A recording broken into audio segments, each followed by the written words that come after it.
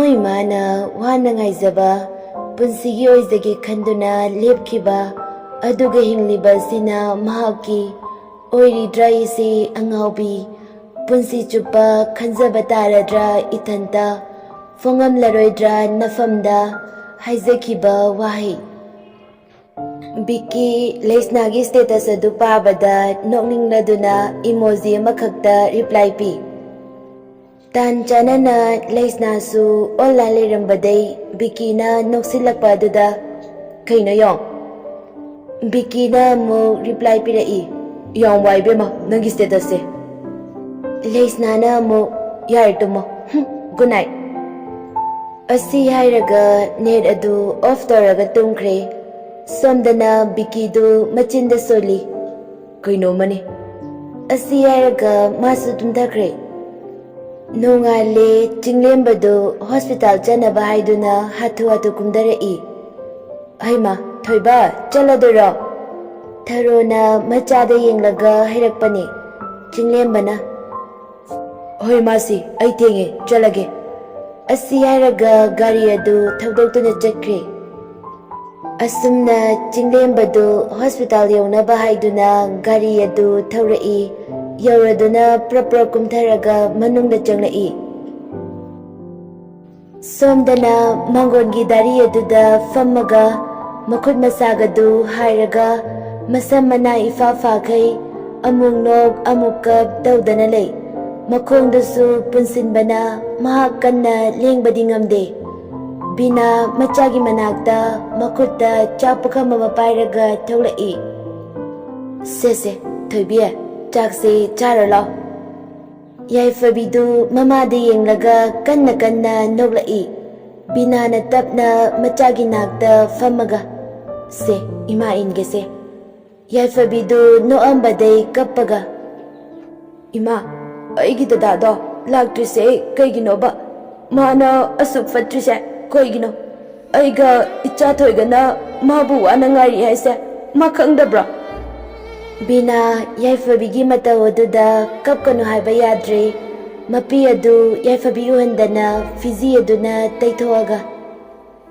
Thoibi nangi dadado isu thoiga ichaga gine achapot leirakani se kapkanoba nangi dadana chak chadardi mala oi haire se chak se charo se Yaifabi bina gi wadu tabada mapi adu fatfat taithoaga Chak pukhamadu tapmuli aduga kit namlaga chasili Aina sise charadi dadala adara aduredi ai chak chage Binana laktoine charo aduga hidakse chanaba Yaifabidu sauna binada yenglaga Aina sunadana kaigi dak charo Binadu tapna machagi makokta nungsina nanthabiduna Thoibi ichana hidak chadradi isu thoido waniye nangi dadala aga machao halena chairoidro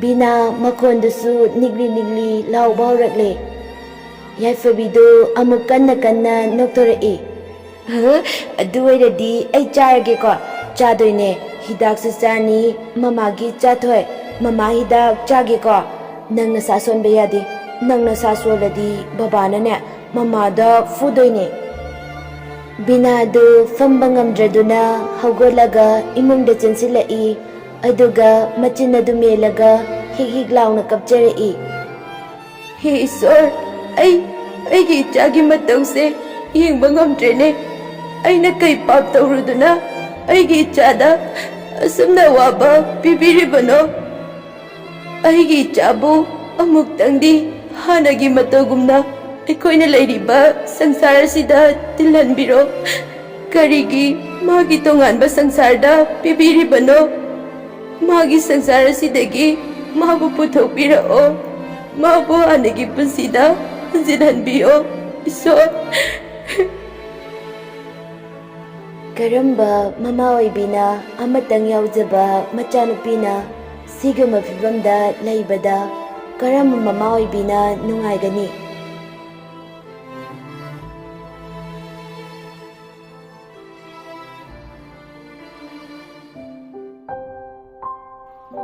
Chinglembadu duty loiraduna magi gari adu thauduna lai tanja aduda tharona call tausilai Chinglemba makhut aduna phone adu lauraga paikhatli Hello Imasia Tharona Thoiba nang halaba natro Hoi masi halae Fare fare ado hinjang napi khara leirao aduga nache su lakani haibane nga macha ama leirao Hoi masi ai leiragi Asumna call adu thamkhre Mamay adu mamangda yenglakpada nupi ama fatchinsilai Chinglembadu break adu khongfafai Nupi adu lambi aduda taraga leire Chinglemba gari dagi kumtharaga nupi adugi manakta fatchinsili Aduga nupi adubu pangkhalaga gari da hapchali gari mamay amuk leiraga hospital da amuk gari adu speed khara yangna thauraga lai hospital yoraduna OPD da pusinkhre Chinglembadu tawfam khangdana lai ngayak leiraga hidak pizaduna hifankhre ngayaki matungda nupi adu mamit panglai mahangna leiramliba mafam adu bada khangboy ki boy fugagwali aduga koilei leiduna yengi Tanja aduda Dr. Nupa maga binaga room aduda changlai Anidu changlakpaday famlamba adu hagwalaga binada konsilaga Ais dalebaki yumda chache yumda chache Binadu nungaitana machada yenglaga Imagi Thoibiya ngihak leirga chache sida ngihak hipo chaladawne Yaifabina Aina sunadana ai leningningdeba hainade laoba ma chalaseba Asumna yennaringaida Chinglembadu fatchanglai Yaifabidu mamai set onthoktuna yenglai Chinglemba ubada mamada kolaga kaplambadai Chinglembagi manakta chensilaga konsili Chinglemba tinga yenglaga lei kaisum haide Binadu Chinglemba ubada makhong adu maningda khangalhali aduga machin adu makhut adu thamaga mamiktagi mapisu taba lepte Chinglemba tawriba mong aduda ngakna yenglaga lei Yaifabisu kapnok tawraga Dada nang yam phate ai kyang wai khangbra nang lakpa ngaibada moina ibu thina che ai leningdeba dada Icha thoiga akhoi yumda chalase laoba yumda chalase Chinglemba kemkhumde adu mangakna Yaifabina hairakliba adu yenglaga tuminna lei Dr. Nupa adu ngakna tawnariba mong adu ngakna masu yenglaga lei Bina gyantara aduna machanupidu chingthorai Yaifabidu sauna Kaiga ibu faribano thadoo Dada ai father se amta khamu base Chinglembadu ngakchanana ima adomta thambiyo ayengjage Bina tapna machagi mukhud adu thadoi Yaifabidu Chinglembada yenglaga Dada laoba Chinglemba handakti tapna Yaifabida wanganglai chache Ado nang hidak charadawni se laoba khuta soisa nadra Yaifabidu perum tawraga naine ngosai tu silline Chinglembadu tapna se lao sida hipoba maram mokpani Yaifabisu Chinglembana adumna haiba aduda prap chensilaga bed aduda hipi Doctor amadu changsingi tawbada Chinglembana Doctor yani ai dum tawrage nupa dasu tuminna thokre Chinglembana hidaka padai Yaifabidu tamna tumthakre Chinglembadu binada yenglaga Ima ai girumda amta lakpiro Binana fani bungo Chinglembagi matunginaduna binasu lai room aduda wari sanari Chinglembana imagi ichanupira Binana mane ibungo mingna Yaifabi kobane Pare ado ima ꯃꯥꯁꯦ ꯃꯁꯥ ꯈꯔ ꯁꯣꯜꯂꯦ ꯑꯗꯨꯒ ꯃꯥꯒꯤꯁꯦ ꯆꯤꯡꯂꯦꯝꯕꯒꯤ ꯋꯥꯗꯨ ꯂꯣꯏꯗꯦ ꯕꯤꯅꯥꯅ ꯐꯠꯊꯠꯂꯒ ꯍꯥꯏꯔꯛꯏ ꯏꯕꯨꯡꯉꯣ doctor ꯌꯥꯔꯒꯗꯤ ꯑꯩ ꯏꯆꯥꯁꯦ ꯒ꯭ꯌꯥꯟ ꯇꯥꯔꯛꯇ꯭ꯔꯤꯕ ꯀꯥꯟꯁꯤꯗ ꯄꯨꯖꯈ꯭ꯔꯒꯦ ꯃꯥꯅ ꯒ꯭ꯌꯥꯟ ꯇꯥꯔꯛꯑꯗꯤ ꯐꯤꯕꯝ ꯇꯥꯔꯔꯣꯏ ꯆꯤꯡꯂꯦꯝꯕ ꯇꯤꯡꯉꯛ ꯌꯦꯡꯂꯒ ꯏꯃꯥ ꯀꯩ ꯑꯃꯨꯛꯁꯨ ꯕꯤꯅꯥꯅ ꯊꯠꯂꯒ ꯏꯕꯨꯡꯉꯣ ꯏꯃꯥꯒꯤ ꯋꯥꯁꯦ ꯌꯥꯕꯤꯌꯨ ꯎꯄꯥꯏ ꯂꯩꯇꯦ ꯕꯤꯅꯥꯅ ꯍꯥꯏꯃꯟꯕꯗꯩ ꯌꯥꯏꯐꯕꯤꯗꯨ ꯄꯨꯊꯈ꯭ꯔꯦ ꯂꯩꯀꯥꯏꯒꯤ ꯃꯤ ꯈꯔꯁꯨ ꯂꯥꯛꯄꯅꯤ ꯑꯗꯨꯒ ꯒꯥꯔꯤ ꯑꯃꯗ ꯍꯥꯞꯄꯒ ꯄꯨꯈ꯭ꯔꯦ ꯆꯤꯡꯂꯦꯝꯕꯁꯨ ꯃꯌꯨꯝꯗ ꯆꯪꯂꯛꯏ ꯊꯔꯣꯅ ꯏꯕꯨꯡꯉꯣ ꯅꯪ ꯂꯥꯛꯑꯕ꯭ꯔꯥ ꯍꯣꯏ ꯃꯥꯁꯤ ꯁꯦ ꯍꯤꯟꯖꯥꯡꯁꯦ ꯄꯨꯁꯤꯟꯈ꯭ꯔꯣ ꯆꯤꯡꯂꯦꯝꯕꯗꯨ ꯃꯥꯒꯤ ꯀꯥꯗ ꯄꯣꯊꯥꯔꯤ ꯉꯥꯏꯍꯥꯛ ꯄꯣꯊꯥꯔꯤꯉꯩꯗꯨꯗ ꯀꯔꯣꯝꯗꯒꯤꯅꯣ ꯈꯪꯗꯅ ꯌꯥꯏꯐꯕꯤꯕꯨ ꯅꯤꯡꯁꯤꯡꯂꯛꯏ ꯆꯤꯡꯂꯦꯝꯕꯗꯨ ꯉꯁꯥꯏ ꯌꯥꯏꯐꯕꯤꯅ ꯍꯥꯏꯈꯤꯕ ꯇꯧꯈꯤꯕ ꯑꯃꯗꯤ ꯂꯩꯀꯥꯏ ꯃꯤꯅ ꯕꯤꯅꯥꯗ ꯉꯥꯡꯈꯤꯕ ꯃꯥꯕꯨ ꯎꯕꯗ ꯉꯛꯄ ꯐꯥꯎꯔꯤꯕ ꯑꯗꯨ ꯀꯔꯤꯒꯤꯅꯣ ꯈꯟꯗꯨꯅ ꯂꯩ ꯅꯥꯀꯣꯡ ꯑꯗꯨꯗꯁꯨ ꯇꯥꯔꯛꯏ ꯌꯥꯏꯐꯕꯤꯅ ꯍꯥꯏꯈꯤꯕ ꯋꯥꯍꯩ ꯗꯗꯥ ꯅꯪ ꯌꯥꯝ ꯐꯠꯇꯦ ꯑꯩ ꯀꯌꯥꯝ ꯋꯥꯏ ꯈꯪꯕ꯭ꯔꯥ ꯑꯁꯨꯝꯅ ꯋꯥꯈꯜ ꯈꯜꯂꯤꯉꯩ ꯆꯤꯡꯂꯦꯝꯕꯒꯤ ꯐꯣꯟ ꯂꯥꯛꯂꯝꯃꯤ ꯆꯤꯡꯂꯦꯝꯕ ꯈꯜꯂꯝꯕ ꯑꯗꯨ ꯐꯣꯟ ꯂꯥꯛꯄꯗꯩ ꯒ꯭ꯌꯥꯟ ꯂꯥꯛꯏ ꯐꯣꯟ ꯑꯗꯨ ꯁꯤꯟꯊꯥꯒꯤ ꯑꯣꯏꯔꯝꯕꯗꯨꯗ ꯅꯣꯛꯐꯦꯠ ꯇꯧꯔꯒ ꯄꯥꯏꯈꯠꯂꯤ ꯍꯜꯂꯣ ꯁꯤꯟꯊꯥꯅ ꯃꯤ ꯃꯆꯥꯗꯤ ꯗꯣꯛꯇꯔꯅꯤꯅ ꯀꯣꯜꯒꯁꯦ ꯑꯩꯅ ꯇꯧꯗ꯭ꯔꯗꯤ ꯇꯧꯕꯤꯕꯖꯥꯠ ꯅꯠꯇꯦꯀꯣ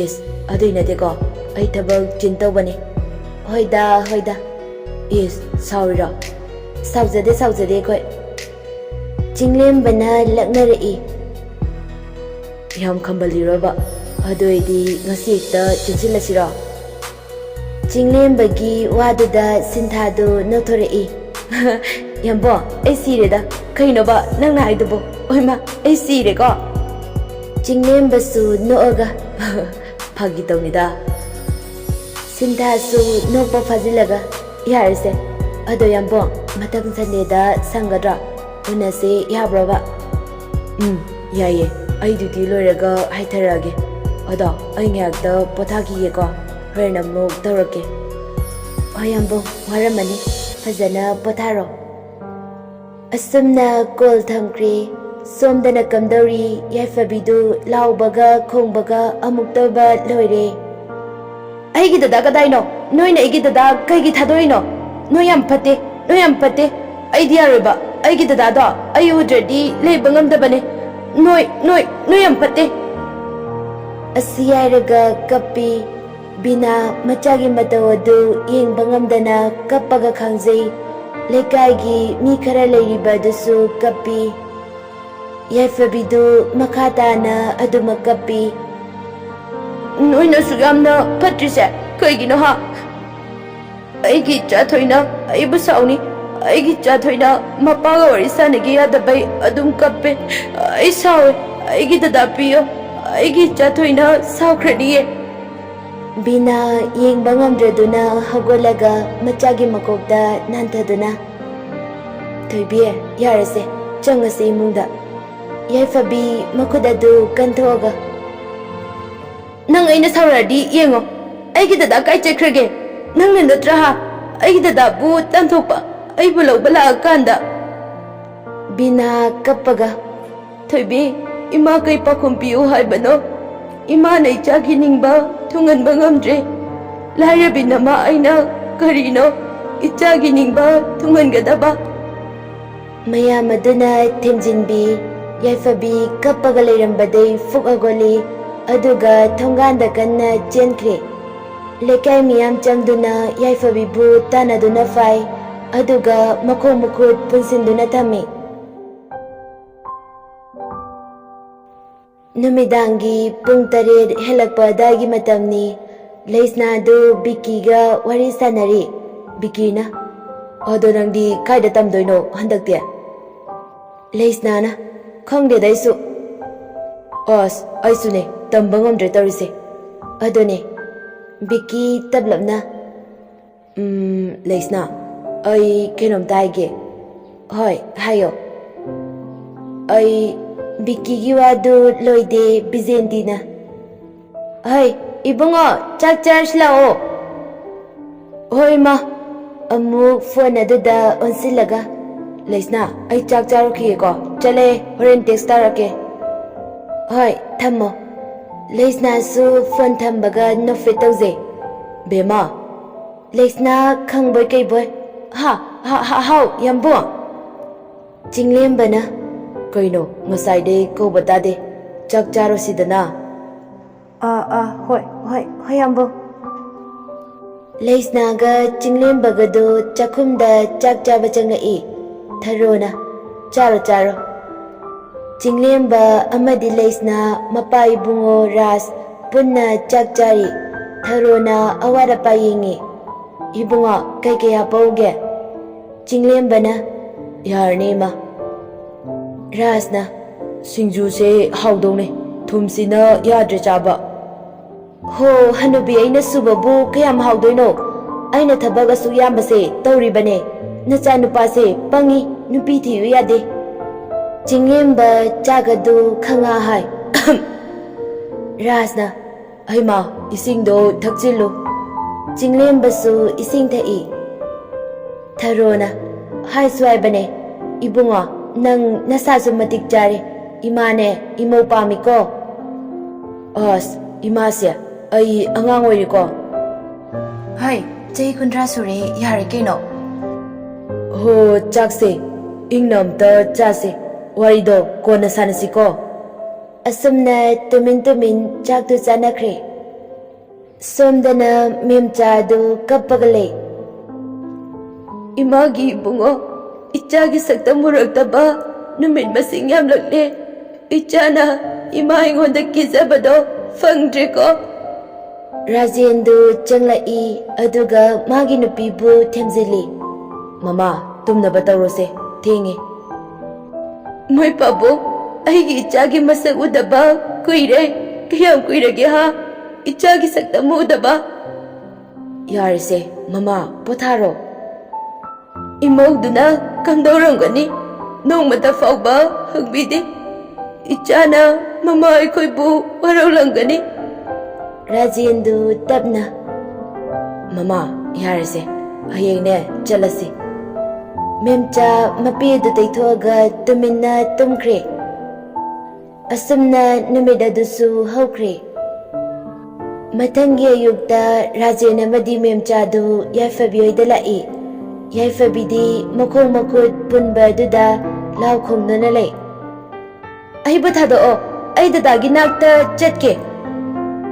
Memcha yaifabigi mataw aduda yengba ngamdana mamayadu laithoktuna mapitana kapli. Binasu mapanda thoglai. Rajen amadi memchana lepaga leiramba aduda tada kakatpiro. Iche kakatpiro. Rajen amadi memcha kakatuna fami. Yaifabidu Rajen amadi memchada munni yengi. Matawduda memchadu yengba ngamlamde. Yaifabigi manakta changsinduna. Thoibi se achapo se chawo.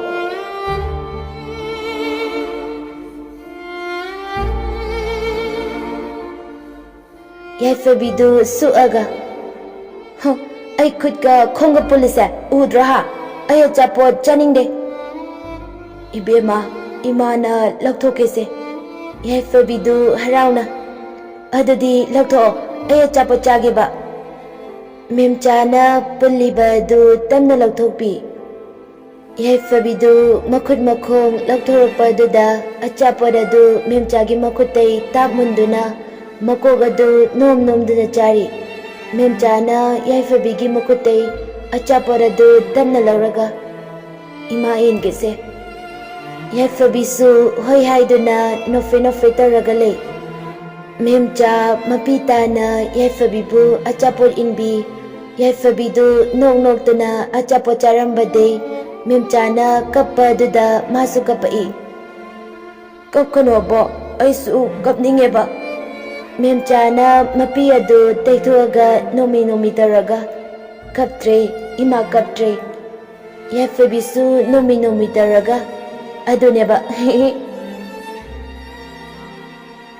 Binaga Rajengasu mapi tarai binana. Ye aidi ikabu kawi. Tada isingha fambiramuko ai chalo laki. Rajena yari bema loluranu aikoi hannaba taurage. Memcha yaifabigi mama eduda nusina nalaga. Thoibi ima hoi chalage ko. Yaifabina hayeng su lau ko. Achapot mayam leiro. Leirakani ichagi bo. Asi hairaga binada yenglaga. Inaw imause layengna batause. Sigi fibam sipao yoraga karigino paw ama fawba pidribadi. Bina mapira chelaaga. Iche aisu khanglibane ngarangsu hospital da. Wadu loidre tumina leikri. Yaifabidu moina wari sanaringaida tumina thonganda chentoki. Yaifabina chenkhiba adu uba nate. Bina machada yenglakpada macha leiramdabai. Thoibi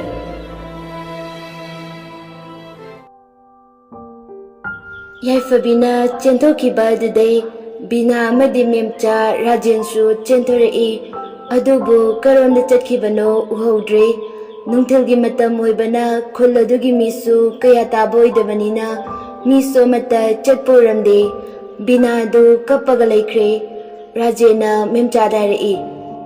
Hai mama nangne bina se yumdabda pusilo. Ai police pawda chaluge.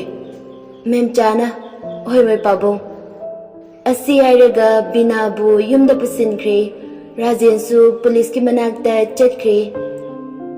Somdana yaifabidu chelakpana mana chaliba mafamadu masana khangde makong mana masamifa faba makai adumak chelai mana sumlakpada numita silai madi thawasade mana chutpa duda adumak chalagale chaksu lamlakladuna hotel amada changlaga chkpiyu hairui ai chaklame chkpiyu hotel family bi nupi eduna karai dige ngawbinone hai chalo chaka leite ko asi hairaga yaifabibu masamadu pairaga inthorei yaifabidu khuningda sokpa aduda kabli tauraga tapna gotli aduga makhutna mana khuning adu nandana chatli numidangi pung 9 muk hele chinglemba halaktaba aduda tharona call taurei chinglembana hello imase Thoiba nang bolaktribo imasi ai lai lakpore phare adudi asi hairaga phone adu thamkre yaifabidu lambida sumlai amamba aduda masamana ifafaduna makok adu hododuna mamai adu leiduna asumlai lambi dugi matayorapna nupa marikhak yu thaktuna lei tombana ayadre ngamdre nulosiloi sonina hoida ibomcha mamayadu ontoktuna yenglakpada laptakna mamisami nupi ama chalibadurei bai asidi nupi natro tomba madi soni henbadu ontoktuna yenglai kai ahumdusu ure tombana asi nupi se ainakta puro henbana mamit adu khuzilaga asidi angawbinida tombana angawbisu chalone ko soni amadi henbadu hagolaga hairi yaifabigi nakta lai yaifabisu mamangda nupa anina lepa duda kina fizi adu kanna paisinjaduna nukanano ha henba no fetaraga hai masak faudi adum yaine angawbirasa sonina hai lao sida yaifabina kaidana hembana oh asida lao yaifabina adudi ai chak pijaba ngamgadra sonina amu lao chak tanate mayam pijani asi hairaga yaifabibu tombo ina leiriba adomda pudana lai tomba no fetaraga angawbirasu yaine natro yaifabidu ikabi haibado oire Magi asauba hairagadi angaubi hairiba wahai asini masa adu hi kaba hemrambadai tombagi mamaida kinna thili. Tombadu yugi nisaga ngayagaduda swai mangi. Henba suni ibomcha moy ahumna yaifabibu makut fazali. Yaifabi sauna. Ay thado! Tomba mamayadu nongkhalai. Angaubi nungumanasu ay busitaba sai. Asi hairaga yaifabibu khupangna thage tawbada karomdagino khangaude tombagi makut adu tafarakpa. Tombadu mamayon thoktuna yinglai. Jinglemba asauba sakfamda mamit anidu ngangsangang tombada yinglaga leirami. Ahumdusu yaifabibu thadoaga jinglembagi manakta changsilai. Maridu mikup fade jinglembana amu roundkit amamam pibada nisagi mayaina hagwatpa faw ngamdre. Jinglembadu yaifabida yinglai. Mambanina masakti kaya laksinde yaifabigi manakta tamna changsilaga. Ichan, nang bukay dino. Yaifabidu mamayadu kumzinduna lairambani. Adubu jinglembana wanganglakpa aduda fat makudadu lagthorai. Jinglembadu yaifabi ubada ngakna yengagalay.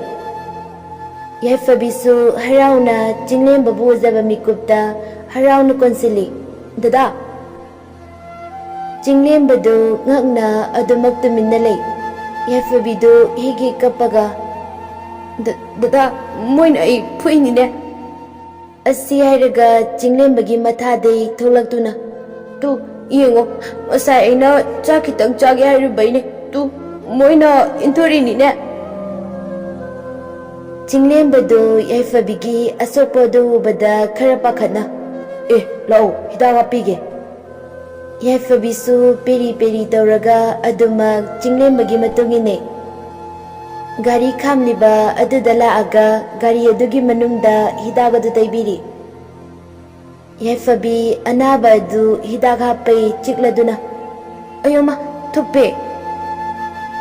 Jinglembana yaifabigi makut adu thangalaga machin aduna kambiri. Yaifabidu nomi taraga. Dada, aise dadana yam nungsijani ko. Aina nahan dadaga thengnabada kaiginoba aina makeup tholokpada dada lairamjida ai kayam kapi khangbra. Jinglembadu yaifabigi wahai aduda masa adu nungaitaba fawi adubu kaiswaide. Yaifabidu makha adumak tarai. Dada, icha thoiga aigane adum leizani warisu adum sanai icha thoiga aigadi. Jinglembadu tapna nangbu chak charabo. Yaifabidu piraga. Kaide chakno ai kem charakte ngasai su chade ai yam lame. Jinglembadu upai leite numidangsu thengsilaklabanina hotel da chale adusu oiraroi khali. Kona khanba yaba khalaba matung mamana fajana hairage khanduna yaifabibu puduna mayumda halai.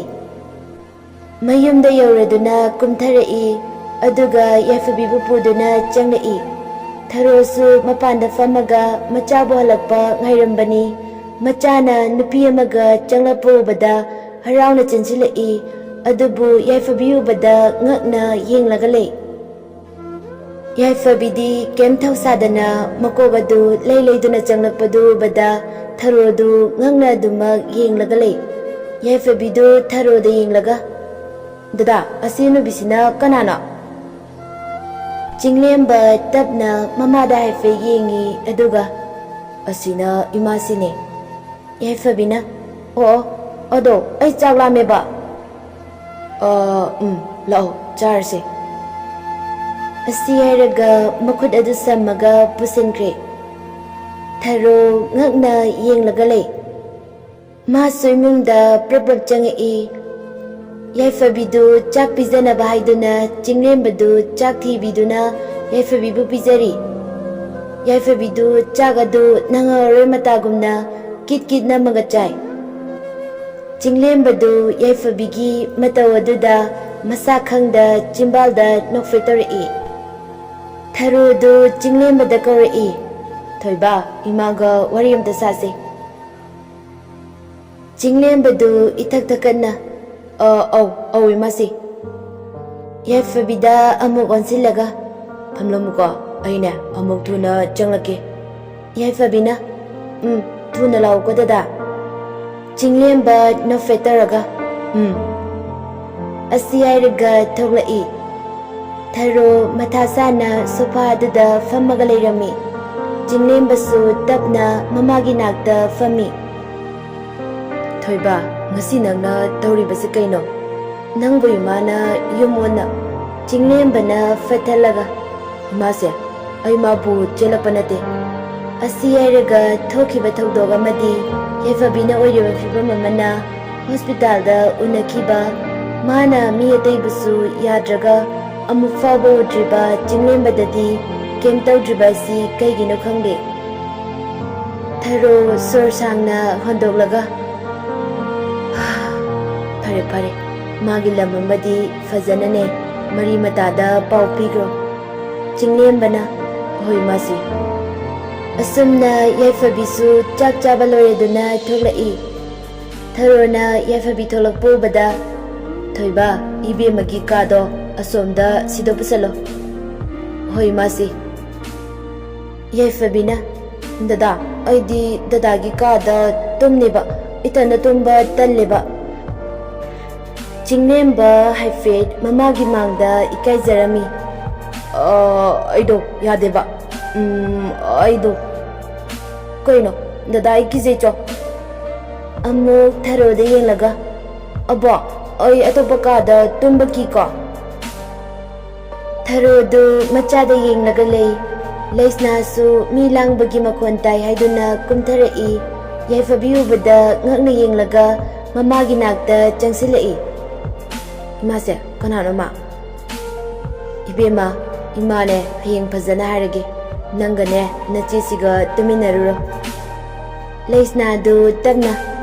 Hoi masi. Iche lao. Yaifabina tale angamay ko tale. Jinglembadu tapna. Nangne maga tumuraba. Dadadine tumda waliba. Maramukpane. Chalo cho. Yaifabidu peri taraga. Moidi kanano sukhangdana. Oranengonda furakaniba. Kaigi fudano puruye. Moise yamna phabra. Phabane.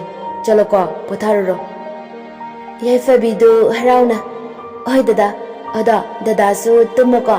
Aisu tumurani. Jinglemba nofetawi. Leisnadu mabungda muyeng. Yaifabida muyeng tauragale. Jinglembana. John pusilo chalo. Leisnana. Oi ambu. Asumna yaifabibu leisnana pusilaga magi kada pusinkre. Tharodu yaifabida munningze. Tharona. Thoiba. Tharosu sofaduda fami aduga. Thoiba nupi macha sigi mayumda paupiyu. Aduga imasiga unaba pame moigi ahalamanga. Jinglembadu kharadi ngakjay aduba tapna. Hoi masi. Fare nangsu potharuro. Jinglembadu magi kada changlai. Aduga famungduda tapna ipthai. Tanjaduda sinthagi goltarai. Jinglembasu tapna paikhalaga. Hello. Sintha jinglembagi makhonduda kaino matawri khanduna. Yambo kaidarage nasangamdraba. Jinglembana tapna. Kaisu tawdeda. Sintha nungaitana.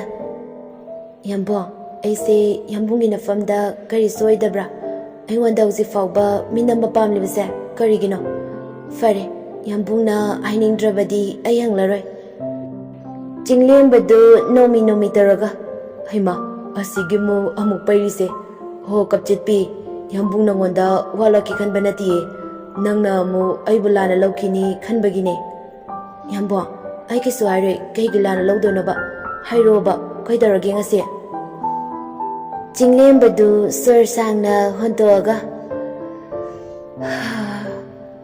Ngasaido aina duty loiraga halakpada asi airaga thokiba thodok loina tami masine aisu miyoiba magi minungsida mabu yumasida purakpane aduga nang engonda lanadi khangano ko sintha no fetaraga yampu nangi thamoise ai tasengna kalakche minungchi sauba aigi yambumbune aina kaigi lana khandoino yambo Chinglembadu no fetauze adune wakalsu fatana khalnuko ho khanjaroye ado yambo aisu maga sakhangnaba yagadra yabudi ai ado kaidarage yambo kaim tawdeda ado thenge tumlase pungse ho yambo aisu phone thamage hayeng amuk sanarase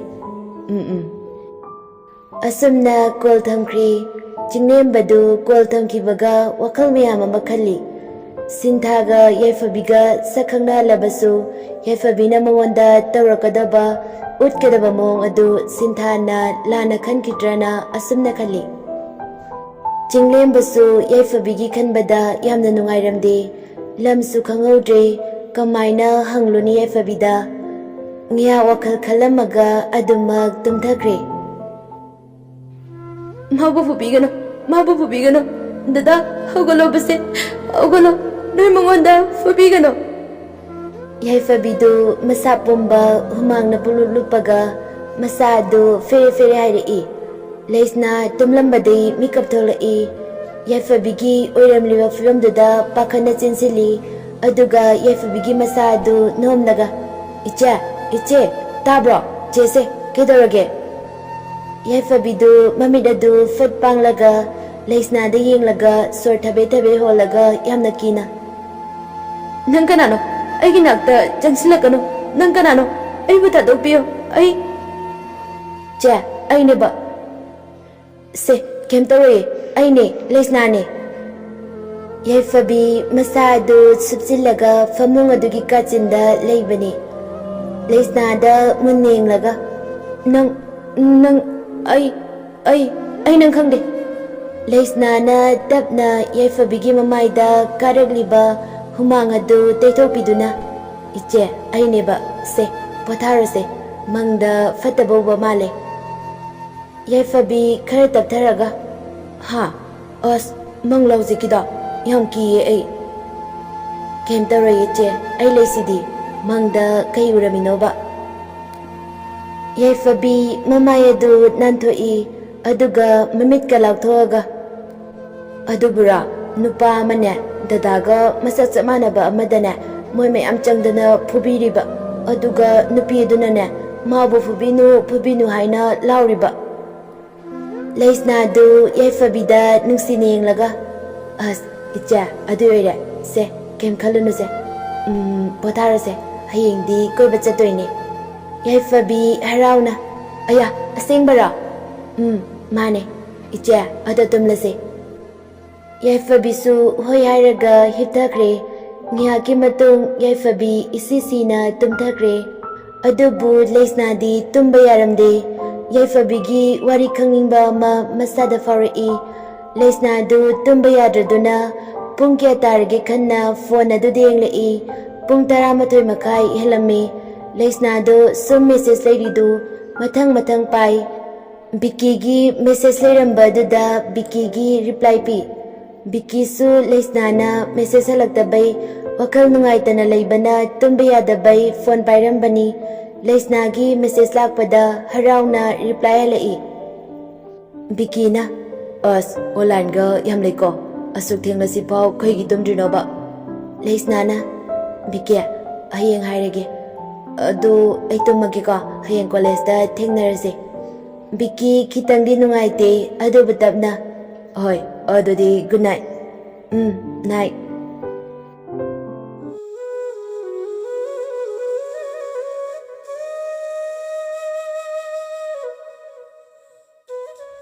asumna numit adusu hokre nongalaga Chinglembadu nganna goli aduga masadu fresh oithoga makada kumtharai Tharo amadi Leisna Raska punna breakfast aduna leirami Chinglem-basu famtharakduna chaba yawi Ras tapna machada yenglaga Thoiba kamaina tawba tare Chinglem-bana Koibuno pabong Nupi machase hospital da thambana fagani khale ipadi Haidi mina kayaina kini Wakan muna khalo Thoiba ipana hairibase Chinglem-badu tapna yenglaga Pabong na hairido chumme Mabu yumasida thambada mina kayaina ne habasu nacha khange Adubo pabong aina khanbada mahakse mi atopa uba yaba nate ai khakne mana khangliba hoi ma wakal choiribane wakal choire haiduna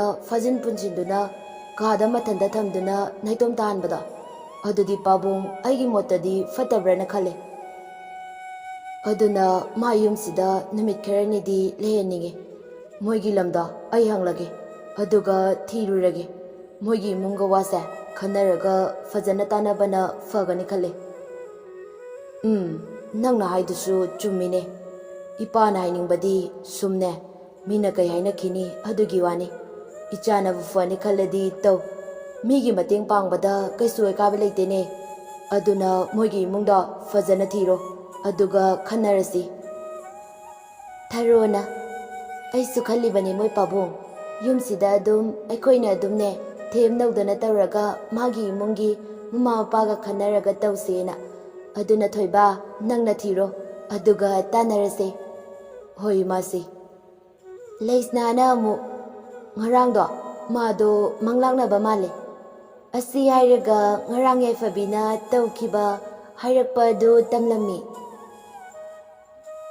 hoi fare ibema nangna chedo haudo piruro Leisna su hoi hairamlaga magi kadala I aduga yaifabibu masanomduna haudo I iche tabra iche yaifabidu kaisu kumde adumak tumlaga lay Leisna su wakalama lagladuna iche seba dadana hawgalo hayaba handakti yaifabidu mamit khampang panglai aduga fugawalaga masamana ifa fagai famungda fammi aduga mamit kadu lakthoga aya dadana ai yaw thenge na hayobra dadada ai hawala hayuko dadado amuk chakhineba Leisna du yaifabigi mataw aduda nofe tawze haido oye adudi iruzaba changase bathroom da kaidano pukhidara nate bathroom da haba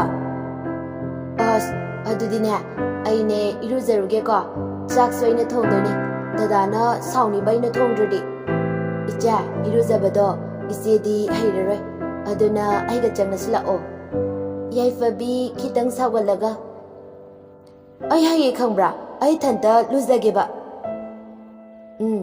ichesu haye habado ai khangeba ada dadana haibaneba yaifabidu mathanta fakfak nokchare I Leisna du ngakne yenglaga koidarogi cha noida khem tawde lao ayana changegi ko asi airaga yaifabidu bathroom da changkhre Leisna du yaifabina changkhiba aduda nofetawna ngayhagengi aduga masu bathroom da changlai yaifabibu iruzabiri loire yaifabidi ising adu adum sanaraga lay angang nupa macha pungkak charokpa lakna fana ngamdaba adugumna Leisna na yamna wana them duna yaifabibu iruzabi asumna ngayaki matung iruzaba loiraduna yaifabibu Leisna na magi kada magi mafi maron setlanduna yamna nana taru tholai leiriba mayamdu yaifabibu bada ngakna tingak yenglaga lay Jinglemba masadu kaino khangjadaba ma fauriba ihul adu kaino haiba masana su khangjade Leisna na yaifabibu famali aduga yaifabigi chanaba adu manakte insili Leisna susai aduga jinglemba da yenglaga dada koigino adumaina yengida masigi hanuba nubise asisu munnaga yengina aise mukta uzadriba noi ꯆꯤꯡꯂꯦꯝꯕꯗꯨ ꯍꯥꯏꯐꯦꯠ ꯏꯀꯥꯏ ꯑꯗꯨꯕꯨ ꯀꯩꯝ ꯇꯧꯗꯕ ꯁꯥꯗꯨꯅ ꯌꯥꯏꯐꯕꯤ ꯑꯩ ꯀꯩꯅꯣꯝꯃ ꯍꯪꯒꯦꯅ ꯌꯥꯏꯐꯕꯤꯗꯨ ꯃꯌꯥꯏ ꯏꯍꯤꯒꯠꯂꯒ ꯅꯨꯡꯁꯤ ꯍꯥꯏꯒꯦ ꯍꯥꯏꯔꯣ ꯃꯤ ꯃꯌꯥꯝ ꯂꯩꯀꯣ ꯀꯣꯟꯅ ꯍꯣꯔꯦꯟꯅꯦ ꯍꯥꯏꯌꯣꯕ ꯆꯤꯡꯂꯦꯝꯕꯗꯨ ꯏꯀꯥꯏꯕ ꯑꯗꯨ ꯍꯦꯟꯖꯤꯜꯂꯛꯑꯦ ꯇꯨꯃꯤꯟꯅ ꯃꯃꯥꯏ ꯑꯗꯨ ꯑꯣꯟꯊꯣꯛꯇꯨꯅ ꯂꯩꯔꯤꯕ ꯔꯥꯖ ꯑꯃꯗꯤ ꯊꯔꯣ ꯂꯩꯁꯅꯥꯗꯤ ꯅꯣꯛꯅꯤꯡꯕꯅ ꯌꯥꯗ꯭ꯔꯦ ꯑꯗꯨꯕꯨ ꯅꯣꯛꯆꯗꯦ ꯌꯥꯏꯐꯕꯤꯗꯨ ꯐꯝꯂꯤꯕ ꯑꯗꯨ ꯆꯤꯡꯂꯦꯝꯕꯒꯤ ꯃꯅꯥꯛꯇ ꯐꯠ ꯆꯪꯁꯤꯜꯂꯤ ꯑꯗꯨꯒ ꯆꯤꯡꯂꯦꯝꯕꯒꯤ ꯃꯅꯤꯡꯗ ꯀꯣꯜꯂꯒ ꯍꯣ ꯗꯗꯥ ꯅꯨꯡꯁꯤꯕꯣ ꯑꯩꯁꯦ ꯀꯌꯥꯝ ꯅꯨꯡꯁꯤꯒꯦꯕ ꯊꯔꯣ ꯔꯥꯖ ꯑꯃꯗꯤ ꯂꯩꯁꯅꯥ ꯃꯌꯥ ꯀꯥꯔꯒ ꯃꯃꯤꯠꯀꯗꯨ ꯂꯥꯎꯊꯣꯛꯇꯨꯅ ꯌꯦꯡꯉꯤ ꯆꯤꯡꯂꯦꯝꯕ ꯏꯊꯛ ꯊꯛꯀꯠꯅ ꯌꯥꯏꯐꯕꯤ ꯁꯦ ꯑꯃꯨꯛꯇ ꯊꯥꯗꯣꯛꯑꯣꯕ ꯌꯥꯏꯐꯕꯤꯁꯨ ꯊꯥꯗꯣꯛꯏ ꯆꯤꯡꯂꯦꯝꯕ ꯏꯀꯥꯏꯕ ꯍꯦꯟꯃꯟꯗꯅ ꯃꯥꯒꯤ ꯀꯥꯗ ꯄ꯭ꯔꯞ ꯆꯪꯈ꯭ꯔꯦ ꯑꯍꯨꯝꯗꯨ ꯌꯦꯡꯂꯝꯕꯗꯒꯤ ꯍꯧꯅ ꯅꯣꯛꯊꯣꯔꯛꯏ ꯁꯣꯝꯗꯅ ꯕꯤꯅꯥ ꯃꯆꯥꯕꯨ ꯐꯪꯗ꯭ꯔꯕ ꯑꯗꯨꯗ ꯃꯁꯥꯗꯨ ꯃꯤꯄꯥꯏꯕ ꯍꯧꯔꯛꯂꯤ ꯀꯔꯤ ꯍꯥꯏꯒꯅꯤ ꯈꯪꯗ꯭ꯔꯦ ꯍꯥꯏꯐꯝ ꯇꯧꯐꯝ ꯈꯪꯗꯅ ꯃꯥꯡꯒꯣꯟꯒꯤ ꯗꯥꯔꯤ ꯑꯗꯨꯗ ꯐꯝꯃꯒ ꯎꯈꯣꯡ ꯑꯗꯨꯗ ꯉꯥꯗꯨꯅ ꯀꯞꯄꯒ ꯂꯩ ꯏꯃꯥꯒꯤ ꯏꯕꯦꯝꯃ ꯏꯆꯥꯕꯨ ꯀꯥꯏꯗ ꯂꯩꯕꯒꯦ ꯅꯪ ꯏꯃꯥꯕు ꯅꯨꯡꯁꯤꯗ꯭ꯔꯕꯣ ꯏꯃꯥꯅꯦ ꯏꯆꯥꯕꯨ ꯄꯨꯟꯁꯤꯜꯂꯔꯣꯏꯌꯦ ꯀꯔꯤꯒꯤ ꯏꯃꯥꯕು ꯊꯥꯗꯣꯛꯇꯨꯅ ꯆꯠꯂꯤꯕꯅꯣ ꯃꯦꯝꯆꯥꯁꯨ ꯀꯞꯄꯒ ꯕꯤꯅꯥ ꯌꯥꯔꯁꯦ ꯇꯣꯛꯑꯣ ꯀꯔꯤꯁꯨ ꯈꯜꯂꯨꯅꯣ ꯃꯥ ꯁꯣꯏꯗꯅ ꯃꯐꯝ ꯆꯥꯕ ꯑꯃꯗ ꯂꯩꯔꯝꯒꯅꯤꯌꯦ ꯏꯆꯦ ꯑꯩꯒꯤ ꯏꯆꯥꯗꯣ ꯀꯔꯥꯏꯗꯅꯣ ꯃꯥꯅ ꯂꯩꯔꯝꯒꯗꯕꯁꯤꯕꯣ ꯑꯩꯒꯤ ꯏꯆꯥꯗꯣ ꯎꯅꯤꯡꯉꯦ ꯌꯥꯔꯁꯤ ꯕꯤꯅꯥ ꯂꯥꯛꯑꯣ ꯆꯥꯛꯁꯦ ꯈꯔ ꯆꯥꯊꯣꯛꯑꯁꯦ ꯏꯃꯧꯗꯣ ꯁꯣꯏꯗꯅ ꯐꯪꯂꯛꯀꯅꯤꯌꯦ ꯅꯣꯏ ꯇꯥꯗꯁꯨ ꯄꯨꯂꯤꯁ ꯁ꯭ꯇꯦꯁꯟꯗ ꯆꯠꯈꯤꯕꯅꯦ ꯆꯥꯛꯁꯦ ꯆꯥꯗ꯭ꯔꯗꯤ ꯅꯪꯕꯨ ꯅꯁꯥꯗꯣ ꯌꯥꯔꯔꯣꯏꯅꯦ ꯂꯥꯛꯑꯣ ꯏꯆꯦ ꯑꯩꯒꯤ ꯏꯆꯥꯒꯤ ꯃꯁꯛꯇꯣ ꯎꯗ꯭ꯔꯤ ꯐꯥꯎꯕ ꯑꯩ ꯆꯥꯛ ꯆꯥꯔꯣꯏ ꯑꯃꯨꯛ ꯅꯣꯡꯊꯛꯇ ꯌꯦꯡꯈꯠꯇꯨꯅ ꯍꯦ ꯏꯁꯣꯔ ꯅꯪꯅ ꯏꯃꯥ ꯏꯆꯥꯗ ꯌꯦꯡꯂꯤꯕ ꯆꯥꯡꯌꯦꯡꯁꯦ ꯀꯔꯤꯅꯣ ꯏꯃꯥ ꯏꯆꯥꯅ ꯀꯅꯥꯗ ꯀꯩ ꯂꯥꯟꯈ꯭ꯔꯒꯦ ꯀꯩ ꯂꯥꯟꯈꯤꯕꯒꯤꯗꯃꯛ ꯑꯁꯨꯝꯅ ꯇꯧꯕꯤꯔꯤꯕꯅꯣ ꯈꯥꯡꯕꯗ ꯋꯥꯔꯦ ꯏꯃꯥ ꯏꯆꯥꯅ ꯑꯁꯨꯝꯅ ꯋꯥꯔꯒ ꯅꯪ ꯄꯦꯜꯂꯕ꯭ꯔꯣ ꯃꯦꯝꯆꯥꯁꯨ ꯀꯞꯆꯔꯤ ꯇꯟꯖꯥ ꯑꯗꯨꯗ ꯔꯥꯖꯦꯟꯁꯨ ꯑꯋꯥꯕ ꯁꯛꯐꯝ ꯑꯃꯒ ꯂꯣꯏꯅꯅ ꯃꯥꯡꯒꯣꯟꯗ ꯀꯥꯈꯠꯇꯨꯅ ꯊꯥꯔꯤꯕ ꯃꯣꯔꯥ ꯑꯗꯨꯗ ꯐꯝꯃꯒ ꯋꯥ ꯂꯥꯡ ꯉꯥꯡꯗꯅ ꯂꯩ ꯕꯤꯅꯥꯗꯨ ꯔꯥꯖꯦꯟꯗ ꯌꯦꯡꯗꯨꯅ ꯗꯥꯗꯥ ꯑꯩꯒꯤ ꯏꯆꯥꯒꯤ ꯏ ꯄꯥꯎ ꯑꯃꯠꯇ ꯇꯥꯗ꯭ꯔꯕ ꯔꯥꯖꯦꯟꯗꯨ ꯇꯞꯅ ꯕꯤꯅꯥ ꯀꯩꯁꯨ ꯇꯧꯔꯣꯏꯌꯦ ꯊꯣꯏꯅ ꯈꯜꯂꯨꯅꯨꯁꯦ ꯏꯃꯧꯗꯣ ꯁꯣꯏꯗꯅ ꯐꯪꯒꯅꯤꯌꯦ ꯕꯤꯅꯥꯗꯨ ꯃꯈꯣꯟ ꯊꯣꯡꯅ ꯀꯞꯆꯗꯨꯅ ꯂꯩꯈ꯭ꯔꯦ ꯔꯥꯖꯦꯟꯁꯨ ꯎꯄꯥꯏ ꯂꯩꯇꯅ ꯌꯥꯝꯅ ꯅꯨꯡꯉꯥꯏꯇꯅ ꯕꯤꯅꯥꯗ ꯌꯦꯡꯖꯩ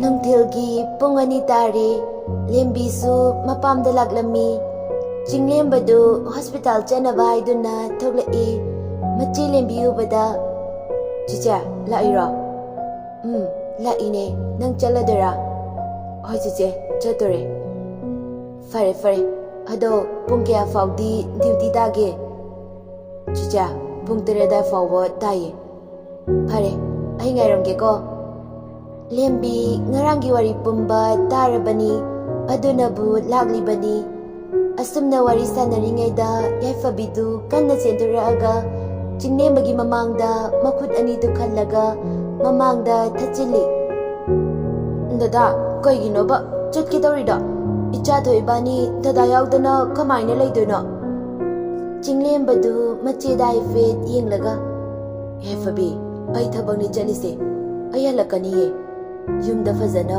ꯂꯩꯔꯝꯃꯨꯀꯣ ꯌꯥꯏꯐꯕꯤꯗꯨ ꯀꯞꯄꯒ ꯌꯥꯔꯣꯏꯗ꯭ꯔꯣ ꯑꯩꯗꯤ ꯌꯥꯔꯣꯏ ꯍꯥꯏꯁꯤꯅꯤ ꯆꯤꯡꯂꯦꯝꯕꯗꯨ ꯇꯞꯅ ꯊꯦꯝꯖꯤꯜꯂꯛꯏ ꯌꯥꯏꯐꯕꯤ ꯑꯩꯅ ꯆꯠꯇꯣꯏꯁꯦ icha thoigineba aduga icha thoida nungsin nungsa phone ba yade tusin basu yai adunane imasi oiga leiromoko yaifabidu na faitaraga adudi ai lehorage ko tummaga lege ko dada lakri fauba aidina machiga lengbiroi ngo Chinglembadu machigi mamangda ikairabani adubu kaisu aidana haifet macheda yengi aduga yaifabida nofetaramaga chakre lembina yaifabi lao changnase yaifabidu mamit khana lembidi yengi aduga machin tumthoga changkre lembisu nofetaraga imungda changai Yaifabidu magi kada prap jangkre lembina imasi leisna kanam leita jalane leisna du taraduna aya chesia laira laine ado imasi di leibane matakta leiramdau male lembidu thari vasafadu da fammi aduga sora sangba ma handokduna Leisna sida famo Leisna su machegi manakta fammi Chesia itay lakdra Leowe anganga mata purakde day Ado Leisna Yefabigi imung manunga mata khangba ngamdra Nate police daga pau pi driver Chesia yambung na thiri bane Os khangdra day su Yam nungai tingo Aduga Chesia Ako yambung dana mana khalise Haidi dadaga kawe Yambung na bada hana mukta thengna dai hospital da amuktang thengnakhibada adudai hena khangdreda kaino tawdose ai gyan gane tadre oiba tharosu tholai aduga ibema nang laira isudi purakdro imasya purakte tamosu laktiye ai adum chatta kuirena ai thanda lai Tharosu famtharaduna khangdreda nopase handakti gyan ga tadre kaino su khangdre bema yaifabina kharai dagino kailamdaino gyan men tadre sida boy bu imasya thoina khalunuda aikoi thoibase gyan tai sidi yaifabigi imung manung khangbaga pau piraga loire police ta takpase aisu kaya pamde kona nungainara oi haina khalleidi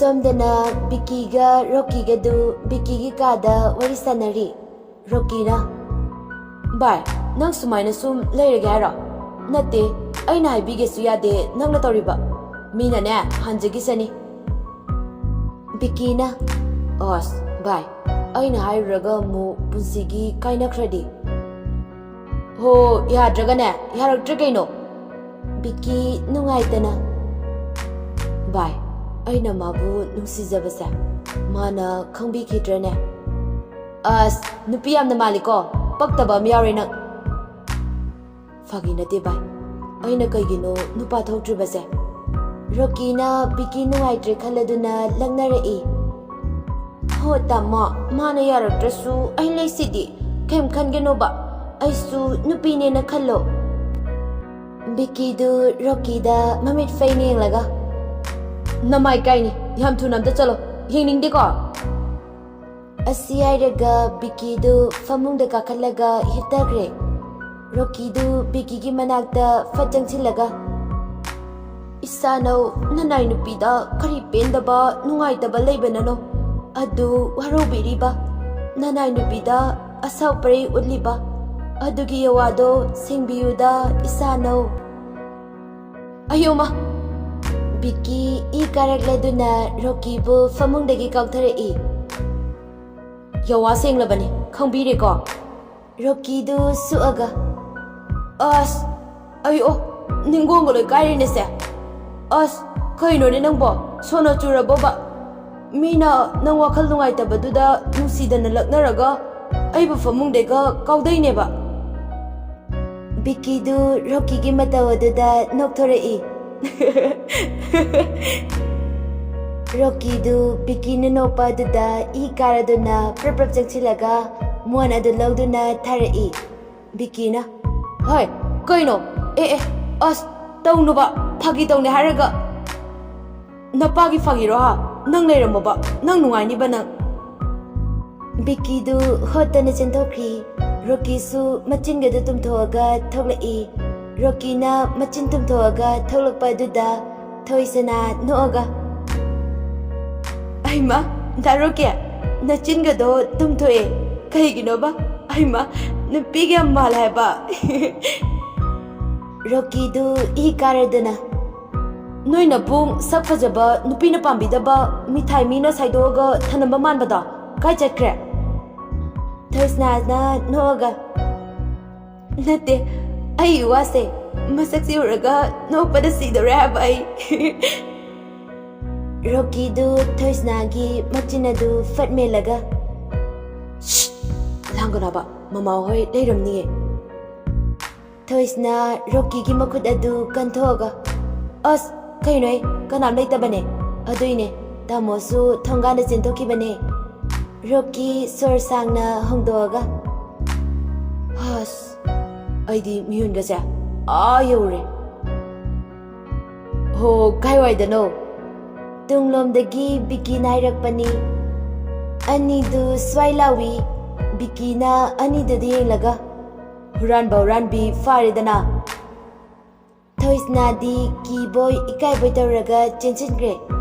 Rokidu ithaktakana. Bye. Biki no fetaraga. Hoi bunga, I came Hizereka. Yes, Narondaga, Koinarame.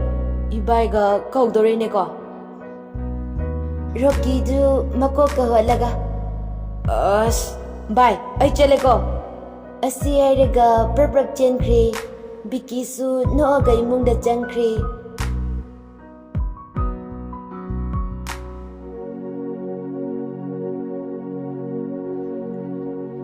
Memchana binabu chak pijanaba tawri. Bina, chak si khara chase. Aduga hidakse sanaba. Binana ai chaningde nama. Asiairaga hikik launa kapi. Ichado karaida leiramgani. Kari charangani. Mayamga mimanadana leibasu nate. Ichadubu kanage mayumda leiramgani inama. Memchasu kapaga. Bina kapkano se. Imaudo kaisu tawribase. Hidakse sase. Nangna hospital da chachabasu yade. Hayeng di soidana hospital da chattaba yade.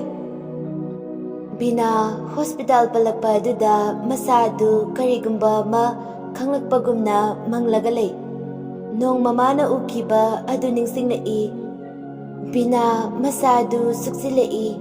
Bina memchada. Inama hospital da. Wa duloide masadu ithaktakana tafom khangdana lalataraga. Inama hospital da hauzimbak chatse. Bina kaino nangna haisibo. Hauzikti yaroye. Hayeng soidana chalase. Kaim kalarenuse.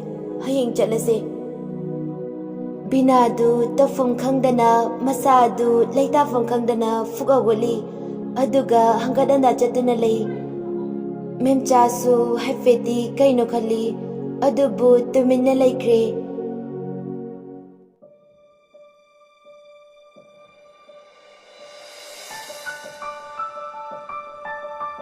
Somdana chinglembadu duty loreduna thoglai. Aduga magi garigi manakta lepaga. Makut aduna magi khongraugi pocketa koimamai aduga. Os, koino ne, kaida mu tahorazano soduna. Asiairaga koileiduna lei. Jinglembana leiriba dudai ilablabdana karama khamliba duda nupa ahum lei. Mairaba mamayodon thokton yenglakpada masadu swailawi.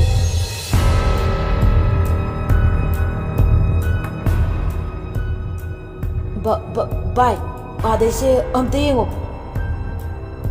Jake-na, kaidano? Asi hairaga yenglai ure masu jinglembana karino pot ama thiriba adu. Asidi Thoi. Wadu loide Jake-na. Sak mamana waramnida, lao chalase. Iyaiga mairabagana. Hoi bye. Asumna ahumdu chakri.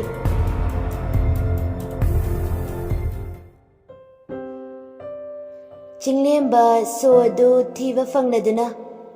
Has, yadrida, kokase. Asumna gari adu thauduna laglaga yaifabigi mafi maron khara leiraga halai. Mayum yauraduna gari de kumtharai aduga imungda changai. Tharona. Thoiba, nang halabra. Oi masi, halae. Asi hairaga sofa duda fami. Leisnasu yaifabiga punna kumtharai. Jinglembana nofetaraga yaifabida yengi. Yaifabisu chentharai aduga. Dada halaba. Ay ngasaydayna tummaga laybaneba. Dada lakpayna mana ko bala ineba.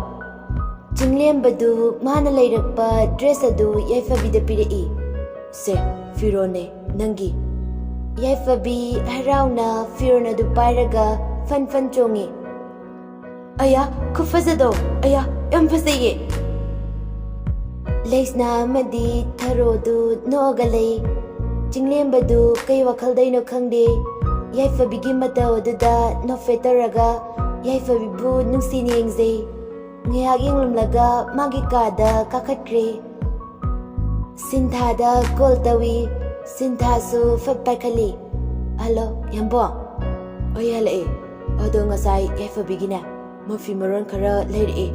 Yam harawe madi. Sinthadu noklamba safamadu fat anjali. Wala ngangdana tumina laikre. Jinglembasu sinthana tumina laikhiba duda. Nanglana khanganu ko. Aidi ichanamani khanbane. Nang nungaitaba leibra. Sinthadu noksinaraga. Is yambo. Ay somda kaino makhanbaine. Jinglembana. Odo death factor na se. Sinthana. Ayambo onarse. Fare. Odudi ayo muktamage ko. Isase yung wari. Ayambo. Asumna call di thamkre. Sinthadi wakal fataba mayama makhanbana. Masadu khirang kusangnaba ma farakle. Phone adu lakdana langki. Jinglembadi sinthana kaisu khalamloi. Wakal sulana khaloi khanduna. Adumak yaifabigi maramda wari sanari. Wari ama sanaba kudingi. Yaifabigi maramda da sanaba aduda. Sinthadi mathwai nungaitaba. Khambanbagumba ama farakli. Yaifabidu jinglembana layrakpa dress adu selaga mingsel mamangduda lepaga maning mamang haiduna nofe taraga lay. Tanja aduda leisnadu changai. Yaifabigi mataw aduda maningdagi nungsina kondana. Iche nungsibisa phazabana nungsu yamna nungsiye. Yaifabidu leisnada yenglaga. Nangsuna phadi fazaibako. Odo thida. Leisnadu nooga. Ay budi thiyeba. Odo ay kibigeba yabracha. Yaifabi harauna.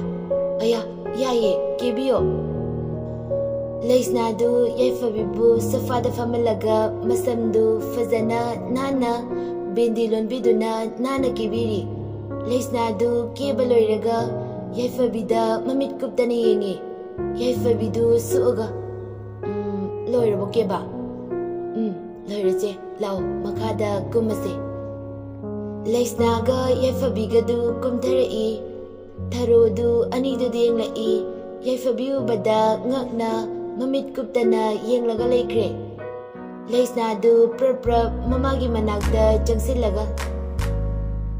Imasya, jese fazadra yengoba. Tharodu nomi tawraga.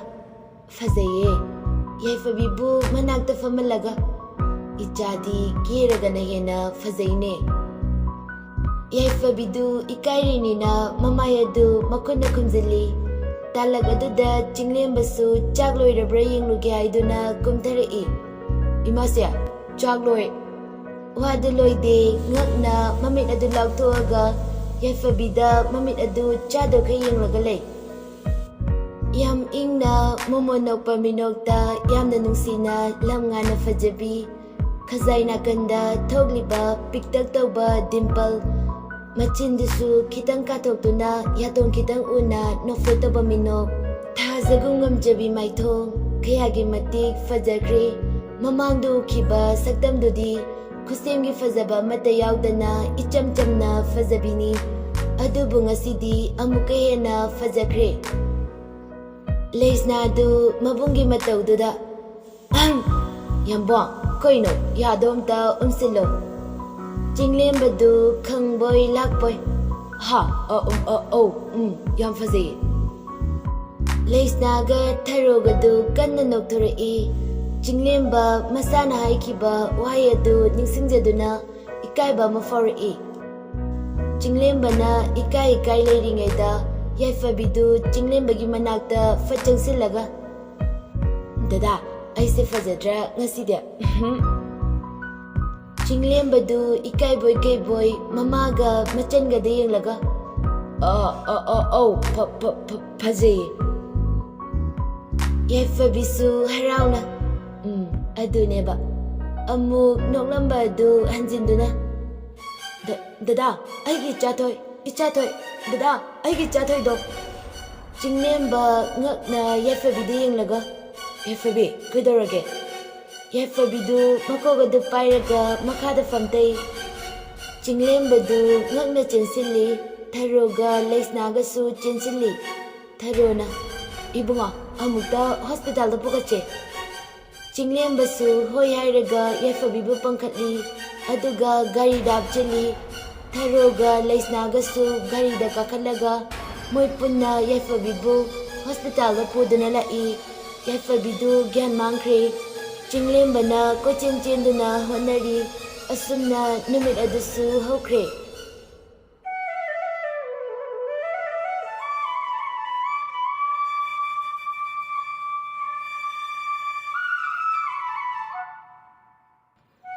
Nongali somda binaga memchagasu chetnaba tholei. Binadu masada karino khangdaba ithil ama fawbagumna masadu tawi. Adubu hafam khangdabana bina kari swaijadre. Binaga memchabu rajena hospital fawba thilami. Aduga rajendi thabaga thuba malai haiduna amuk chatkre. Binaga memchagasu hospital changlei.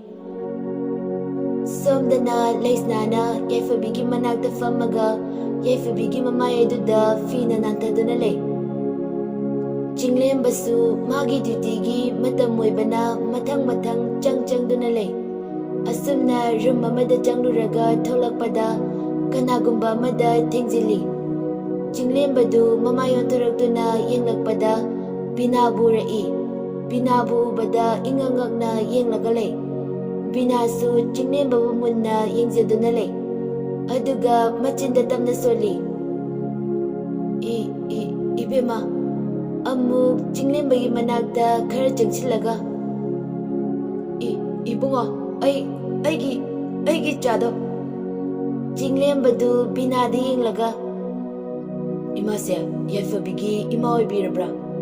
Binadu khara thuna. Mane ai yaifabigi mamane. Ibunga aigi chado mafam khangdana mangkre. Ima yaifabido aigi nakta leye. Bina ngakna. Kari haiba aigi cha yaifabiba. Pakat pigano ima lakpiro somda ma somda leye. Binadu praprak chatpawi tunglomdagi memchana kari. Bina lao somda chalase.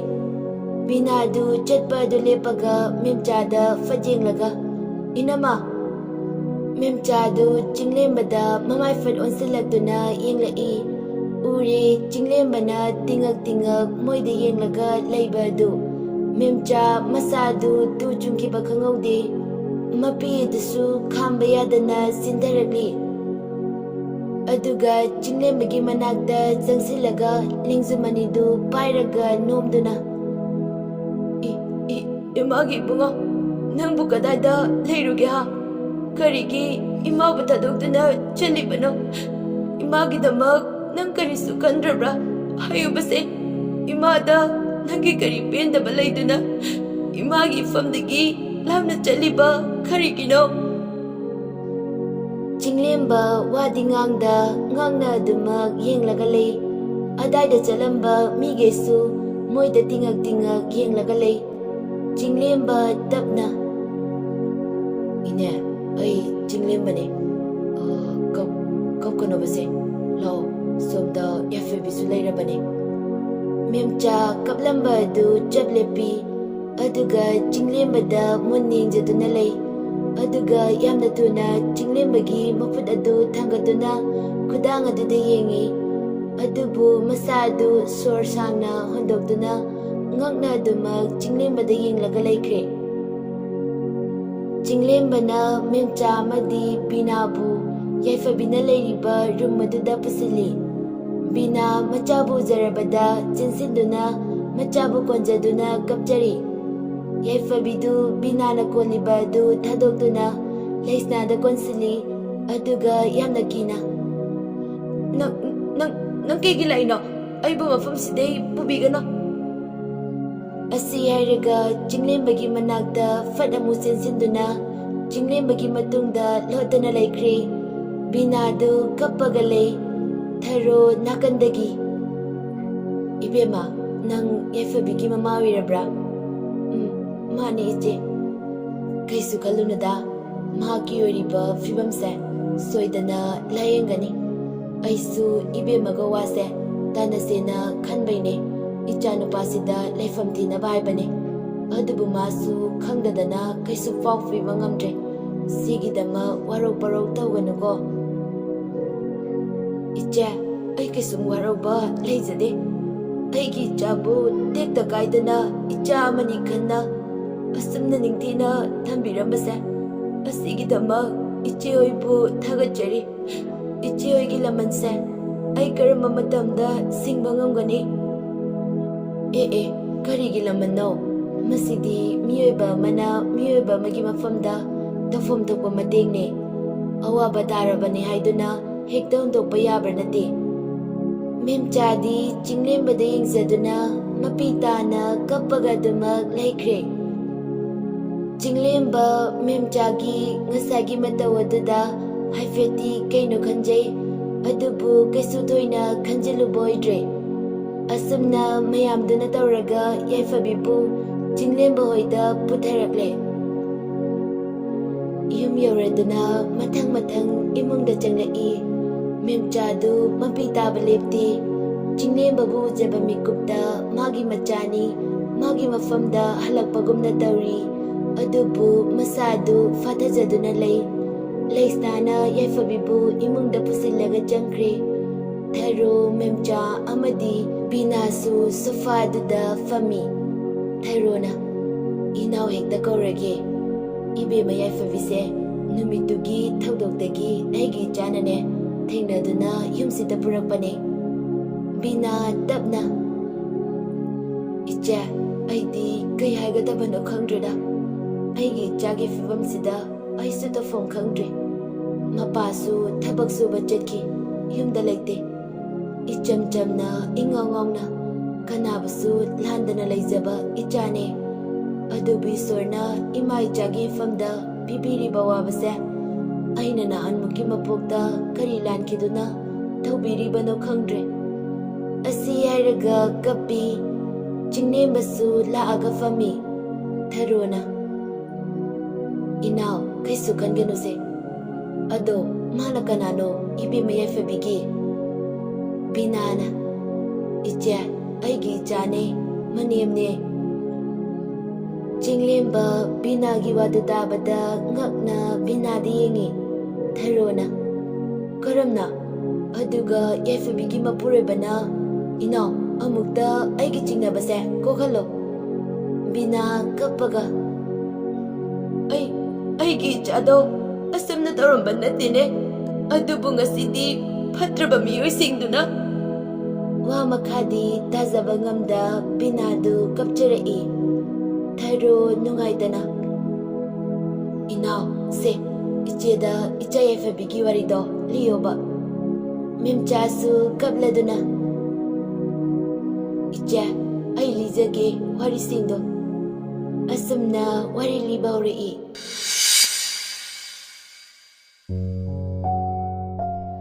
Yefabi isaw lang duna filo sili aduga phone adu paikatuna thoyan bada call tawi Hello Dada nang laba Lai noi thongal da leire As ay lage leramo Asiyarga call aduga aduga preparation duna tholai Binana Haima ibema chakse khara chakhodana Mama ay chaka charage Pesaoina khaktapiyo ay thengkreba Binana machagi makod adu paiduna manam nambiri aduga pesa pirei Sese ningthi jana chaluko ibungo thoyan basu thonganda ngairaga leire Yefabisu hoi hairaga tholai Yefabiyogi thongalda wangcharaba masang matau hek yengbada mifam mongningdaba Minna nokpa minok amadi ngorongokraba kuchududa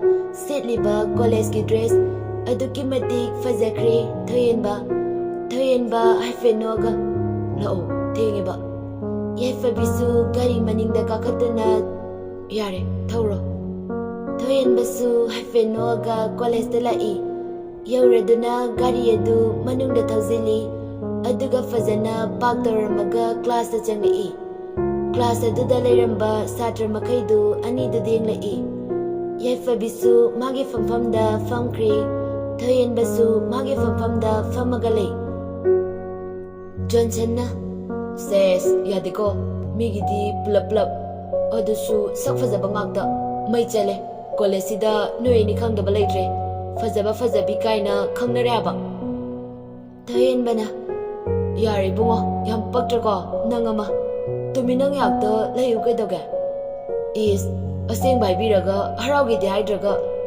Ho yare amukta lepiroba Nang wado taningdabana nare Nakandagi thanil nairi Haigumdana bai Nuini se yamna jane Adai ahalamanasu khangaba Ba naire na banina Thoyenba kaisu haidri Mana thokpa ma tauraga laikre Asumna oja changlaktuna class hokre Somdana mincha amadi rajendu wari sanari Rajena Mama nang bodui wado kona khanasi haiwane Karigi kona khanabano Warai fot puto ase basibu kyam kairage ba Warai fot pudrasu lo ongthogane sidai maraina ne mai masing tamjani kaino Mama nang se wakhal yaudedako mina kai hainani haiba nang khangdrabo aidi adu da khangde hayeng ne ai haina bajalani asiyaraga memcha fred haidoga imungda changkre Rajensu noktana layawi Somdana yaifabi amadi thoyenbadu punna class oiraduna tholamine Thoyenbana Avema koiro siranga ngonsunga Yaifabina As ay chakcharaktriye Haima ngasaina hayadra Yare lao koiro se Adugane nanga chapot khara chachiloba Hai dada Anidu garden amadala Aduga manung changlaktuna fami Thoyenbana Ada ngayafamnamnuko ay chanaba lauruge Hai Thoyenbadu chanaba lauba chatkri Yaifabisu hawalaga photo kapagalei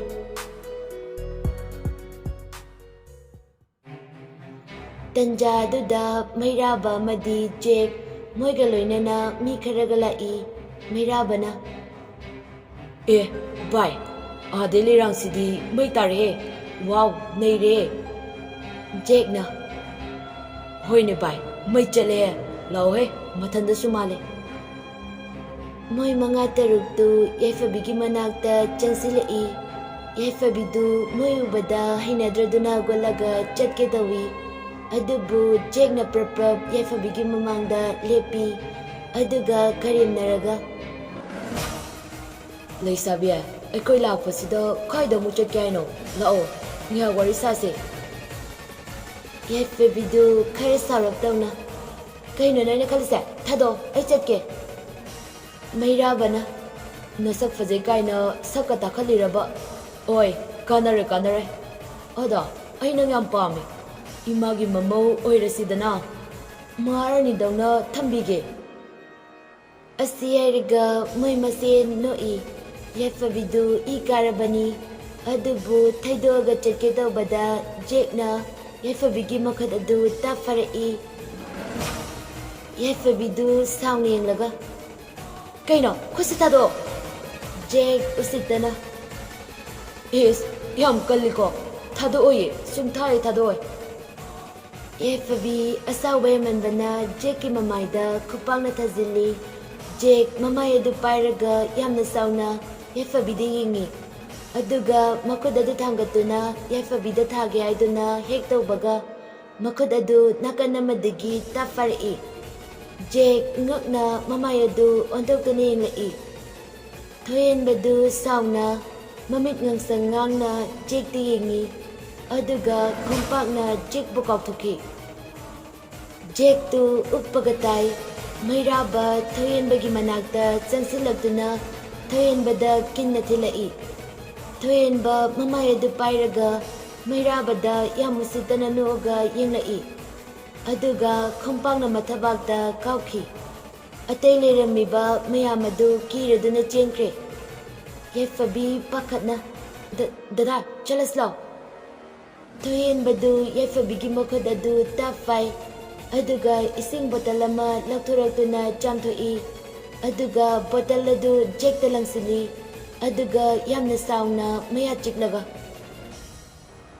ꯑꯩꯒꯤ ꯑꯕꯦꯝꯃꯗ ꯁꯣꯛꯄ ꯅꯠꯇꯦ ꯑꯗꯨꯒ ꯁꯤꯃꯁꯨ ꯈꯪꯖꯤꯜꯂꯣ ꯑꯩꯅ ꯍꯤꯡꯂꯤꯉꯩꯗ ꯑꯩꯒꯤ ꯑꯕꯦꯝꯃ ꯑꯩꯒꯤ ꯊꯋꯥꯏꯗ ꯁꯣꯛꯄꯗꯤ ꯅꯄꯨꯟꯁꯤꯗꯁꯨ ꯉꯝꯃꯣꯏ ꯑꯁꯤ ꯍꯥꯏꯔꯒ ꯌꯥꯏꯐꯕꯤꯒꯤ ꯃꯈꯨꯠ ꯑꯗꯨ ꯄꯥꯏꯔꯒ ꯒꯥꯔꯤꯗ ꯀꯥꯈꯠꯂꯒ ꯆꯠꯈ꯭ꯔꯦ ꯃꯩꯔꯥꯕ ꯄ꯭ꯔꯞ ꯖꯦꯛꯀꯤ ꯃꯅꯥꯛꯇ ꯆꯪꯁꯤꯜꯂꯒ ꯖꯦꯛꯄꯨ ꯆꯤꯡꯈꯠꯂꯤ ꯖꯦꯛꯇꯨ ꯁꯥꯎꯅ ꯀꯩꯁꯨ ꯂꯩꯇꯕ ꯅꯨꯄꯤ ꯃꯆꯥ ꯅꯪꯒꯨꯝꯕꯅ ꯑꯩꯒꯤ ꯃꯥꯏꯗꯒ ꯈꯨꯄꯥꯛꯅ ꯊꯥꯕ ꯁꯥꯏ ꯑꯗꯨꯒ ꯀꯩꯁꯨ ꯂꯩꯇꯕ ꯅꯪꯒꯨꯝꯕ ꯑꯃꯅ ꯑꯩꯕꯨ ꯁꯤꯡꯅꯕ ꯐꯩ ꯑꯩꯅ ꯅꯣꯏ ꯑꯅꯤꯒꯤ ꯅꯊꯛꯇ ꯀꯩꯗꯧꯔꯒꯦ ꯍꯥꯏꯕꯗꯣ ꯌꯦꯡꯉꯣ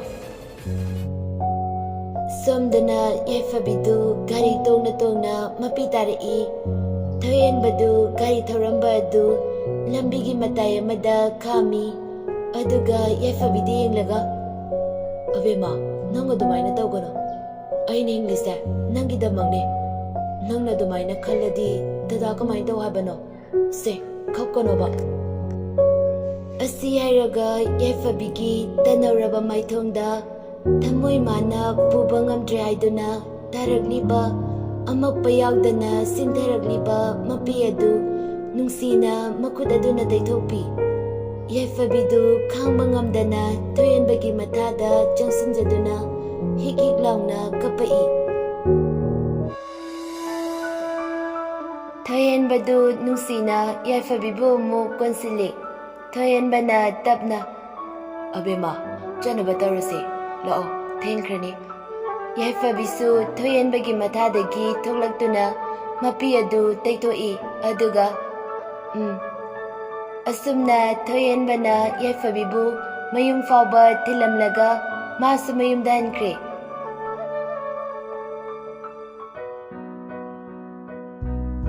ꯑꯁꯨꯝꯅ ꯅꯣꯡꯃꯗꯒꯤ ꯅꯤꯅꯤꯗꯒꯤ ꯌꯨꯝꯅꯤ ꯊꯥ ꯑꯅꯤꯃꯨꯛ ꯍꯧꯖꯤꯟꯈ꯭ꯔꯦ ꯅꯣꯡꯃꯒꯤ ꯅꯨꯃꯤꯠꯅꯤ ꯊꯣꯏꯍꯦꯟꯕꯒ ꯌꯥꯏꯐꯕꯤꯒ ꯎꯅꯅꯕ ꯍꯥꯏꯅꯔꯗꯨꯅ ꯃꯈꯣꯏ ꯑꯅꯤ ꯐꯝꯗꯨꯅ ꯋꯥꯔꯤ ꯁꯥꯟꯅꯔꯤ ꯊꯣꯏꯍꯦꯟꯕꯅ ꯑꯕꯦꯝꯃ ꯉꯁꯤꯁꯦ ꯀꯩ ꯅꯨꯃꯤꯠꯅꯣ ꯈꯪꯕ꯭ꯔꯥ ꯌꯥꯏꯐꯕꯤꯅ ꯈꯪꯗꯦ ꯗꯗꯥ ꯀꯩ ꯅꯨꯃꯤꯠꯅꯣ ꯑꯁꯤ ꯐꯥꯎꯕ ꯈꯪꯗ ꯃꯥꯜꯂꯦ ꯗꯗꯥ ꯈꯪꯗ ꯇꯧꯅꯦꯕ ꯀꯩ ꯅꯨꯃꯤꯠꯅꯣꯕ ꯍꯣ ꯑꯗꯨꯕ꯭ꯔꯥ ꯉꯁꯤꯁꯦ ꯏꯕꯥꯅꯤꯅ ꯑꯍꯥꯟꯕ ꯊꯦꯡꯅꯈꯤꯕ ꯅꯨꯃꯤꯠꯇꯨꯅꯦ October date 23. Aya, dada, aidi kaubaneba. Aidi hayengnena leirine. Tawni nangdi. Ada, namitomta usilo. Yaifabisu mamin adu tapna usinjay. Thayenba magi pocketay kudoba malagthoraktuna Yaifabigi kutsa aduda sizinbi. Yaifabi mamit tapna pangthoraktuna yengnai. Kudobadu bada thoyenbada momonok na yengzaduna. Aya, sidi yamna fazeye dada. Thoyenba nungsina yaifabide yenglaga. Aina pige khanba kuirabane. Aikoida leirakanda oina pige khanbane. Ada ngasi oina pirage tawne. Adudi aisune dada ibanigi luhongba numita aina kainoma pigena khallaga thamjaba ama leibako. Aduda pidoine dada. Kai pono? Haidokire luhongba numita oina pigeba. Luhongba se hauzik hekta oiningeda. Yaifabidu thoyenbagi thabak waida oinana khutumna tablapna thilli. Aduga machingadu tumthoaga watlibado. Ayoma, thamoi taure amta kaida tagengo. Aima, ikayam khangdi. Yaifabi khudangi gari adu yenglaga. Aya, dada pung mari tare laoba chalase. Tasunu kaino thenglasu nayuma sengbada chalalordubo. Yaifabidu makhong adu thillaga. Dada, yaorabasu, laobase. Thoyenba noga. Hoi, lao chalase.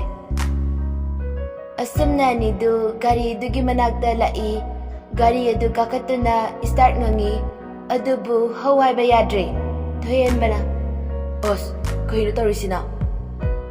Asi hairaga kumthaduna yengi. Yaifabina. Kaidarage dada. Thawlura malene. Adudi kamaina tawdeba laose aswaida leibra yenglase.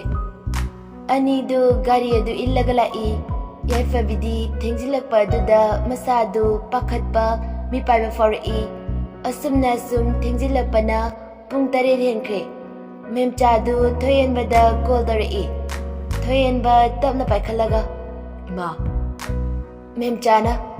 Ibunga nangbu kaida lege. Thengine nangbo. Thoyenba lalataraga. Ima, Yaifabiga aigalaye. Memcha ngakna. Ha, kaino ne? Kaino asibu? Nate, kaidarage haba? Thoyenba na wari pumbalirami. Memchana. Pare.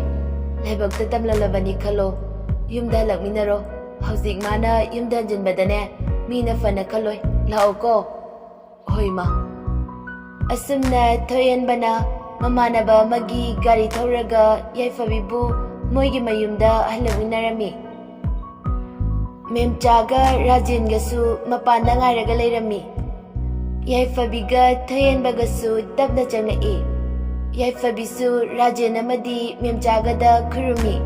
Memchana yari bema kaisu khaluranuko imana dum phazanage. Chak ising chathoaga patharo. Yaifabi tapna.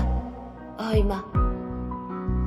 Asumna yaifabiga thoyenbagasu chak khara charaga kada changlaga pothanakre. Asumna numit adusu haukre. No ngale yaifabi ayuk nganna gotuna thabaing khang loisili. Rajen amadi memchasu hagwalai. Yaifabi chalon baloreduna putura aga rajenga memchagada cha dupirai. Baba, cha, imagisu.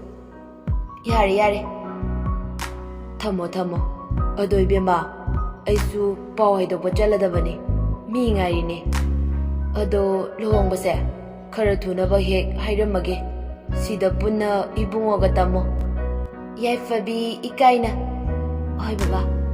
Asi hairaga imungda changkre. Memchana. Moi pabo, kauni ko. Luhongbado khara thunaba hairamo. Aisu bazarda poche leirani. Hoida. Haima. Ahan sinsu la amale. Ibungodo hagolo hayuko. Thaba ama loisinaba. Mamanaba kaisu laani.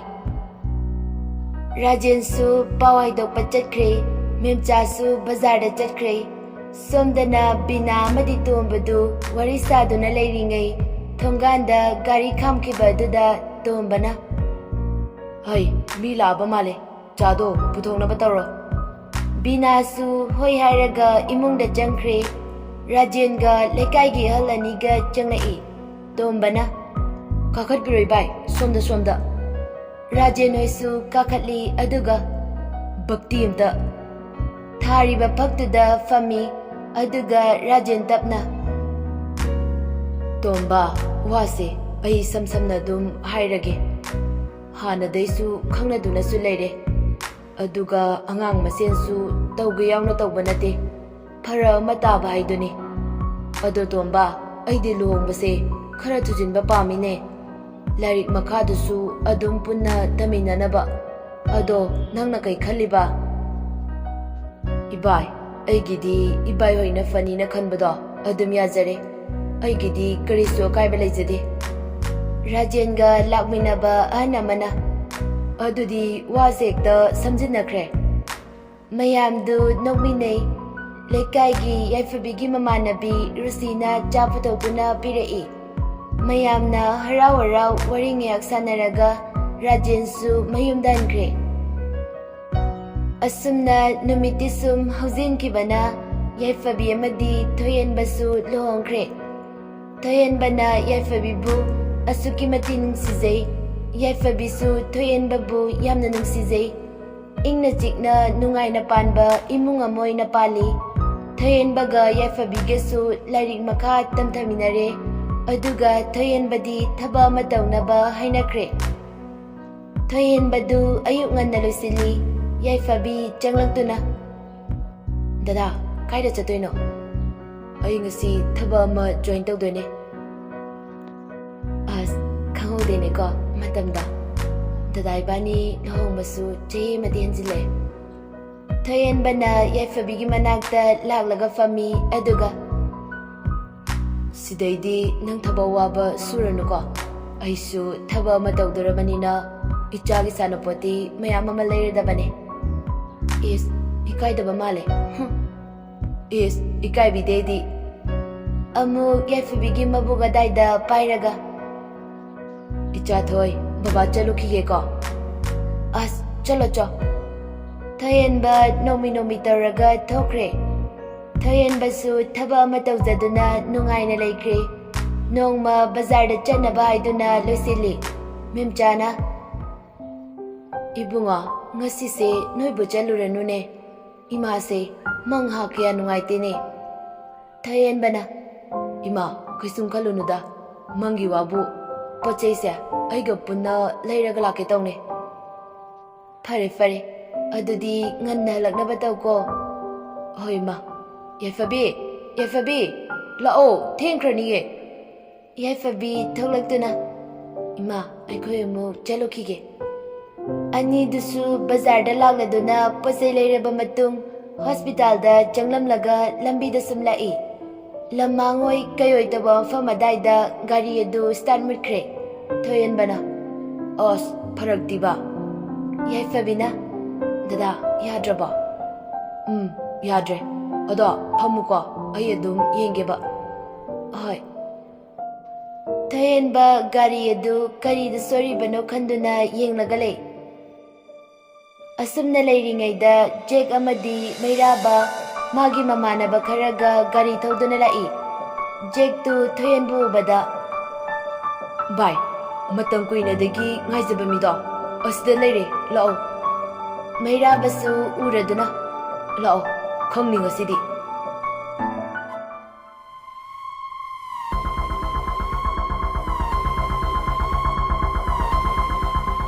Mairaba amadi iyai Jake moi ahum maridu Thoiyenbana leiba adu tamna lai.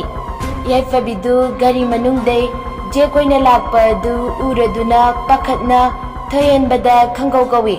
Dada! Thoiyenbasu yaifabida yenglaga nomi taraga. Aima, kaidorage bema? Yaifabi pakhatna makhut aduna Thoiyenbagi tunglomda tillaga. Dada! Thoibi mamai fad ontokuna yengi haiduna taubaga mamai adu onsinba yaudringaida Mairabana pairakpa utubaduna Thoibi makokta safukanna thomjilai. Dada! Yaifabi gari manungdagi pakatna laurai. Aduga fat kumtharaktuna Thoibi manakta chinchinjaduna Thoibabu magi mathada thamaga mamai aduda makut aniduna paiduna. Dada se kaisu tarui lao base hospital da chacheba lao wasi haina mapi taba lepte amuk jekoidon sinduna makut anidu lonajaduna ai gidadagi thawaidadi kanbiyo aikoina lankhiba soikhi yaorabasu apangmina chani khanduna amukta ngkpiyu. Mairaba usitana ai leirang sisu yaoramene laodana chingtoro makut asi pairaga nupa khara duna yaifabigi makut anidu paiduna chingkhali yaifabi makut anidu tintokduna dada yaifabibu jek mairaba iyai mukai ahumgi mamangda pusili jek tu yaifabida munnenglaga bai hanagi fajaba handene mase asi airaga ahumdu punna usitana noi yaifabi kapaga aibu na janmangni kanbiyo aigi dadagi thawai sidangni kanbiyo iyaina bai thengtaba kanade jek tu jaifabigi manakta tapna machingadu faina noktuna masadu yamna chitabagi mongda haiduna changsilai yaifabida faramliba nupagaidusu yaifabibu thadoi yaifabi maning hananduna tapna chali adumaina tawgano aibu na janmangni kanbiyo fattaba sagi wakhan chenba singduna yaifabigi manakta asum naksinba aduda thoyenbadu hagotpadi ngamda makut adu tintokjaduna yamna wana mamit adu uiri pangduna yaifabidi yengjai yaifabidu thoyenbada yengduna kawjarai.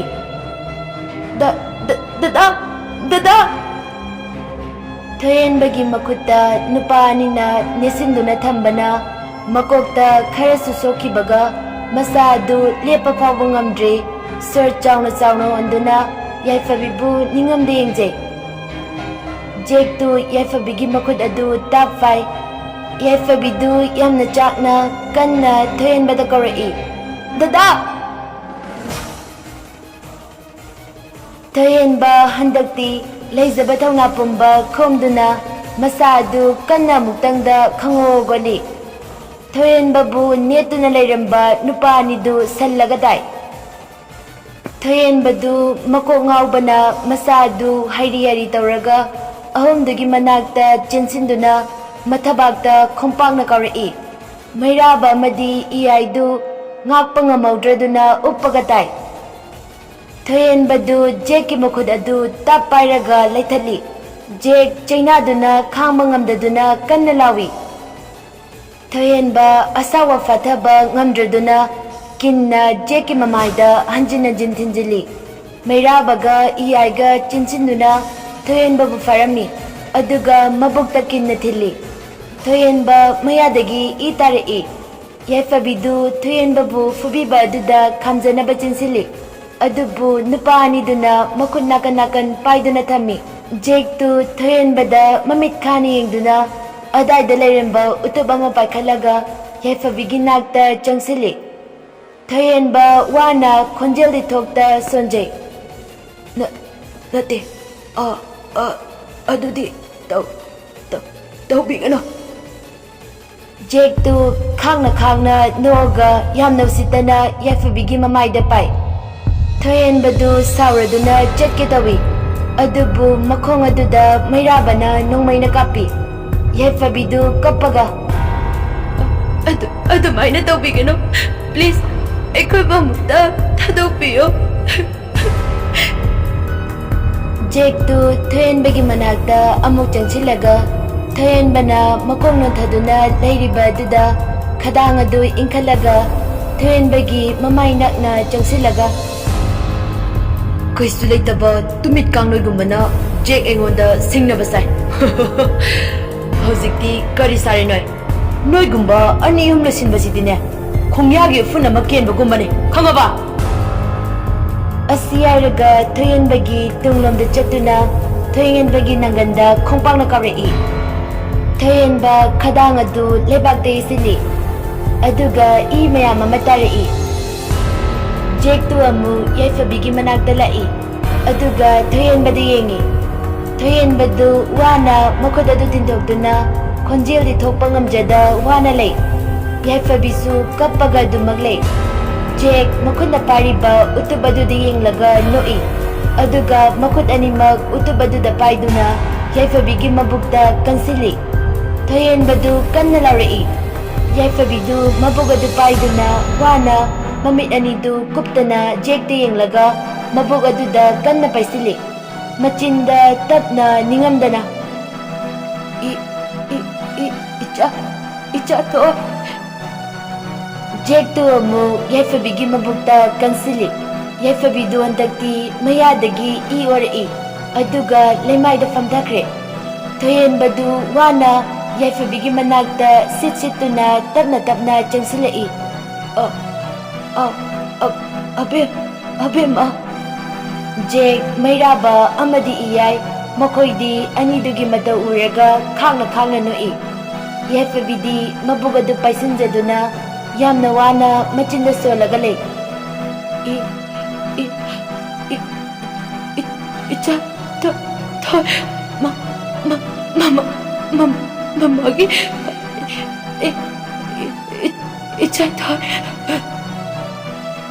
ꯊꯣꯏꯍꯟꯕꯗꯨ ꯁꯤꯠꯂꯒ ꯂꯥꯛꯄ ꯑꯗꯨ ꯎꯕꯗ ꯃꯄꯤ ꯇꯥꯅ ꯌꯥꯏꯐꯕꯤꯗꯨ ꯋꯥꯅ ꯌꯦꯡꯗꯨꯅ ꯀꯞꯄꯒ ꯃꯥꯁꯨ ꯃꯈꯨꯠ ꯑꯗꯨ ꯇꯤꯡꯊꯣꯔꯛꯏ ꯊꯣꯏꯍꯟꯕꯁꯨ ꯌꯥꯏꯐꯕꯤꯒꯤ ꯃꯈꯨꯠ ꯑꯗꯨ ꯐꯪꯅꯕ ꯍꯥꯏꯗꯨꯅ ꯂꯥꯛꯅꯕ ꯋꯥꯅ ꯍꯣꯠꯅꯔꯤ ꯃꯩꯔꯥꯕꯗꯨ ꯆꯪꯁꯤꯜꯂꯒ ꯊꯦꯡꯅꯒꯗꯧꯔꯕ ꯃꯈꯨꯠ ꯑꯅꯤꯗꯨ ꯃꯈꯣꯡ ꯑꯗꯨꯅ ꯊꯣꯏꯍꯟꯕꯒꯤ ꯃꯈꯨꯠ ꯑꯗꯨꯅ ꯅꯦꯠꯁꯤꯜꯂꯤ ꯊꯣꯏꯍꯟꯕ ꯃꯁꯥ ꯑꯗꯨ ꯈꯥꯡꯕ ꯉꯝꯗꯅ ꯃꯈꯨꯠ ꯑꯗꯨ ꯁꯠꯇꯣꯛꯑꯒ ꯃꯈꯨꯠ ꯑꯅꯤꯗꯨ ꯊꯥꯡꯒꯠꯇꯨꯅ ꯃꯩꯔꯥꯕꯗ ꯃꯃꯤꯠ ꯈꯥꯅ ꯌꯦꯡꯂꯛꯏ ꯑꯗꯨꯒ ꯉꯝꯗ ꯃꯈꯨꯠ ꯑꯅꯤꯗꯨ ꯂꯩꯕꯥꯛ ꯃꯈꯥꯗ ꯉꯥꯛꯂꯒ ꯋꯥꯠꯂꯤ ꯃꯈꯣꯡ ꯑꯗꯨ ꯅꯣꯡꯃꯩꯅ ꯄꯥꯟꯈꯤꯕꯩ ꯆꯩꯅꯥꯁꯨ ꯂꯩꯕꯅ ꯂꯦꯞꯄꯗꯤ ꯐꯖꯅ ꯉꯝꯗꯦ ꯍꯟꯗꯛꯇꯤ ꯏꯌꯥꯏꯗꯨ ꯃꯈꯨꯠꯇ ꯊꯥꯡ ꯑꯃ ꯄꯥꯏꯔꯒ ꯆꯪꯁꯤꯜꯂꯛꯏ ꯑꯗꯨ ꯎꯕꯗ ꯌꯥꯏꯐꯕꯤꯗꯨ ꯊꯣꯏꯍꯟꯕꯗ ꯆꯠꯂꯣ ꯍꯥꯏꯕꯒꯤ ꯃꯇꯥꯒꯨꯝꯅ ꯄꯤ ꯇꯥꯅ ꯊꯨꯝꯍꯠꯂꯕ ꯑꯋꯥꯕꯒꯤ ꯁꯛꯐꯝꯗ ꯃꯈꯨꯠ ꯑꯗꯨ ꯍꯥꯏꯗꯨꯅ ꯆꯠꯂꯣ ꯍꯥꯏꯕꯒꯤ ꯃꯇꯥꯒꯨꯝꯅ ꯇꯧꯔꯤ ꯊꯣꯏꯍꯟꯕꯗꯨ ꯌꯥꯏꯐꯕꯤꯒꯤ ꯃꯅꯥꯛꯇ ꯆꯪꯁꯤꯜꯂꯛꯏ ꯌꯥꯏꯐꯕꯤꯒꯤ ꯃꯅꯥꯛ ꯌꯧꯔꯝꯗꯥꯏꯗ ꯈꯪꯍꯧꯗꯦ ꯏꯌꯥꯏꯗꯨ ꯄ꯭ꯔꯞ ꯆꯪꯁꯤꯜꯂꯒ ꯇꯨꯡꯂꯣꯝꯗꯒꯤ ꯊꯣꯏꯍꯟꯕꯒꯤ ꯃꯕꯨꯛ ꯑꯗꯨꯗ ꯐꯥꯎꯔꯦꯡ ꯂꯦꯡꯉꯛꯄ ꯊꯣꯏꯍꯟꯕꯗꯨ ꯏꯌꯥꯏ ꯌꯦꯡꯂꯛꯏ ꯌꯥꯏꯐꯕꯤ ꯃꯃꯤꯠ ꯑꯗꯨ ꯂꯥꯎꯊꯣꯛꯑꯒ ꯊꯣꯏꯍꯟꯕꯗ ꯌꯦꯡꯂꯒ ꯂꯩꯈ꯭ꯔꯦ ꯖꯦꯛ ꯑꯃꯨꯛ ꯆꯪꯁꯤꯜꯂꯒ ꯊꯥꯡ ꯑꯗꯨ ꯑꯃꯨꯛ ꯁꯠꯂꯤ ꯊꯣꯏꯍꯟꯕ ꯃꯕꯨꯛ ꯑꯗꯨ ꯀꯟꯅ ꯄꯥꯏꯁꯤꯜꯂꯤ ꯖꯦꯛꯇꯨ ꯊꯥꯡ ꯑꯗꯨꯅ ꯑꯃꯨꯛ ꯊꯣꯏꯍꯟꯕꯗ ꯍꯟꯖꯤꯟꯅ ꯊꯤꯟꯖꯤꯜꯂꯝꯃꯤ ꯊꯣꯏꯍꯟꯕꯗꯨ ꯃꯃꯤꯠ ꯎꯏꯔꯤ ꯍꯧꯒꯠꯄꯗꯤ ꯉꯝꯗ ꯌꯥꯏꯐꯕꯤꯗ ꯅꯤꯡꯉꯝꯗꯅ ꯌꯦꯡꯖꯩ ꯌꯥꯏꯐꯕꯤ ꯋꯥ ꯉꯥꯡꯕ ꯊꯣꯛꯇ꯭ꯔꯦ ꯃꯁꯥꯗꯨ ꯀꯩꯁꯨ ꯂꯦꯡꯈꯤꯗ꯭ꯔꯦ ꯃꯃꯤꯠ ꯂꯥꯎꯊꯣꯛꯇꯨꯅ ꯊꯣꯏꯍꯟꯕꯗ ꯑꯗꯨꯃꯛ ꯌꯦꯡꯂꯒ ꯂꯩꯈ꯭ꯔꯦ ꯃꯩꯔꯥꯕ ꯖꯦꯛꯇꯒꯤ ꯊꯥꯡ ꯑꯗꯨ ꯂꯧꯗꯨꯅ ꯌꯥꯏꯐꯕꯤꯕꯨ ꯃꯁꯝ ꯄꯥꯏꯔꯒ ꯆꯤꯡꯈꯠꯂꯤ ꯑꯗꯨꯒ ꯅꯣꯛꯅ ꯌꯥꯏꯐꯕꯤꯗ ꯌꯦꯡꯂꯤ ꯌꯥꯏꯐꯕꯤ ꯀꯩꯁꯨ ꯍꯥꯏꯗꯦ ꯃꯥꯅ ꯌꯦꯡꯈꯤꯕ ꯑꯗꯨꯗ ꯑꯗꯨꯃꯛ ꯌꯦꯡꯂꯒ ꯑꯁꯥꯕ ꯃꯨꯔꯇꯤꯒꯨꯝꯅ ꯑꯗꯨꯃꯛ ꯃꯆꯤ ꯂꯦꯡꯗꯅ ꯂꯩꯈ꯭ꯔꯦ ꯌꯥꯏꯐꯕꯤꯒꯤ ꯃꯕꯨꯛ ꯅꯥꯆꯦꯞꯇ ꯊꯥꯡ ꯑꯗꯨꯅ ꯈꯪꯊꯤꯟ ꯊꯤꯜꯂꯛꯏ ꯌꯥꯏꯐꯕꯤ ꯀꯩꯁꯨꯝ ꯂꯦꯡꯗꯅ ꯂꯩꯔꯝꯕ ꯑꯗꯨ ꯃꯁꯥ ꯑꯗꯨ ꯆꯩꯅꯥ ꯐꯥꯎꯔꯛꯄ ꯑꯗꯨꯗ ꯒ꯭ꯌꯥꯟ ꯂꯥꯛꯏ ꯑꯗꯨꯕꯨ ꯌꯥꯏꯐꯕꯤꯗꯨ ꯂꯩꯃꯥꯏꯗ ꯍꯥꯏꯊꯈ꯭ꯔꯦ ꯊꯣꯏꯍꯟꯕꯗꯤ ꯂꯩꯃꯥꯏꯗ ꯇꯥꯔꯗꯨꯅ ꯁꯣꯔ ꯑꯗꯨ ꯆꯥꯎꯅ ꯍꯣꯜꯂꯒ ꯋꯥꯅ ꯂꯩ ꯌꯥꯏꯐꯕꯤꯗꯨ ꯊꯣꯏꯍꯟꯕꯗ ꯌꯦꯡꯂꯒ ꯀꯞꯆꯔꯛꯏ ꯊꯣꯏꯍꯟꯕ ꯃꯆꯤꯗꯤ ꯂꯦꯡꯕ ꯉꯝꯗꯅ ꯋꯥꯅ ꯈꯥꯡꯂꯒ ꯃꯄꯤ ꯇꯥꯅ ꯑꯗꯨꯃꯛ ꯂꯩ ꯌꯥꯏꯐꯕꯤ ꯃꯕꯨꯛ ꯑꯗꯨ ꯎꯇꯨꯞꯅ ꯊꯣꯡꯈꯤꯕꯩ ꯃꯕꯨꯛ ꯑꯗꯨ ꯆꯩꯅꯥ ꯂꯩꯕꯒ ꯄꯨꯛꯆꯦꯞꯇ ꯁꯣꯛꯄ ꯑꯗꯨꯒ ꯌꯥꯝꯅ ꯋꯥꯅ ꯊꯣꯏꯍꯦꯟꯕꯒꯤ ꯃꯅꯥꯛꯇ ꯆꯪꯁꯤꯟꯗꯨꯅ ꯃꯈꯨꯠ ꯑꯗꯨꯅ ꯊꯣꯏꯍꯦꯟꯕꯒꯤ ꯃꯈꯨꯠ ꯑꯗꯨ ꯂꯥꯝꯗꯨꯅ ꯄꯦꯟꯅ ꯀꯞꯆꯩ꯫ ꯊꯣꯏꯍꯦꯟꯕꯗꯨ ꯃꯄꯤꯅ ꯊꯜꯂꯕ ꯃꯃꯤꯠ ꯑꯗꯨꯅ ꯌꯥꯏꯐꯕꯤꯗ ꯃꯨꯟꯅ ꯌꯦꯡꯖꯗꯨꯅ ꯃꯈꯨꯠ ꯑꯗꯨꯅ ꯉꯝꯕꯣꯏ ꯉꯝꯗꯕꯣꯏ ꯇꯧꯔꯒ ꯌꯥꯏꯐꯕꯤꯒꯤ ꯃꯃꯥꯏ ꯑꯗꯨꯗ ꯄꯥꯏꯔꯒ ꯃꯈꯨꯠ ꯑꯗꯨ ꯇꯞꯅ ꯊꯥꯡꯊꯈ꯭ꯔꯦ꯫ ꯊꯣꯏꯍꯦꯟꯕꯗꯨ ꯃꯃꯤꯠ ꯎꯏꯁꯤꯟꯗꯨꯅ ꯃꯥꯒꯤ ꯑꯔꯣꯏꯕ ꯑꯣꯏꯈ꯭ꯔꯦ꯫ ꯌꯥꯏꯐꯕꯤ ꯃꯃꯤꯠ ꯂꯥꯎꯊꯣꯛꯇꯨꯅ ꯊꯣꯏꯍꯦꯟꯕꯗ ꯌꯦꯡꯂꯒ ꯗꯗꯥ! ꯊꯣꯏꯍꯦꯟꯕ ꯃꯆꯤ ꯂꯦꯡꯈꯤꯗ꯭ꯔꯦ꯫ ꯌꯥꯏꯐꯕꯤ ꯃꯁꯥꯗ ꯁꯣꯛꯂꯤꯕ ꯆꯩꯅꯥ ꯑꯗꯨ ꯀꯥꯎꯈ꯭ꯔꯦ꯫ ꯊꯣꯏꯍꯦꯟꯕꯒꯤ ꯃꯅꯥꯛꯇ ꯅꯛꯁꯤꯟꯅ ꯆꯠꯂꯒ ꯂꯩ ꯑꯗꯨꯒ ꯃꯈꯨꯠ ꯑꯗꯨ ꯄꯥꯏꯔꯒ ꯃꯃꯥꯏ ꯃꯄꯥꯗ ꯊꯝꯃꯤ ꯑꯗꯨꯒ ꯀꯞꯄꯒ ꯗꯗꯥꯁꯦ ꯍꯧꯒꯠꯂꯣ ꯍꯧꯒꯠꯂꯣ ꯗꯗꯥ ꯍꯧꯒꯠꯂꯣ ꯑꯩꯕꯨ ꯀꯅꯥꯗ ꯁꯤꯟꯅꯔꯝꯃꯤꯅꯣ ꯑꯩ ꯀꯅꯥꯒ ꯂꯩꯍꯧ ꯍꯥꯏꯕꯅꯣ ꯗꯗꯥ ꯑꯩ ꯗꯗꯥ ꯌꯥꯎꯗꯅ ꯍꯤꯡꯕ ꯉꯝꯃꯣꯏꯌꯦ ꯗꯗꯥ ꯍꯧꯒꯠꯂꯣ ꯕꯁꯦ ꯑꯍꯨꯝꯗꯨ ꯃꯃꯤꯠ ꯍꯥꯏꯐꯦꯠ ꯌꯦꯡꯅꯩ ꯑꯗꯨꯒ ꯑꯗꯥꯏꯗ ꯇꯥꯔꯝꯕ ꯎꯇꯨꯞ ꯑꯃ ꯈꯨꯜꯂꯒ ꯏꯌꯥꯏꯅ ꯌꯥꯏꯐꯕꯤꯒꯤ ꯃꯀꯣꯛꯇ ꯁꯥꯐꯨ ꯀꯟꯅ ꯊꯣꯝꯈꯤ꯫ ꯌꯥꯏꯐꯕꯤꯗꯨ ꯃꯃꯥꯏ ꯎꯞꯄꯒ ꯆꯦꯠꯅ ꯇꯥꯏ꯫ ꯃꯃꯤꯠ ꯑꯗꯨ ꯄꯤꯔꯣꯏꯅꯅ ꯊꯣꯏꯍꯦꯟꯕꯗ ꯌꯦꯡꯖꯩ꯫ ꯊꯣꯏꯍꯦꯟꯕꯒꯤ ꯊꯋꯥꯏ ꯌꯥꯎꯗ꯭ꯔꯕ ꯍꯛꯆꯥꯡ ꯑꯗꯨꯅ ꯃꯃꯥꯏ ꯑꯗꯨ ꯌꯥꯏꯐꯕꯤꯗ ꯑꯣꯟꯁꯤꯟꯗꯨꯅ ꯃꯃꯤꯠ ꯄꯥꯡꯅ ꯄꯥꯡꯅ ꯌꯥꯏꯐꯕꯤꯒꯤ ꯃꯇꯧꯕꯨ ꯇꯨꯃꯤꯟꯅ ꯌꯦꯡꯕꯒꯨꯝꯅ ꯇꯧꯏ꯫ ꯌꯥꯏꯐꯕꯤꯗꯨ ꯈꯞ ꯈꯞ ꯆꯤꯡꯂꯒ ꯌꯥꯝ ꯋꯥꯅ ꯃꯃꯤꯠ ꯑꯗꯨ ꯇꯞꯅ ꯎꯏꯁꯤꯟꯈ꯭ꯔꯦ꯫ ꯑꯍꯨꯝꯗꯨ ꯄꯨꯟꯅ ꯃꯣꯏꯒ ꯂꯥꯛꯃꯤꯟꯅꯕ ꯑꯇꯩꯗꯨꯒ ꯒꯥꯔꯤ ꯑꯗꯨ ꯊꯧꯔꯒ ꯆꯠꯈ꯭ꯔꯦ꯫ ꯑꯇꯤꯌꯥꯗ ꯊꯣꯛꯂꯝꯕ ꯀꯣꯔꯧꯃꯥꯁꯨ ꯂꯩꯆꯤꯟ ꯃꯄꯩ-ꯃꯄꯩꯅ ꯀꯨꯞꯁꯤꯟꯈ꯭ꯔꯦ꯫ ꯉꯁꯥꯏꯗꯒꯤ ꯌꯦꯡꯗꯨꯅ ꯂꯩꯕꯒꯨꯝꯅ ꯍꯧꯖꯤꯛꯇꯗ ꯄꯦꯟꯗꯕꯒꯤ ꯈꯣꯜꯂꯥꯎ ꯑꯣꯏꯅ ꯂꯩꯆꯤꯟ ꯄꯨꯡꯐꯥꯏ ꯃꯍꯥꯛꯁꯨ ꯈꯥꯛ ꯂꯥꯎꯕꯒ ꯂꯣꯏꯅꯅ ꯇꯥꯔꯛꯏ꯫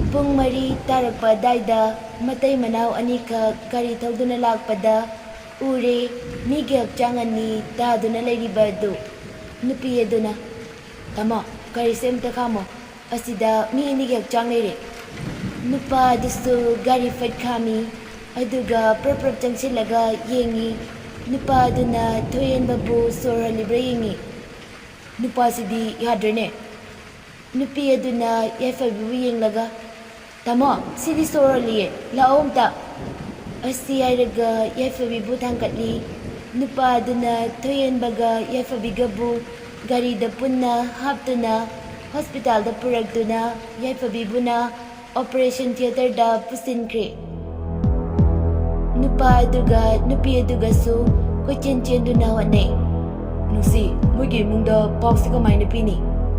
ꯅꯨꯡꯁꯤ ꯃꯥꯒꯤ ꯃꯄꯨꯔꯣꯏꯕꯗ ꯌꯦꯡꯂꯒ ꯇꯥꯃꯣ ꯑꯩꯁꯨ ꯈꯪꯗꯦ ꯑꯗ ꯐꯣꯟꯒꯤ ꯌꯥꯎꯕ꯭ꯔꯅ ꯑꯝꯇ ꯌꯦꯡꯉꯣ꯫ ꯄ꯭ꯔꯦꯝꯁꯨ ꯊꯣꯏꯍꯦꯟꯕꯒꯤ ꯍꯛꯆꯥꯡ ꯊꯝꯂꯤꯕ ꯑꯗꯨꯗ ꯂꯥꯛꯑꯒ ꯌꯦꯡꯉꯤ꯫ ꯐꯣꯟ ꯑꯃ ꯌꯥꯎꯔꯝꯕ ꯑꯗꯨꯗ ꯐꯣꯟ ꯑꯗꯨꯗ ꯌꯦꯡꯂꯤ ꯑꯗꯨꯕꯨ ꯑꯣꯐ ꯇꯥꯔꯝꯃꯤ꯫ ꯄ꯭ꯔꯦꯝꯅ ꯐꯣꯟ ꯑꯗꯨ ꯉꯥꯏꯍꯥꯛ ꯌꯦꯡꯂꯒ ꯁꯤꯝ ꯑꯗꯨ ꯂꯧꯊꯣꯛꯅꯕ ꯍꯣꯠꯅꯩ꯫ ꯁꯣꯝꯗꯅ ꯃꯦꯝꯆꯥ ꯑꯗꯨ ꯍꯪꯀꯠ ꯍꯟꯗꯥ ꯆꯠꯇꯨꯅ ꯂꯩ꯫ ꯔꯥꯖꯦꯅ ꯃꯃꯥ ꯅꯪꯕꯨ ꯊꯕꯛꯅ ꯌꯥꯗꯕꯒꯤ ꯑꯣꯏꯔꯝꯅꯤꯅꯦ ꯉꯥꯏꯍꯥꯛꯇ ꯅꯁꯥꯗꯣ ꯏꯪꯅ ꯇꯞꯅ ꯂꯩꯌꯨꯅꯦ꯫ ꯃꯦꯝꯆꯥ ꯑꯗꯨ ꯀꯞꯄꯒ ꯉꯁꯥꯏ ꯆꯠꯈꯤꯕꯗꯒꯤ ꯅꯆꯥꯒ ꯅꯃꯧꯒꯗꯣ ꯍꯟꯖꯤꯜꯂꯛꯇ꯭ꯔꯤ ꯑꯗꯨꯒ ꯀꯔꯝꯅꯅꯣ ꯅꯨꯡꯉꯥꯏꯅ ꯂꯩꯗꯣꯏꯁꯦ ꯐꯣꯟꯁꯨ ꯑꯣꯐ ꯑꯗꯨꯝ ꯂꯩ ꯆꯠꯇ꯭ꯔꯦꯅꯦ꯫ ꯑꯁꯨꯝꯅ ꯂꯩꯔꯤꯉꯩꯗ ꯔꯥꯖꯦꯟꯒꯤ ꯐꯣꯟꯗꯨ ꯔꯤꯡꯂꯛꯏ꯫ ꯔꯥꯖꯦꯅ ꯀꯅꯥ ꯑꯣꯏꯔꯖꯥꯠꯅꯣ ꯇꯟꯖꯥꯁꯤꯗ ꯑꯁꯤ ꯍꯥꯏꯔꯒ ꯀꯣꯜ ꯑꯗꯨ ꯄꯥꯏꯈꯠꯂꯤ꯫ ꯍꯜꯂꯣ꯫ ꯔꯥꯖꯦꯟ ꯐꯝꯂꯝꯕꯗꯒꯤ ꯐꯨꯛ ꯍꯧꯒꯠꯂꯤ꯫ ꯀꯔꯤꯅꯣ ꯍꯥꯏꯁꯤꯕꯣ? ꯈꯪꯍꯧꯗꯦ ꯔꯥꯖꯦꯟꯒꯤ ꯃꯈꯨꯠꯇꯒꯤ ꯐꯣꯟ ꯑꯗꯨ ꯂꯩꯃꯥꯏꯗ ꯇꯥꯈꯤꯕ꯫ ꯃꯦꯝꯆꯥ ꯃꯄꯨꯔꯣꯏꯕꯒꯤ ꯃꯇꯧꯗꯨꯗ ꯄꯥꯈꯠꯅ ꯃꯣꯏ ꯄꯥꯕꯣ ꯀꯩꯗꯧꯔꯒꯦ ꯀꯩꯗꯧꯔꯒꯦ ꯍꯥ ꯀꯩ ꯍꯥꯏꯔꯛꯏꯅꯣꯕ ꯔꯥꯖꯦꯟ ꯃꯄꯤꯔ ꯆꯦꯅ ꯃꯈꯣꯟ ꯑꯗꯨ ꯅꯤꯛꯅ ꯃꯃꯥ ꯋꯥ ꯃꯈꯥ ꯇꯥꯕ ꯉꯝꯗꯦ ꯄꯦꯟꯅ ꯃꯃꯥꯏ ꯑꯗꯨ ꯈꯨꯝꯖꯤꯜꯂꯒ ꯀꯞꯄꯤ ꯃꯦꯝꯆꯥꯁꯨ ꯃꯁꯥꯗ ꯆꯤꯡꯅꯅ ꯃꯄꯨꯔꯣꯏꯕꯒꯤ ꯃꯁꯥꯗꯨ ꯅꯣꯝꯗꯨꯅ ꯅꯣꯏ ꯄꯥꯕꯨꯡ ꯀꯩꯗꯧꯔꯒꯦ ꯑꯃꯨꯛꯇ ꯍꯥꯏꯕꯤꯌꯣꯕ ꯔꯥꯖꯦꯟꯗꯨ ꯃꯥꯒꯤ ꯅꯨꯄꯤꯒꯤ ꯃꯈꯨꯠ ꯑꯗꯨ ꯄꯥꯏꯗꯨꯅ ꯆꯤꯡꯂꯒ ꯒꯥꯔꯤꯗ ꯇꯣꯡꯍꯜꯂꯤ ꯑꯗꯨꯒ ꯋꯥ ꯑꯃ ꯐꯥꯎꯕ ꯍꯥꯏꯗꯅ ꯍꯣꯁꯄꯤꯇꯥꯜ ꯇꯝꯅ ꯂꯥꯛꯏ ꯃꯦꯝꯆꯥ ꯃꯄꯨꯔꯣꯏꯕꯅ ꯇꯧꯔꯤꯕ ꯑꯗꯨ ꯀꯩꯁꯨ ꯍꯥꯏꯗꯅ ꯑꯗꯨꯃꯛ ꯉꯛꯅ ꯇꯨꯃꯤꯟꯅ ꯂꯩ ꯉꯥꯏꯍꯥꯛꯀꯤ ꯃꯇꯨꯡꯗ ꯍꯣꯁꯄꯤꯇꯥꯜ ꯌꯧꯔꯗꯨꯅ ꯃꯅꯨꯡꯗ ꯆꯪꯂꯛꯏ ꯄ꯭ꯔꯦꯝꯒ ꯅꯨꯡꯁꯤꯒꯁꯨ ꯔꯥꯖꯦꯟ ꯍꯣꯏ ꯂꯥꯛꯄꯗꯨꯗ ꯌꯦꯡꯂꯒ ꯉꯁꯥꯏ ꯐꯣꯟ ꯇꯧꯔꯛꯄꯗꯣ ꯔꯥꯖꯦꯟ ꯃꯈꯣꯟ ꯅꯤꯛꯅ ꯑꯩꯒꯤ ꯏꯆꯥ ꯀꯗꯥꯏꯗ ꯂꯩꯕꯒꯦ ꯋꯥꯗꯨ ꯇꯥꯕꯗ ꯃꯦꯝꯆꯥ ꯚꯥꯞ ꯇꯥꯔꯗꯨꯅ ꯃꯁꯥ ꯑꯗꯨ ꯇꯧꯐꯝ ꯈꯪꯗ꯭ꯔꯦ ꯃꯄꯤꯔꯥꯁꯨ ꯆꯦꯜꯂꯛꯏ ꯄ꯭ꯔꯦꯝꯅ ꯁꯣꯝꯗ ꯂꯩꯕꯅꯦ ꯂꯥꯛꯄꯤꯔꯣ ꯑꯁꯤ ꯍꯥꯏꯔꯒ ꯄ꯭ꯔꯦꯝꯒ ꯅꯨꯡꯁꯤꯒꯅ ꯔꯥꯖꯦꯟ ꯑꯃꯗꯤ ꯃꯦꯝꯆꯥꯕꯨ ꯔꯨꯝ ꯑꯃꯗ ꯄꯨꯁꯤꯜꯂꯛꯏ ꯊꯣꯡꯖꯤꯟꯗꯨ ꯀꯥꯟꯁꯤꯟꯕꯗ ꯎꯔꯦ ꯕꯦꯠ ꯃꯊꯛꯇ ꯑꯉꯧꯕ ꯐꯤꯅ ꯃꯁꯥ ꯄꯨꯝꯕ ꯀꯨꯞꯇꯨꯅ ꯂꯦꯡꯗꯅ ꯂꯩꯕ ꯑꯗꯨ ꯎꯕꯗ ꯔꯥꯖꯦꯟ ꯑꯃꯗꯤ ꯃꯦꯝꯆꯥ ꯇꯨ ꯆꯤꯡꯄꯤꯕ ꯈꯪꯍꯧꯗꯦ ꯃꯦꯝꯆꯥꯒ ꯔꯥꯖꯦꯟꯒꯗꯨ ꯃꯈꯣꯡ ꯑꯗꯨ ꯇꯞꯅ ꯇꯞꯅ ꯊꯥꯡꯗꯨꯅ ꯆꯪꯉꯛꯏ ꯔꯥꯖꯦꯟꯗꯨ ꯕꯦꯠ ꯑꯗꯨꯒꯤ ꯃꯅꯥꯛ ꯌꯧꯔꯗꯨꯅ ꯃꯈꯨꯠ ꯑꯗꯨ ꯅꯤꯛꯅ ꯅꯤꯛꯅ ꯐꯤ ꯑꯗꯨ ꯍꯥꯏꯗꯣꯛꯅꯕ ꯇꯧꯔꯤ ꯇꯞꯅ ꯇꯞꯅ ꯃꯈꯨꯠ ꯑꯗꯨꯅ ꯐꯤ ꯑꯗꯨꯕꯨ ꯇꯞꯅ ꯍꯥꯏꯗꯣꯛꯏ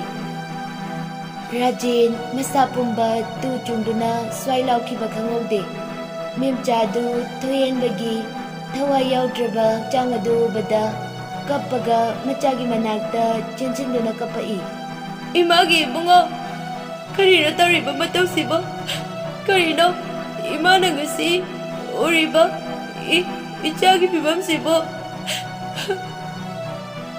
ꯔꯥꯖꯦꯟꯁꯨ ꯀꯞꯇꯨꯅ ꯃꯆꯥꯒꯤ ꯃꯀꯣꯛꯇ ꯅꯥꯟꯊꯕꯤꯗꯨꯅ ꯏꯄꯥꯒꯤ ꯏꯕꯨꯡꯉꯣ ꯏꯆꯥꯅ ꯀꯅꯥꯗ ꯀꯩꯂꯥꯟꯗꯨꯅ ꯑꯁꯨꯝꯅ ꯏꯆꯥꯕꯨ ꯀꯔꯤꯒꯤ ꯑꯁꯨꯝꯅ ꯇꯧꯕꯅꯣ ꯏꯄꯥꯅ ꯏꯆꯥꯕꯨ ꯈꯟꯕ ꯉꯝꯗ꯭ꯔꯤꯅꯦ ꯏꯄꯥꯒꯤ ꯏꯕꯨꯡꯉꯣ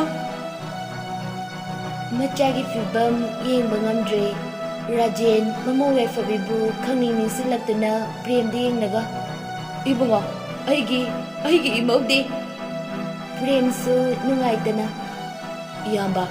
ꯏꯌꯥꯝꯕꯒꯤ ꯏꯃꯧꯗꯨꯗꯤ ꯁꯣꯔꯣꯜꯂꯝꯕ ꯑꯗꯨꯗ ꯑꯣꯄꯔꯦꯁꯟ ꯇꯧꯅꯕ ꯄꯨꯁꯤꯟꯈ꯭ꯔꯦ ꯇꯟꯖꯥ ꯑꯗꯨꯗ ꯁꯦꯀ꯭ꯌꯨꯔꯤꯇꯤ ꯆꯪꯂꯛꯑꯒ ꯔꯨꯝꯁꯤ ꯉꯥꯏꯍꯥꯛ ꯊꯣꯡ ꯂꯣꯟꯖꯒꯦ ꯄꯨꯂꯤꯁꯁꯨ ꯂꯥꯛꯑꯅꯤ ꯑꯗꯨꯅ ꯑꯝꯇ ꯊꯣꯛꯄꯤꯌꯣ ꯃꯌꯥꯝ ꯑꯗꯨ ꯇꯞꯅ ꯇꯞꯅ ꯊꯣꯛꯈ꯭ꯔꯦ ꯃꯦꯝꯆꯥ ꯃꯆꯥꯗ ꯌꯦꯡꯂꯒ ꯀꯞꯅ ꯀꯞꯅ ꯊꯣꯛꯈꯤ ꯑꯁꯨꯝꯅ ꯄꯨꯡ 3ꯃꯨꯛꯀꯤ ꯃꯇꯨꯡꯅꯤ ꯗꯣꯛꯇꯔ ꯑꯃ ꯊꯣꯛꯂꯛꯏ ꯔꯥꯖꯦꯟꯗꯨ ꯆꯦꯟꯁꯤꯟꯗꯨꯅ ꯏꯕꯨꯡꯉꯣ ꯗꯣꯛꯇꯔ ꯏꯃꯧꯒꯤ ꯐꯤꯕꯝꯕꯨ ꯗꯣꯛꯇꯔ ꯑꯗꯨꯅ ꯁꯣꯔ ꯁꯥꯡꯅ ꯍꯣꯟꯗꯣꯛꯂꯒ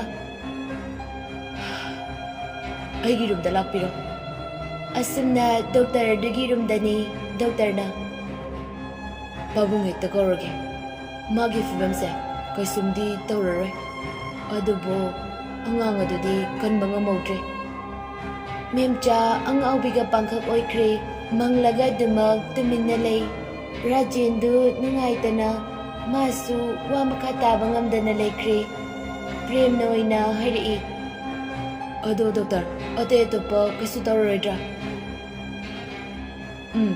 ꯇꯧꯔꯔꯣꯏ ꯑꯗꯣ ꯃꯀꯣꯛꯇ ꯀꯔꯤꯒꯨꯝꯕ ꯑꯃꯅ ꯊꯣꯝꯕ ꯃꯥꯜꯂꯦ ꯒ꯭ꯌꯥꯟ ꯂꯥꯛꯄꯁꯦ ꯃꯇꯝ ꯈꯔꯗꯤ ꯆꯪꯂꯅꯤ ꯑꯗꯨꯒ ꯄꯨꯛꯆꯦꯞꯇꯁꯨ ꯈꯔ ꯍꯦꯟꯅ ꯁꯣꯛꯂꯝꯃꯤ ꯑꯗꯨꯒ ꯄꯨꯛꯇꯁꯨ ꯀꯔꯤꯅꯣ ꯈꯔꯅ ꯌꯩꯁꯤꯟꯕ ꯅꯠꯇ꯭ꯔꯒ ꯀꯟꯕ ꯑꯃ ꯌꯥꯎꯏ ꯅꯨꯡꯁꯤ ꯅꯨꯡꯉꯥꯏꯇꯅ ꯃꯆꯤꯟꯗ ꯁꯣꯜꯂꯤ ꯀꯩꯅꯣ ꯇꯧꯔꯤꯁꯤꯕꯣ ꯃꯦꯝꯆꯥꯗꯨ ꯀꯞꯄꯛꯏ ꯏꯕꯨꯡꯉꯣ ꯗꯣꯛꯇꯔ ꯑꯩꯒꯤ ꯏꯃꯧꯒꯤ ꯊꯋꯥꯏꯗꯗꯤ ꯈꯟꯕꯤꯌꯨꯕ ꯏꯃꯥ ꯑꯗꯨꯃꯥꯏꯅ ꯀꯞꯄꯤꯒꯅꯣ ꯅꯨꯡꯉꯥꯏꯇꯦ ꯑꯩꯁꯨ ꯁꯣꯏꯗꯅꯕ ꯀꯟꯅ ꯍꯣꯠꯅꯖꯒꯦ ꯇꯟꯖꯥ ꯑꯗꯨꯗ ꯄ꯭ꯔꯦꯝꯗ ꯀꯣꯜ ꯂꯥꯛꯏ ꯍꯜꯂꯣ ꯁꯥꯔ ꯐꯅꯤ ꯁꯥꯔ ꯄ꯭ꯔꯦꯝ ꯐꯣꯟ ꯑꯗꯨ ꯊꯝꯃꯒ ꯏꯌꯥꯝꯕ ꯃꯄꯥꯟꯗ ꯄꯨꯂꯤꯁ ꯂꯥꯛꯑꯦ ꯊꯣꯛꯑꯁꯦ Rajen amadi Premdu Dr. Girumdagi Tholaktuna nari. SP Robertna Ai soidana honajage. Ado pabo. Ichanupiga nungainadaba miga leibra. Rajena Ibunga adugumbadi leite.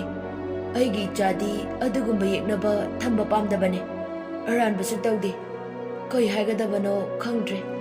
Kaigi ichana kai landuna asumna tawbiribano. Memcha makutlonaduna Ibunga makoiba mugdadi fabiduna makoiba chera pibiyo. Aigi ichadi adugumba minate. SP Parina Ima adumaina tawbigano. Aisu nachane khanbiyo. Kaisu nungaitaba khalono. Robert su ngayak wari watai sanaraga chakri. Asumna thoyenbagi langlalangjin khangdri fawba asibagi hakchang loroi haiduna leikaigi meira paibi ima iben singna haiduna loramde.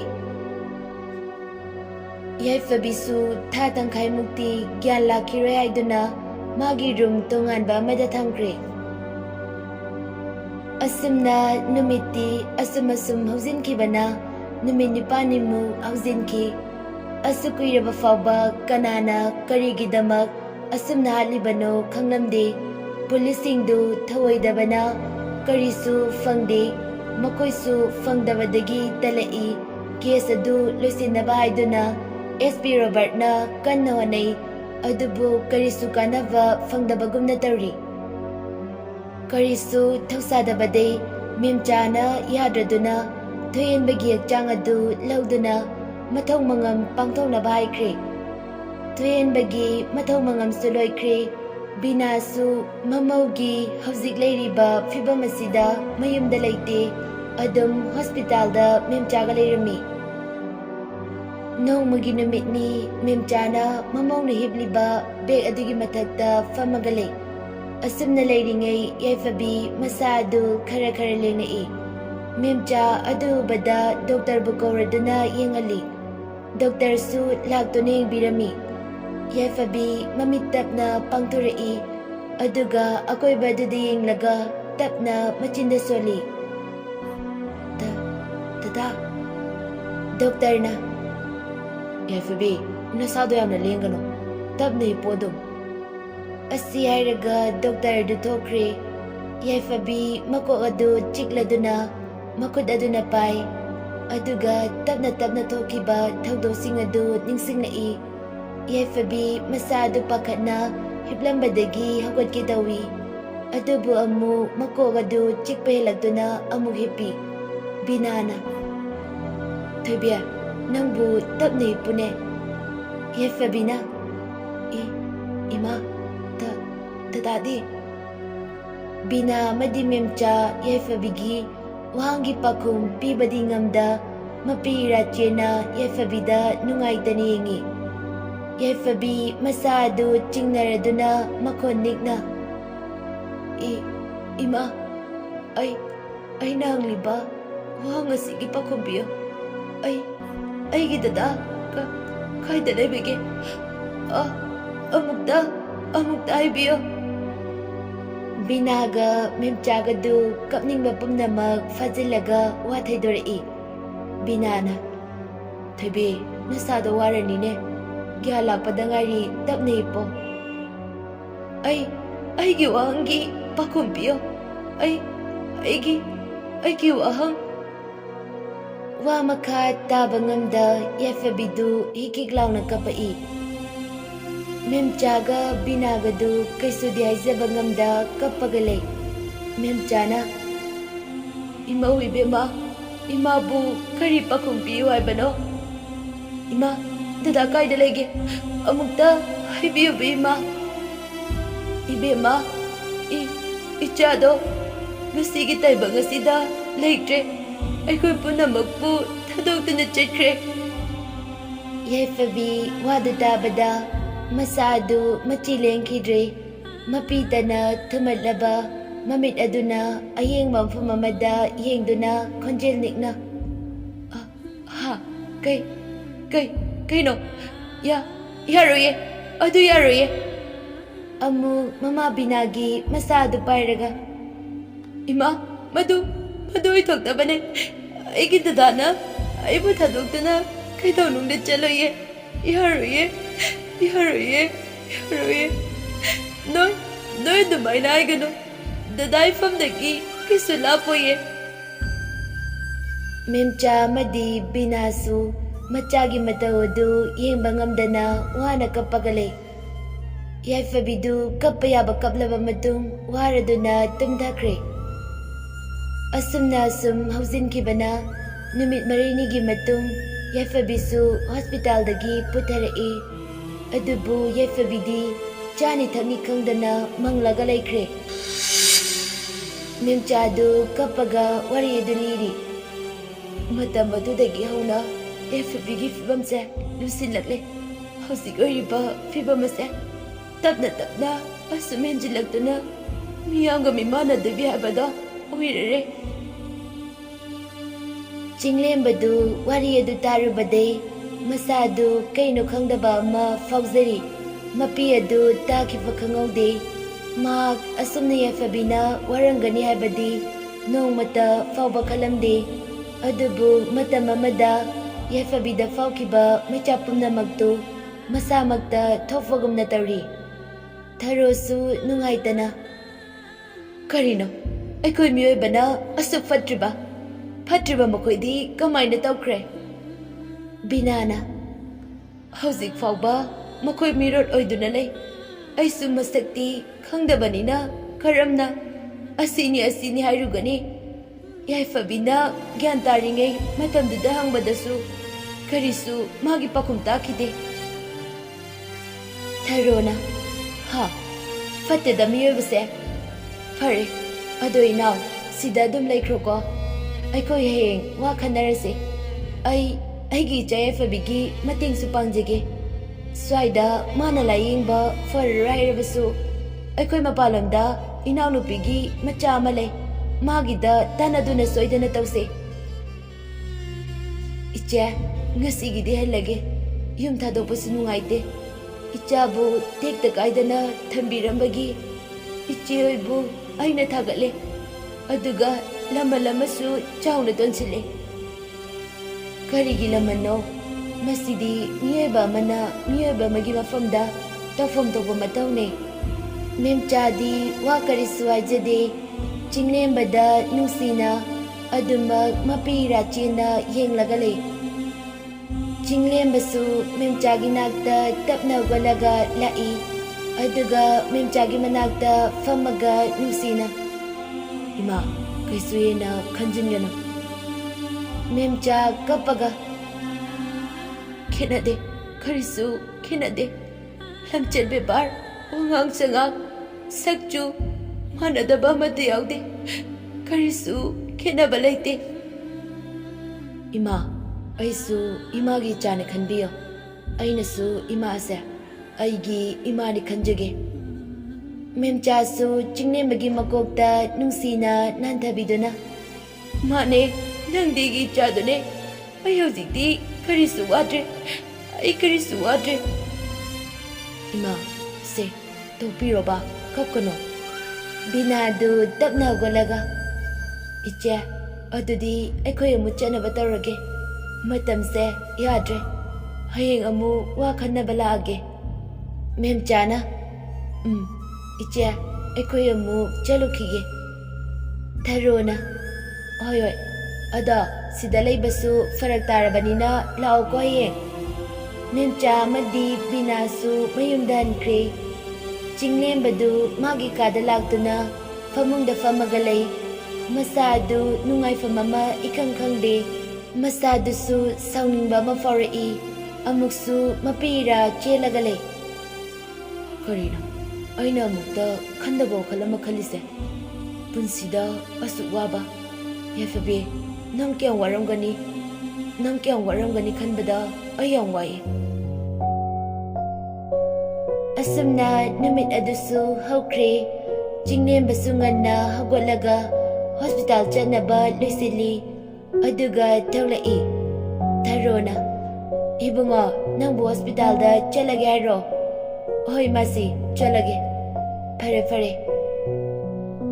Chinglembasu thoklaktuna garida kakhatli aduga ngihak wakal khallaba matung Sinthada call tawi Sinthana hello Chinglembana horen pung amada ibani uniform duda ngairamo ai lake Sinthasu harauna hoyambu ngairamge fore odudi ai hospital chale ko asi airaga call aduga aduga hospital tamna chakre Somdana leisnasu college tanaba lusinduna yefabiding laga ja aina college taluge ko halakpada kai leroge college saiba chatoine ada jese kai chaninge ba ama lerake yefabi makudaduna khadang mapada thamaga ngiha khali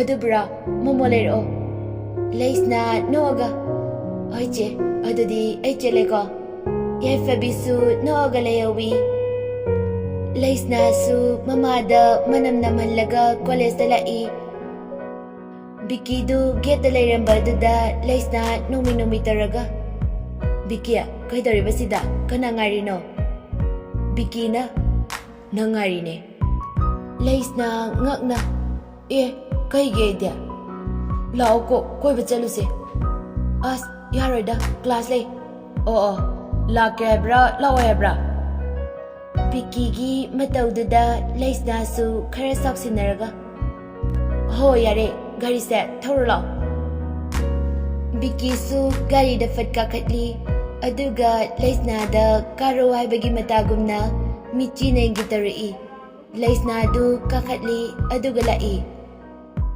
leisna na Kaidana chalisa Bikina kaisukumdana mana thokpa thauraga lai aduga lamhangoi kayoida wafam amada gari edu khamaga kumtakre Leisna su tapna kumlaga wow mafam sidi naire ha ing lauraga khufazado Bikina leisna ne yenglaga aina sida purapagi maram khangrana Leisna ngakna Koi marangya aidi khangdeba Biki du mamay ontogtuna mamay mamit usilaga Leisna aina matam kayadagi kumza kayadagi nusijarakpa kuire adubu ai masadadi haikiba laite mana khambiribra khambidribra khangde adubu ai mabudi thamoi sengna nusirure Leisna du sakpa manjali Maramdi leisna si Biki bu khanjaba koirabani adubu fongdokpadi ngamjada wana lerakpani aduga Biki na hariba misagasina kana oiragaba khanduna lei Biki du mamai tapna onsilaktuna leisna dengai Leisna misagado adai kana sunate nangni leisna aibu ikaiba khangde haigano Oizaba thibanesu khangano Thamoisina sengna nungsiba faurbagidamak nafamda nungsiyazabani Masida aina wanda force tawra nangna yayadeda adudang khumbiyo Leisna masadu harauba ikaiba ni punsankibana kari tawsige khali tawfam ama khangde masadu Leisna na tumina kaisu haidana leiba aduda Biki mamaya du pura leisna don silaga Leisna nung yaya de dudang haibiro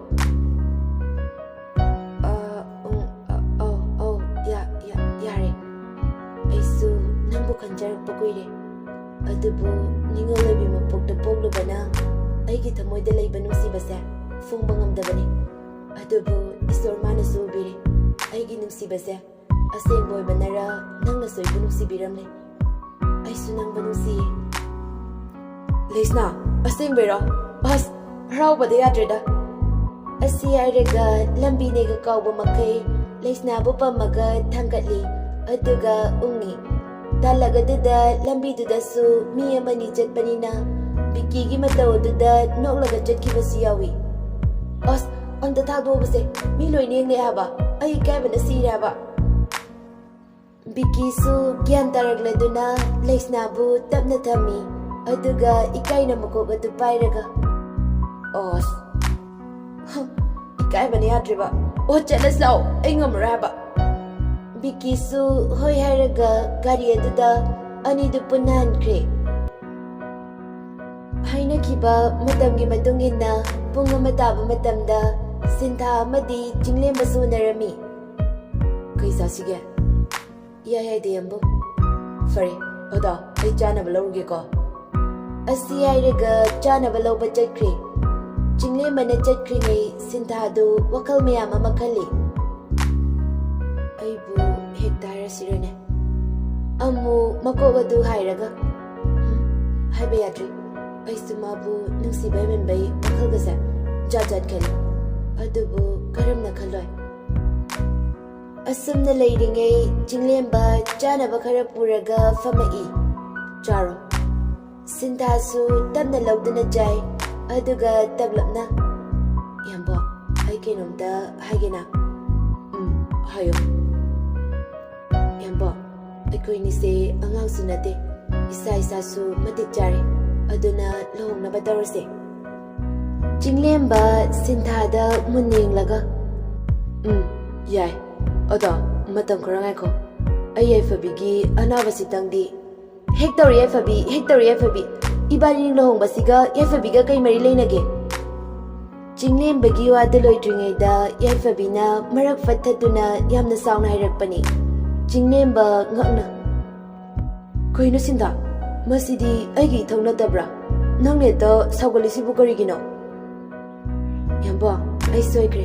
Ngayaki sauningba pendaba mana haikre.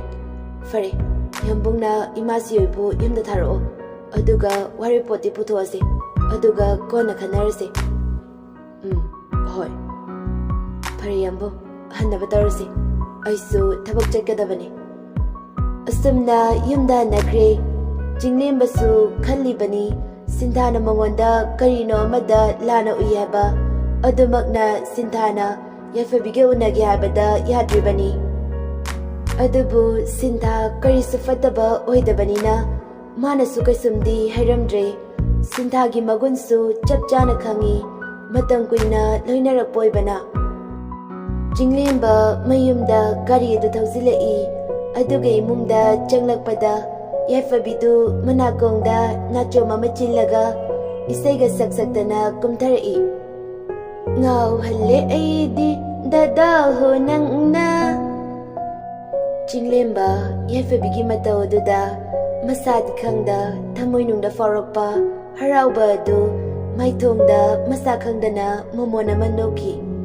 Yafabisu jinglembagi manakda fatchin silaga. Aya, dada nang laaba. Lai. Dada, nangam fatingo. Is, kaigi fatriba, fabanaydi. Yafabi, machinga dutumtoaga, angang macha magumna kisinaraga. Fatingo, ay bunong mata, koy basa pubide, aduga. Is, adu yore, parisi, hayang na, hekta chalurasi, yaraba. Ha, asing bera, yahu, haraw na. Jinglembasu yafabigi matauda nokjarami. Jinglembana kaisu ayenba wakal khanba leite. Machana mani khanna mabula yengbigi khanbani. Asumna numit adusu hokre. Yafabisu nongalaga koiba chatoribani khanna harauna losili. Laisnana, ja kaida chatoino. Adubra aikoi dadaga koiba chatoiba. Is naidorena adacha ay kibigi abra. Kibiyo. Laisnana yafabibu kibiri. Ngihaki matung kibaloreduna yafabida laisnana yenglaga. Wow, as chicha lai macha male. Yafabidu paithoga. Lai macha aisa Hanumandura. Aima. Nateche kaidino. Yafabisu mingsel adu yenglambadei mamit adu lauthoga. Siboira. Natradia chenese aina hydra fazena. Ngawro ngawbi kuchu ingna fazabi ꯈꯣꯏꯗꯥꯅꯕꯤ ꯃꯥꯏꯊꯣꯡ ꯐꯖꯔꯤꯕ ꯑꯗꯨꯗꯒꯤ ꯍꯦꯟꯅ ꯃꯒꯨꯟ ꯍꯥꯞꯂꯤꯕꯗꯤ ꯃꯤꯠꯇ ꯄꯤꯛꯇꯛꯅ ꯁꯪꯂꯤꯕ Kajal, ꯆꯤꯝꯕꯥꯜꯗꯅ red ꯃꯆꯨꯒꯤ ꯆꯝꯇꯛꯅ ꯁꯪꯂꯤꯕ lipstick. ꯌꯥꯏꯐꯕꯤ ꯆꯤꯡꯂꯦꯝꯕꯒꯤ ꯀꯥ ꯇꯝꯅ ꯄ꯭ꯔꯞ ꯂꯥꯛꯑꯒ ꯃꯈ꯭ꯋꯥꯡꯒ ꯃꯦꯠꯂꯒ ꯗꯗꯥ ꯆꯤꯡꯂꯦꯝꯕꯁꯨ ꯀꯧꯔꯛꯂꯤꯕ ꯑꯗꯨ ꯌꯥꯏꯐꯕꯤꯅꯤ ꯈꯪꯂꯗꯨꯅ ꯊꯣꯡ ꯑꯗꯨ ꯍꯥꯡꯗꯣꯔꯛꯏ. ꯆꯤꯡꯂꯦꯝꯕ ꯃꯃꯤꯠ ꯑꯗꯨ ꯀꯨꯞꯇꯕ ꯃꯈꯩ ꯌꯥꯏꯐꯕꯤꯗ ꯌꯦꯡꯉꯤ. ꯌꯦꯡꯂꯨ ꯈꯨꯗꯤꯡ ꯑꯋꯥꯠꯄ ꯑꯃꯠꯇ ꯌꯥꯎꯗꯅ ꯏꯪꯅ ꯂꯝ ꯉꯥꯟꯅ ꯐꯖꯔꯤꯕꯤ ꯌꯥꯏꯐꯕꯤꯒꯤ ꯁꯛꯇꯝ ꯑꯗꯨꯗ ꯀꯅꯥꯅꯕꯨ ꯃꯤꯐꯝ ꯍꯣꯡꯅꯤꯡꯒꯅꯤ? ꯆꯤꯡꯂꯦꯝꯕꯅ ꯃꯃꯤꯠ ꯀꯨꯞꯇꯅ ꯌꯦꯡꯕ ꯑꯗꯨꯗ ꯌꯥꯏꯐꯕꯤꯅ ꯆꯤꯡꯂꯦꯝꯕꯒꯤ ꯂꯦꯡꯖꯨꯝꯗ ꯈꯨꯄꯥꯛꯅ ꯁꯦꯠ ꯊꯥꯔꯒ, "ꯀꯩꯅꯣ ꯗꯗꯥ, ꯁꯣꯅꯣ ꯆꯨꯔꯕꯣ? ꯍꯥ, ꯀꯩꯗꯧꯔꯒꯦ ꯌꯥꯏꯐꯕꯤ? ꯀꯣꯏꯕ ꯆꯠꯅꯤꯗꯥꯏ? ꯍꯩꯃꯥ, ꯑꯩꯗꯤ ꯀꯥꯎꯋꯦ. ꯍꯣꯏ, ꯑꯩ ꯂꯣꯏꯁꯤꯜꯂꯛꯈꯤꯒꯦꯀꯣ, ꯅꯪ ꯉꯥꯏꯔꯝꯃꯣ." ꯑꯁꯤ ꯍꯥꯏꯔꯒ ꯂꯣꯏꯁꯤꯟꯕ ꯆꯪꯈ꯭ꯔꯦ. ꯌꯥꯏꯐꯕꯤꯁꯨ ꯃꯌꯥꯏ ꯀꯥꯗ ꯊꯥꯔꯤꯕ ꯁꯣꯐꯥꯗꯨꯗ ꯐꯝꯃꯒ ꯂꯩ.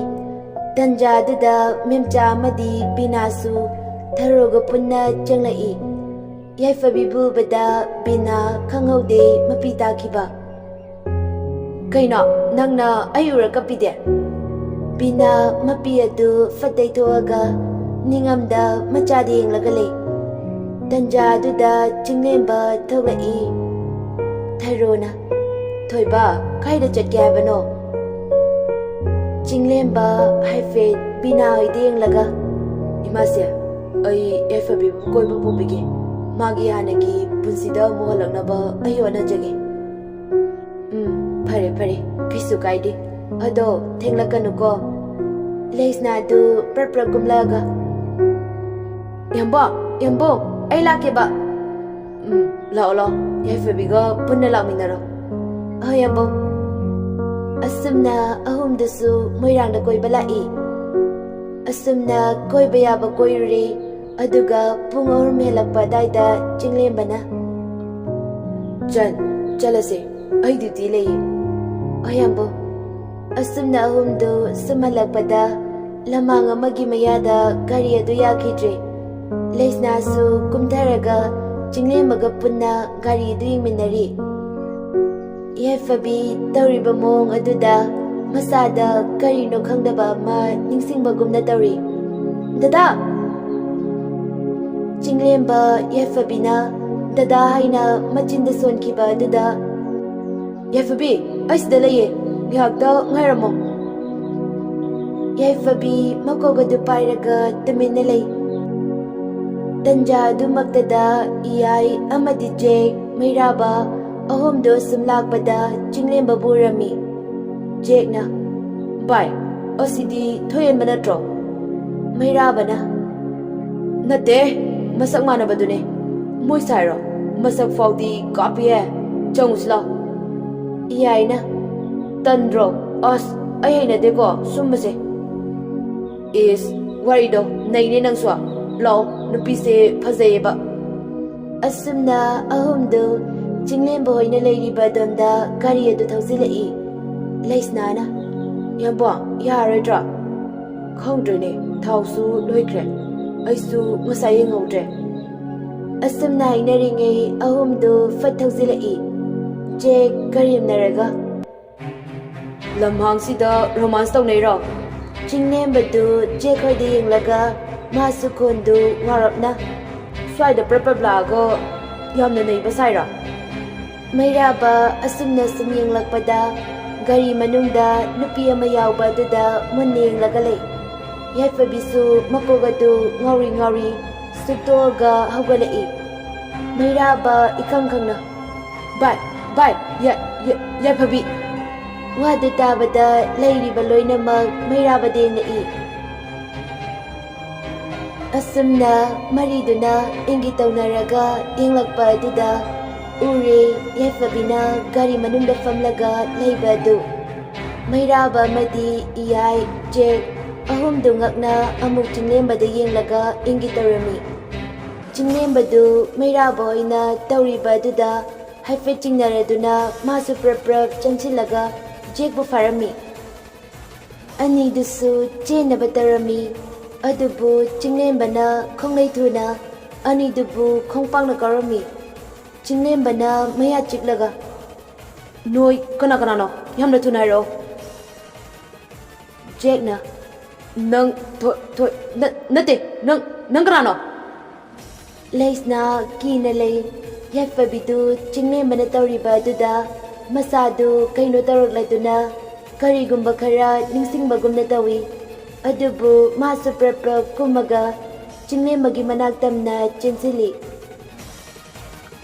ꯃꯩꯔꯥꯕꯗꯨ ꯍꯧꯒꯠꯂꯒ ꯆꯤꯡꯂꯦꯝꯕꯒꯤ ꯃꯈꯨꯔꯤꯗ ꯃꯦꯠꯂꯝꯃꯤ ꯑꯗꯨ ꯎꯕꯗ ꯌꯥꯏꯐꯕꯤ ꯆꯦꯟꯁꯤꯜꯂꯒ ꯃꯩꯔꯥꯕꯕꯨ ꯆꯤꯡꯊꯣꯛꯇꯨꯅ ꯊꯥꯗꯣ ꯗꯗꯥꯗ ꯑꯗꯨꯃꯥꯏꯅ ꯇꯧꯅꯣ ꯃꯩꯔꯥꯕ ꯈꯪꯍꯧꯗꯦ ꯌꯥꯏꯐꯕꯤꯕꯨ ꯈꯪꯉꯤ ꯅꯤꯜꯂꯝꯃꯤ ꯌꯥꯏꯐꯕꯤꯗꯨ ꯃꯀꯣꯛ ꯑꯗꯨꯅ ꯑꯗꯥꯏꯗ ꯂꯩꯔꯝꯕ ꯅꯨꯡ ꯑꯃꯗ ꯃꯀꯣꯛ ꯑꯗꯨ ꯁꯨꯖꯤꯟꯈ꯭ꯔꯦ ꯂꯩꯁꯅꯥꯁꯨ ꯄꯥꯈꯠꯅ ꯆꯦꯟꯁꯤꯜꯂꯒ ꯆꯤꯆꯦ ꯇꯥꯕ꯭ꯔꯣ ꯏꯆꯦ ꯇꯥꯕ꯭ꯔꯣ ꯑꯍꯨꯝꯗꯨ ꯆꯪꯗꯨꯅ ꯆꯤꯡꯂꯦꯝꯕꯕꯨ ꯐꯨꯕ ꯍꯧꯔꯝꯃꯤ ꯀꯔꯣꯝꯗꯒꯤꯅꯣ ꯈꯪꯍꯧꯗꯦ ꯕꯤꯀꯤ ꯑꯃꯗꯤ ꯔꯣꯀꯤꯗꯨ ꯆꯦꯟꯁꯤꯜꯂꯛꯇꯨꯅ ꯑꯍꯨꯝꯗꯨꯕꯨ ꯆꯤꯟꯊꯣꯛꯇꯨꯅ ꯋꯥꯍꯪ ꯄꯥꯍꯪ ꯇꯧꯗꯅ ꯐꯨꯔꯝꯃꯤ ꯑꯍꯨꯝꯗꯨꯗꯤ ꯅꯤꯁꯥ ꯆꯥꯔꯒ ꯂꯥꯛꯄꯒ ꯃꯁꯥ ꯑꯗꯨ ꯌꯦꯡꯕ ꯉꯝꯂꯝꯗꯦ ꯔꯣꯀꯤ ꯆꯤꯡꯂꯦꯝꯕꯕꯨ ꯍꯧꯒꯠꯄꯤꯔꯝꯃꯤ ꯏꯌꯥꯝꯕ ꯁꯣꯛꯄ꯭ꯔꯥ ꯁꯣꯛꯇꯦꯗ ꯑꯃꯨꯛ ꯎꯔꯛꯏ ꯌꯥꯏꯐꯕꯤꯅ ꯇꯥꯔꯒ ꯂꯩꯕ ꯑꯗꯨ ꯃꯁꯥ ꯑꯗꯨ ꯑꯅꯥꯕꯒꯤ ꯆꯩꯅꯥꯒ ꯐꯥꯎꯗꯕ ꯃꯈꯩ ꯆꯦꯟꯁꯤꯜꯂꯒ ꯌꯥꯏꯐꯕꯤꯕꯨ ꯊꯥꯡꯒꯠꯂꯤ ꯑꯗꯨꯒ ꯒꯥꯔꯤꯗ ꯍꯥꯞꯆꯤꯜꯂꯒ ꯏꯅꯥꯎ ꯅꯣꯏ ꯑꯅꯤꯁꯨ ꯂꯥꯛꯑꯣ ꯑꯁꯤ ꯍꯥꯏꯔꯒ ꯒꯥꯔꯤ ꯑꯗꯨ ꯁ꯭ꯇꯥꯔꯠ ꯉꯪꯉꯤ ꯌꯥꯗ꯭ꯔꯗꯨꯅ ꯏꯌꯥꯏ ꯍꯣꯏꯅ ꯂꯥꯛꯄ ꯒꯥꯔꯤ ꯑꯗꯨ ꯑꯣꯏꯅ ꯆꯠꯈ꯭ꯔꯦ ꯔꯣꯀꯤꯅ ꯃꯌꯥꯝꯕ ꯔꯣꯕꯥꯔꯠꯇ ꯀꯣꯜ ꯇꯧꯗꯨꯅ ꯍꯥꯏꯈ꯭ꯔꯦ ꯉꯥꯏꯍꯥꯛꯀꯤ ꯃꯇꯨꯡ ꯔꯣꯕꯥꯔꯠ ꯂꯥꯛꯂꯗꯨꯅ ꯑꯍꯨꯝ ꯑꯗꯨ ꯐꯥꯔꯒ ꯆꯠꯈ꯭ꯔꯦ ꯕꯤꯀꯤ ꯑꯃꯗꯤ ꯔꯣꯀꯤꯁꯨ ꯍꯣꯁꯄꯤꯇꯥꯜꯗ ꯂꯥꯛꯂꯝꯃꯤ ꯕꯤꯀꯤꯅ ꯂꯩꯁꯅꯥꯗ ꯀꯣꯜ ꯇꯧꯔꯛꯏ ꯍꯜꯂꯣ ꯂꯩꯁꯅꯥ ꯅꯣꯏ ꯀꯔꯝꯕ ꯍꯣꯁꯄꯤꯇꯥꯜꯗ ꯆꯠꯂꯤꯅꯣ ꯁꯤꯖꯗꯅꯦ ꯕꯤꯀꯤꯁꯨ ꯀꯣꯜ ꯑꯗꯨ ꯊꯝꯃꯒ ꯁꯤꯖ ꯇꯝꯅ ꯂꯥꯛꯏ ꯑꯗꯨꯒ ꯃꯊꯪ ꯆꯪꯉꯛꯏ ꯆꯤꯡꯂꯦꯝꯕꯒ ꯂꯩꯁꯅꯥꯒ ꯇꯧꯐꯝ ꯈꯪꯗꯅ ꯂꯩꯕ ꯑꯗꯨ ꯎꯕꯗ ꯑꯅꯤꯗꯨꯁꯨ ꯆꯪꯁꯤꯜꯂꯒ ꯕꯤꯀꯤꯅ ꯏꯌꯥꯝꯕ ꯌꯨꯝꯒꯤ ꯃꯤꯗꯗꯤ ꯄꯥꯎ ꯄꯤꯈ꯭ꯔꯕ ꯄꯤꯈ꯭ꯔꯦ ꯂꯥꯛꯂꯅꯤ ꯑꯁꯨꯝꯅ ꯂꯩꯔꯤꯉꯩ ꯕꯤꯅꯥ ꯃꯦꯝꯆꯥ ꯊꯔꯣꯗꯨ ꯂꯥꯛꯑꯒ ꯃꯦꯝꯆꯥꯅ ꯍꯩ ꯊꯣꯏꯕ ꯀꯔꯝꯅ ꯇꯧꯔꯤꯕꯅꯣ ꯏꯃꯥꯁꯦ ꯋꯥꯔꯤꯗꯣ ꯀꯣꯟꯅ ꯂꯤꯔꯒꯦ ꯑꯁꯨꯝꯅ ꯌꯥꯏꯐꯕꯤꯕꯨ ꯄꯨꯊꯣꯔꯛꯂꯒ ꯄꯣꯊꯥꯍꯜꯂꯝꯃꯤ ꯄꯨꯡ 3ꯃꯨꯛꯀꯤ ꯃꯇꯨꯡꯅꯤ ꯌꯥꯏꯐꯕꯤ ꯃꯃꯤꯠ ꯇꯞꯅ ꯄꯥꯡꯂꯛꯄꯗ ꯑꯀꯣꯏꯕ ꯑꯗꯨ ꯇꯞꯅ ꯌꯦꯡꯂꯛꯏ ꯅꯥꯀꯟꯗ ꯆꯤꯡꯂꯦꯝꯕ ꯂꯦꯞꯄꯒ ꯂꯩꯕ ꯑꯗꯨꯗ ꯐꯨꯛ ꯍꯧꯒꯠꯂꯒ ꯃꯃꯤꯠ ꯀꯨꯞꯇꯅ ꯌꯦꯡꯂꯒ ꯂꯩꯈ꯭ꯔꯦ ꯊꯔꯣꯅ ꯏꯕꯦꯝꯃ ꯅꯪꯕꯨ ꯈꯔ ꯐꯔꯕꯣ ꯑꯩꯅ ꯂꯩꯁꯦ ꯀꯥꯏꯗꯅꯣ ꯑꯗꯨꯒ ꯀꯅꯥꯅꯣ ꯑꯃꯨꯛ ꯕꯤꯅꯥꯗ ꯌꯦꯡꯂꯒ ꯏꯃꯥ ꯃꯣꯏꯁꯦ ꯀꯅꯥꯅꯣ ꯋꯥꯍꯪꯗꯨꯗ ꯆꯤꯡꯂꯦꯝꯕ ꯇꯁꯦꯡꯅ ꯊꯃꯣꯏ ꯀꯥꯏꯈ꯭ꯔꯦ ꯀꯔꯝꯅꯁꯨ ꯀꯥꯏꯔꯣꯏ ꯃꯍꯥꯛꯇꯤ ꯑꯁꯨꯝꯅ ꯌꯥꯏꯐꯕꯤꯅ ꯍꯪꯂꯛꯀꯅꯤ ꯍꯥꯏꯕꯗꯤ ꯈꯜꯂꯨꯗꯦ ꯕꯤꯅꯥ ꯃꯆꯥꯒꯤ ꯃꯅꯥꯛꯇ ꯆꯪꯁꯤꯜꯂꯒ ꯀꯩꯅꯣ ꯊꯣꯏꯕꯤ ꯃꯃꯥ ꯍꯣꯏ ꯅꯪ ꯌꯥꯡꯕꯨ ꯍꯣꯏ ꯑꯃꯠꯇ ꯈꯪꯗ꯭ꯔꯕꯣ ꯌꯥꯏꯐꯕꯤ ꯃꯃꯥ ꯕꯤꯅꯥꯗ ꯌꯦꯡꯂꯒ ꯏꯃꯥ ꯌꯨꯝꯗ ꯆꯠꯂꯁꯦ ꯑꯩ ꯀꯣꯛ ꯌꯥꯝ ꯉꯥꯎꯋꯦ ꯑꯩ ꯀꯅꯥꯅꯣ ꯃꯣꯏꯁꯦ ꯑꯩ ꯑꯃꯠꯇ ꯈꯪꯗꯤꯌꯦ ꯂꯥꯛꯑꯣꯕ ꯏꯃꯥ ꯌꯨꯝꯗ ꯍꯜꯂꯁꯦꯕ ꯊꯔꯣ ꯑꯃꯗꯤ ꯂꯩꯁꯅꯥꯁꯨ ꯌꯥꯝꯅ ꯅꯨꯡꯉꯥꯏꯇꯅ ꯌꯥꯏꯐꯕꯤꯗ ꯌꯦꯡꯂꯒ ꯂꯩ ꯃꯦꯝꯆꯥꯅ ꯏꯕꯦꯝꯃ ꯉꯥꯏꯍꯥꯛ ꯄꯣꯊꯥꯔꯣ ꯑꯗꯨꯒ ꯍꯌꯦꯡ ꯆꯠꯂꯗꯕꯅꯦ ꯌꯥꯏꯐꯕꯤꯁꯨ ꯇꯞꯅ ꯍꯤꯞꯊꯈ꯭ꯔꯦ ꯆꯤꯡꯂꯦꯝꯕ ꯇꯁꯦꯡꯅ ꯅꯨꯡꯉꯥꯏꯇꯕ ꯍꯥꯏꯕꯗꯨ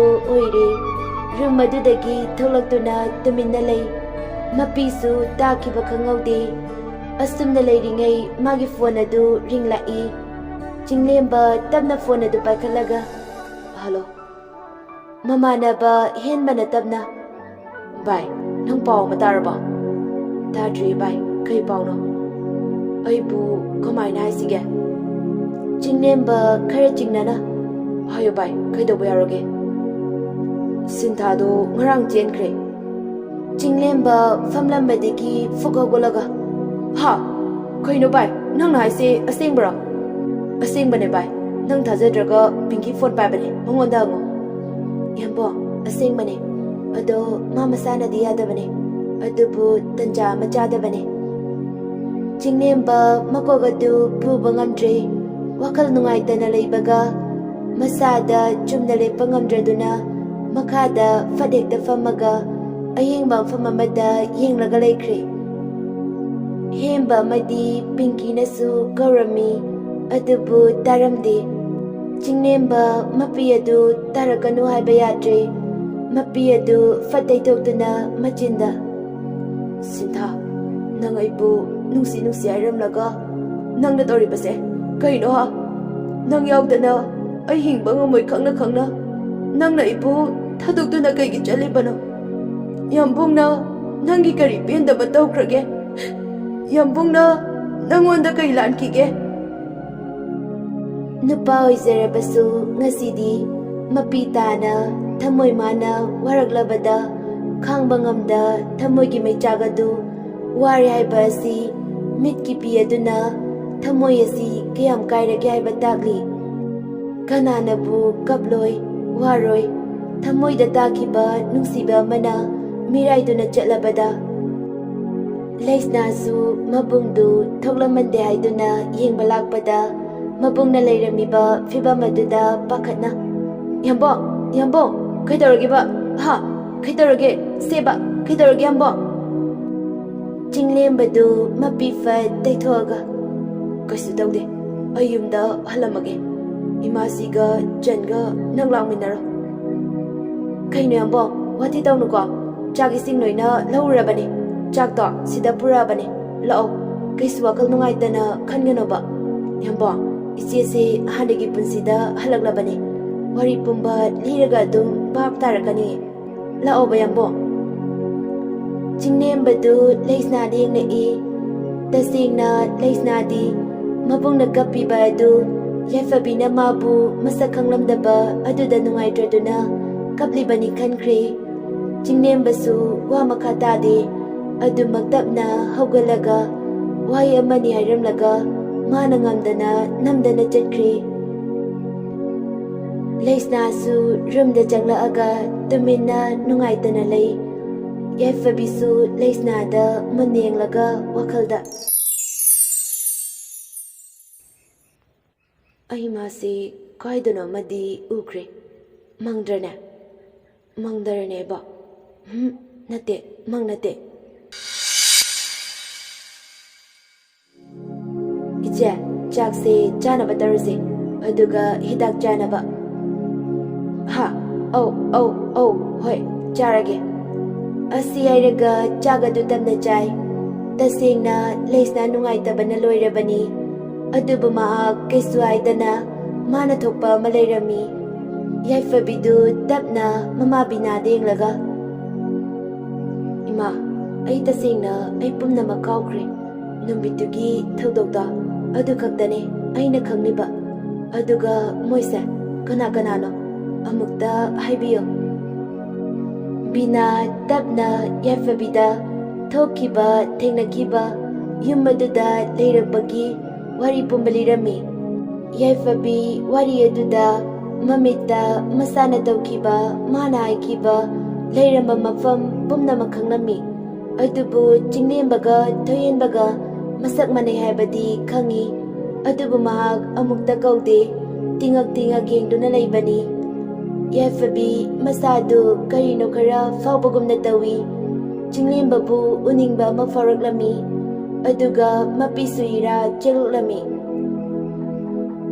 thairo yaifabigi manakta changsilaga ibema imabu khangdrabasu ngasidegi khangnabasidi kaisu khalunu sakmanabana maramoiduna ichabu nangina puroibaduni khanjaki adubana hauzikti gyan tare aduna irenjana leiro fare potharo aikoisu halage ko thengkre memcha bina noeni bu nungai gadro memcha ga bina gana yani deje fare ꯑꯗꯨꯗꯤ ꯑꯩꯈꯣꯏ ꯑꯃꯨꯛ ꯍꯜꯂꯒꯦꯀꯣ꯫ ꯑꯁꯨꯝꯅ ꯑꯅꯤꯗꯨꯁꯨ ꯕꯤꯛꯀꯤ ꯑꯃꯗꯤ ꯔꯣꯀꯤꯅ ꯃꯌꯨꯝꯗ ꯊꯤꯟꯈ꯭ꯔꯦ꯫ ꯌꯥꯏꯐꯕꯤꯗꯨ ꯆꯤꯡꯂꯦꯝꯕꯒꯤ ꯊꯃꯣꯏꯕꯨ ꯃꯊꯃꯣꯏꯅꯨꯡꯗ ꯊꯥꯒꯠꯂꯝꯃꯤ, ꯋꯥꯈꯜ ꯃꯌꯥꯝ ꯑꯃꯁꯨ ꯈꯜꯂꯝꯃꯤ꯫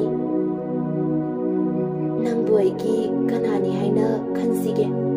ꯑꯩꯒꯤ ꯗꯗꯥꯒ ꯁꯛ ꯃꯥꯟꯅꯕ, ꯑꯩꯅ ꯅꯐꯝꯗ ꯂꯥꯟꯈꯤꯕ ꯁꯣꯏꯈꯤꯕ ꯌꯥꯎꯔꯕꯁꯨ ꯉꯛꯄꯤꯌꯨ ꯍꯥꯏꯗꯨꯅ ꯈꯨꯔꯨꯝꯖꯒꯦ꯫ ꯑꯃꯨꯛ ꯊꯣꯏꯌꯦꯟꯕꯕꯨ ꯅꯤꯡꯁꯤꯡꯖꯗꯨꯅ, ꯗꯗꯥ, ꯅꯪꯒꯤ ꯁꯛꯇꯝ ꯎꯗꯕ ꯀꯨꯏꯔꯛꯂꯦ, ꯑꯃꯨꯛꯇꯪ ꯎꯖꯒꯦ ꯍꯥꯏꯗꯨꯅ ꯏꯁꯣꯔ ꯃꯉꯣꯟꯗ ꯅꯤꯖꯕꯗ ꯎꯕꯤꯔꯕ ꯃꯥꯜꯂꯦ꯫ ꯑꯩꯒꯤ ꯗꯗꯥꯃꯛ ꯅꯠꯇ꯭ꯔꯕꯁꯨ ꯁꯛ ꯃꯥꯟꯅꯕ ꯑꯣꯏꯕꯅ ꯑꯩꯅ ꯑꯩꯒꯤ ꯗꯗꯥꯗꯨꯅꯦ ꯈꯟꯖꯒꯦꯀꯣ꯫ ꯗꯗꯥ, ꯅꯪꯒꯤ ꯅꯊꯧꯅ ꯉꯝꯐꯥꯎꯕ ꯑꯩ ꯌꯥꯎꯕ ꯉꯝꯈꯤꯗꯦꯀꯣ꯫ ꯑꯩꯁꯦ ꯗꯗꯥ, ꯑꯩ ꯗꯗꯥꯕꯨ ꯀꯥꯎꯕ ꯉꯝꯒꯅꯤ ꯍꯥꯏꯕ ꯊꯥꯖꯗ꯭ꯔꯦ꯫ ꯑꯩ ꯗꯗꯥꯕꯨ ꯀꯥꯎꯕ ꯉꯝꯒꯅꯤ ꯍꯥꯏꯕ ꯑꯩ ꯊꯥꯖꯗ꯭ꯔꯦ ꯗꯗꯥ, ꯑꯩ ꯊꯥꯖꯗ꯭ꯔꯦ꯫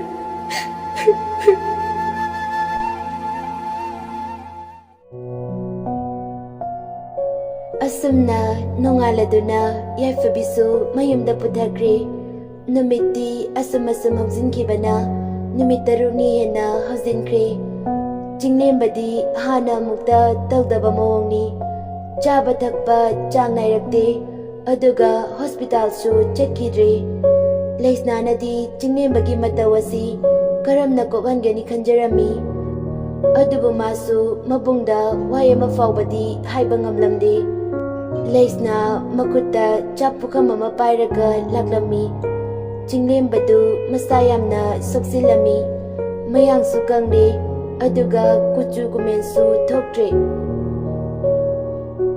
ꯂꯩꯁꯅꯥ ꯇꯞꯅ ꯃꯕꯨꯡꯒꯤ ꯀꯥꯗ ꯆꯪꯂꯛꯑꯒ, ꯌꯥꯝꯕꯣ, ꯆꯥꯛ ꯆꯥꯁꯦ꯫ ꯆꯤꯡꯂꯦꯝꯕ ꯃꯆꯟꯗ ꯌꯦꯡꯂꯒ, ꯆꯟ, ꯑꯩ ꯆꯥꯛ ꯆꯥꯅꯤꯡꯗꯦ꯫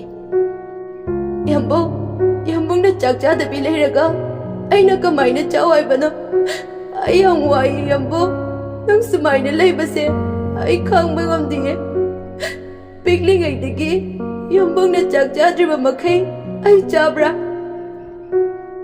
ꯆꯟ, ꯀꯞꯀꯅꯣꯕꯁꯦ, ꯑꯩ ꯁꯨꯝ ꯆꯥꯅꯤꯡꯗ ꯇꯧꯕꯅꯦꯕ꯫ ꯐꯔꯦ, ꯏꯆꯟꯅ ꯍꯥꯏꯔꯕꯅꯤꯅ ꯆꯥꯔꯒꯦ ꯂꯥꯛꯑꯣꯁꯦ꯫ ꯂꯩꯁꯅꯥꯁꯨ ꯃꯄꯤ ꯇꯩꯊꯣꯛꯑꯒ ꯃꯈꯨꯠ ꯍꯥꯝꯗꯣꯛꯇꯨꯅ ꯃꯕꯨꯡꯒꯤ ꯃꯅꯥꯛꯇ ꯐꯝꯃꯤ, ꯑꯗꯨꯒ ꯆꯥꯛ ꯄꯨꯈꯝ ꯑꯗꯨ ꯅꯛꯁꯤꯜꯂꯒ, ꯁꯦ ꯌꯥꯝꯕꯣ, ꯆꯥꯔꯁꯦ꯫ ꯆꯤꯡꯂꯦꯝꯕꯁꯨ ꯃꯈꯨꯠ ꯍꯥꯝꯂꯒ ꯆꯥꯛ ꯑꯗꯨ ꯆꯥꯈ꯭ꯔꯦ꯫ ꯉꯁꯥꯏꯗꯒꯤ ꯊꯣꯡꯖꯤꯟ ꯃꯄꯥꯟꯗ ꯊꯔꯣ ꯑꯃꯗꯤ ꯔꯥꯁꯨ ꯌꯦꯡꯂꯒ ꯂꯩꯕꯅꯤ꯫ ꯑꯅꯤꯗꯨꯁꯨ ꯇꯞꯅ ꯀꯨꯝꯊꯔꯛꯑꯒ ꯁꯣꯐꯥꯗ ꯐꯝꯃꯤ꯫ ꯊꯔꯣꯅ ꯇꯞꯅ, ꯃꯣꯏ ꯁꯝꯈ꯭ꯌꯥ, ꯑꯩꯗꯤ ꯊꯣꯏꯕꯒꯤ ꯃꯇꯧꯁꯦ ꯑꯩ ꯀꯩ ꯍꯥꯏꯒꯗꯕꯅꯣ ꯈꯪꯗ꯭ꯔꯦ꯫ ꯃꯃꯥ, ꯌꯥꯏꯐꯕꯤꯅ ꯌꯨꯝꯁꯤꯗ ꯆꯠꯈꯤꯕ ꯅꯨꯃꯤꯠꯇꯒꯤꯅꯦ ꯃꯥꯅ ꯇꯧꯔꯤꯕꯁꯦ꯫ ꯌꯥꯏꯐꯕꯤꯗꯤ ꯌꯨꯝꯁꯤꯒꯤ ꯀꯅꯥꯁꯨ ꯅꯠꯇꯦ, ꯃꯇꯝ ꯈꯔ ꯈꯛꯇꯃꯛ ꯏꯆꯥꯒꯤ ꯃꯤꯅꯣꯛ ꯇꯝꯍꯟꯕꯅꯦ, ꯑꯗꯨꯒ ꯃꯍꯥꯛ ꯃꯧꯅꯦ꯫ ꯃꯃꯥ, ꯑꯩꯅ ꯈꯟꯕꯗ ꯑꯁꯨꯃꯥꯏꯅ ꯃꯥꯅ ꯃꯁꯥ ꯁꯣꯛꯑꯒ ꯂꯩꯒꯗꯕꯩ ꯁꯔꯨꯛ ꯑꯩꯗꯤ ꯃꯥꯒꯤ ꯑꯄꯥꯝꯕ ꯊꯨꯡꯖꯁꯅꯨ ꯈꯜꯂꯦ꯫ ꯅꯪꯁꯨ ꯑꯃꯨꯛꯇ ꯈꯜꯂꯒ ꯌꯦꯡꯉꯨꯅꯦ, ꯌꯥꯏꯐꯕꯤꯅ ꯃꯥꯕꯨ ꯃꯁꯛ ꯈꯪꯕꯤꯗ꯭ꯔꯦ ꯍꯥꯏꯗꯨꯅ ꯁꯤꯒꯤ ꯐꯤꯕꯝꯁꯤꯗ ꯂꯩꯔꯦ, ꯑꯗꯨꯒ ꯑꯩꯈꯣꯏꯅ ꯇꯧꯒꯗꯕꯁꯤꯅ ꯀꯩꯅꯣ ꯃꯃꯥ?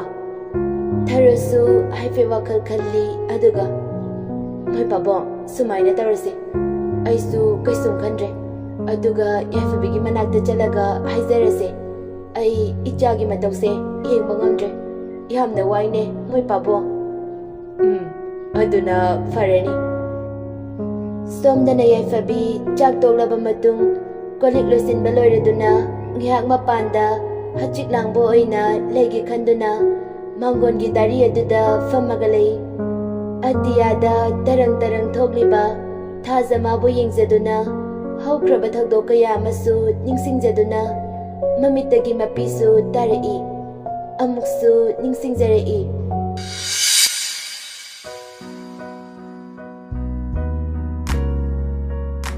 ꯊꯣꯏꯍꯦꯟꯕꯅ, ꯇꯞꯅ ꯆꯠꯂꯣꯃꯤ ꯅꯪꯕꯣ꯫ ꯌꯥꯏꯐꯕꯤ ꯅꯣꯡꯃꯤ ꯇꯧꯔꯒ, ꯏꯁ, ꯃꯆꯥꯁꯤꯅꯒ ꯍꯦꯟꯈ꯭ꯔ ꯃꯥꯜꯂꯦ, ꯑꯩꯉꯣꯟꯗꯒꯤ ꯅꯨꯡꯁꯤꯕ ꯏꯁ ꯀꯅꯥꯅ ꯍꯥꯏꯕ ꯏꯆꯥꯁꯨ ꯅꯨꯡꯁꯤ ꯑꯗꯨꯒꯅꯦ ꯑꯩꯒꯤ ꯑꯕꯦꯝꯃꯁꯨ ꯅꯨꯡꯁꯤꯌꯦ ꯍꯥꯏꯖꯤꯜꯂꯅꯨ ꯇꯥꯅꯤꯡꯗꯦꯀꯣ ꯗꯗꯥꯅ ꯅꯨꯡꯁꯤꯕꯒꯤꯔ ꯑꯩꯅ ꯍꯥꯏꯕ ꯏꯟꯗ꯭ꯔꯤꯔꯣ ꯑꯩꯃ ꯑꯩꯕꯨ ꯅꯪꯅ ꯍꯥꯏꯕꯗ ꯀꯩ ꯌꯥꯗꯕ ꯌꯥꯎꯈ꯭ꯔꯒꯦꯅꯦ ꯅꯨꯡꯁꯤꯗꯦ ꯆꯣ ꯑꯁꯦꯡꯕꯩ ꯅꯨꯡꯁꯤꯗꯕ꯭ꯔꯣꯅꯦ ꯅꯨꯡꯁꯤꯗꯦ ꯊꯌꯦꯟꯕꯗꯨ ꯌꯥꯏꯐꯕꯤꯒꯤ ꯃꯃꯥꯡꯗ ꯐꯠ ꯂꯦꯞꯄꯒ ꯍꯣ ꯑꯕꯦꯝꯃ ꯑꯩꯅꯦ ꯅꯪꯅ ꯍꯥꯏꯕ ꯂꯣꯏꯅ ꯌꯥꯒꯦꯕ ꯅꯪꯒꯤ ꯂꯝꯍꯨꯏ ꯃꯥꯟꯒꯩ ꯅꯆꯤꯟꯒ ꯄꯩꯊꯣꯛꯄꯗꯣ ꯇꯧꯅꯨꯕꯁꯦ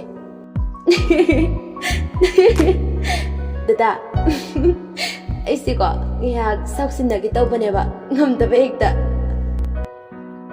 ꯑꯅꯤꯗꯨ ꯄꯨꯟꯅ ꯅꯣꯛꯃꯤꯟꯅꯩ ꯌꯥꯏꯐꯕꯤꯗꯨ ꯃꯪꯂꯥꯟꯗ ꯅꯣꯛꯄ ꯑꯗꯨ ꯇꯥꯏꯕꯪ ꯐꯥꯎꯅ ꯃꯊꯟꯇ ꯃꯃꯣꯟ ꯅꯣꯛꯂꯝꯃꯤ ꯑꯗꯨꯕꯨ ꯊꯪꯅꯕ ꯃꯤꯀꯨꯞꯇ ꯒ꯭ꯌꯥꯟ ꯇꯥꯔꯛꯄ ꯃꯇꯝꯗꯗꯤ ꯃꯄꯤ ꯇꯥꯅ ꯀꯞꯄꯤ ꯇꯥꯔꯤꯑꯦ ꯗꯗꯥ ꯉꯁꯤꯁꯨ ꯎꯔꯤꯑꯦ ꯃꯤꯠꯃꯥꯡꯗ ꯑꯩꯕꯨ ꯀꯌꯥꯗ ꯂꯨꯅ ꯈꯜꯂꯕꯗꯣ ꯑꯩ ꯗꯗꯥꯕꯨ ꯌꯥꯝꯅ ꯎꯅꯤꯡꯉꯦ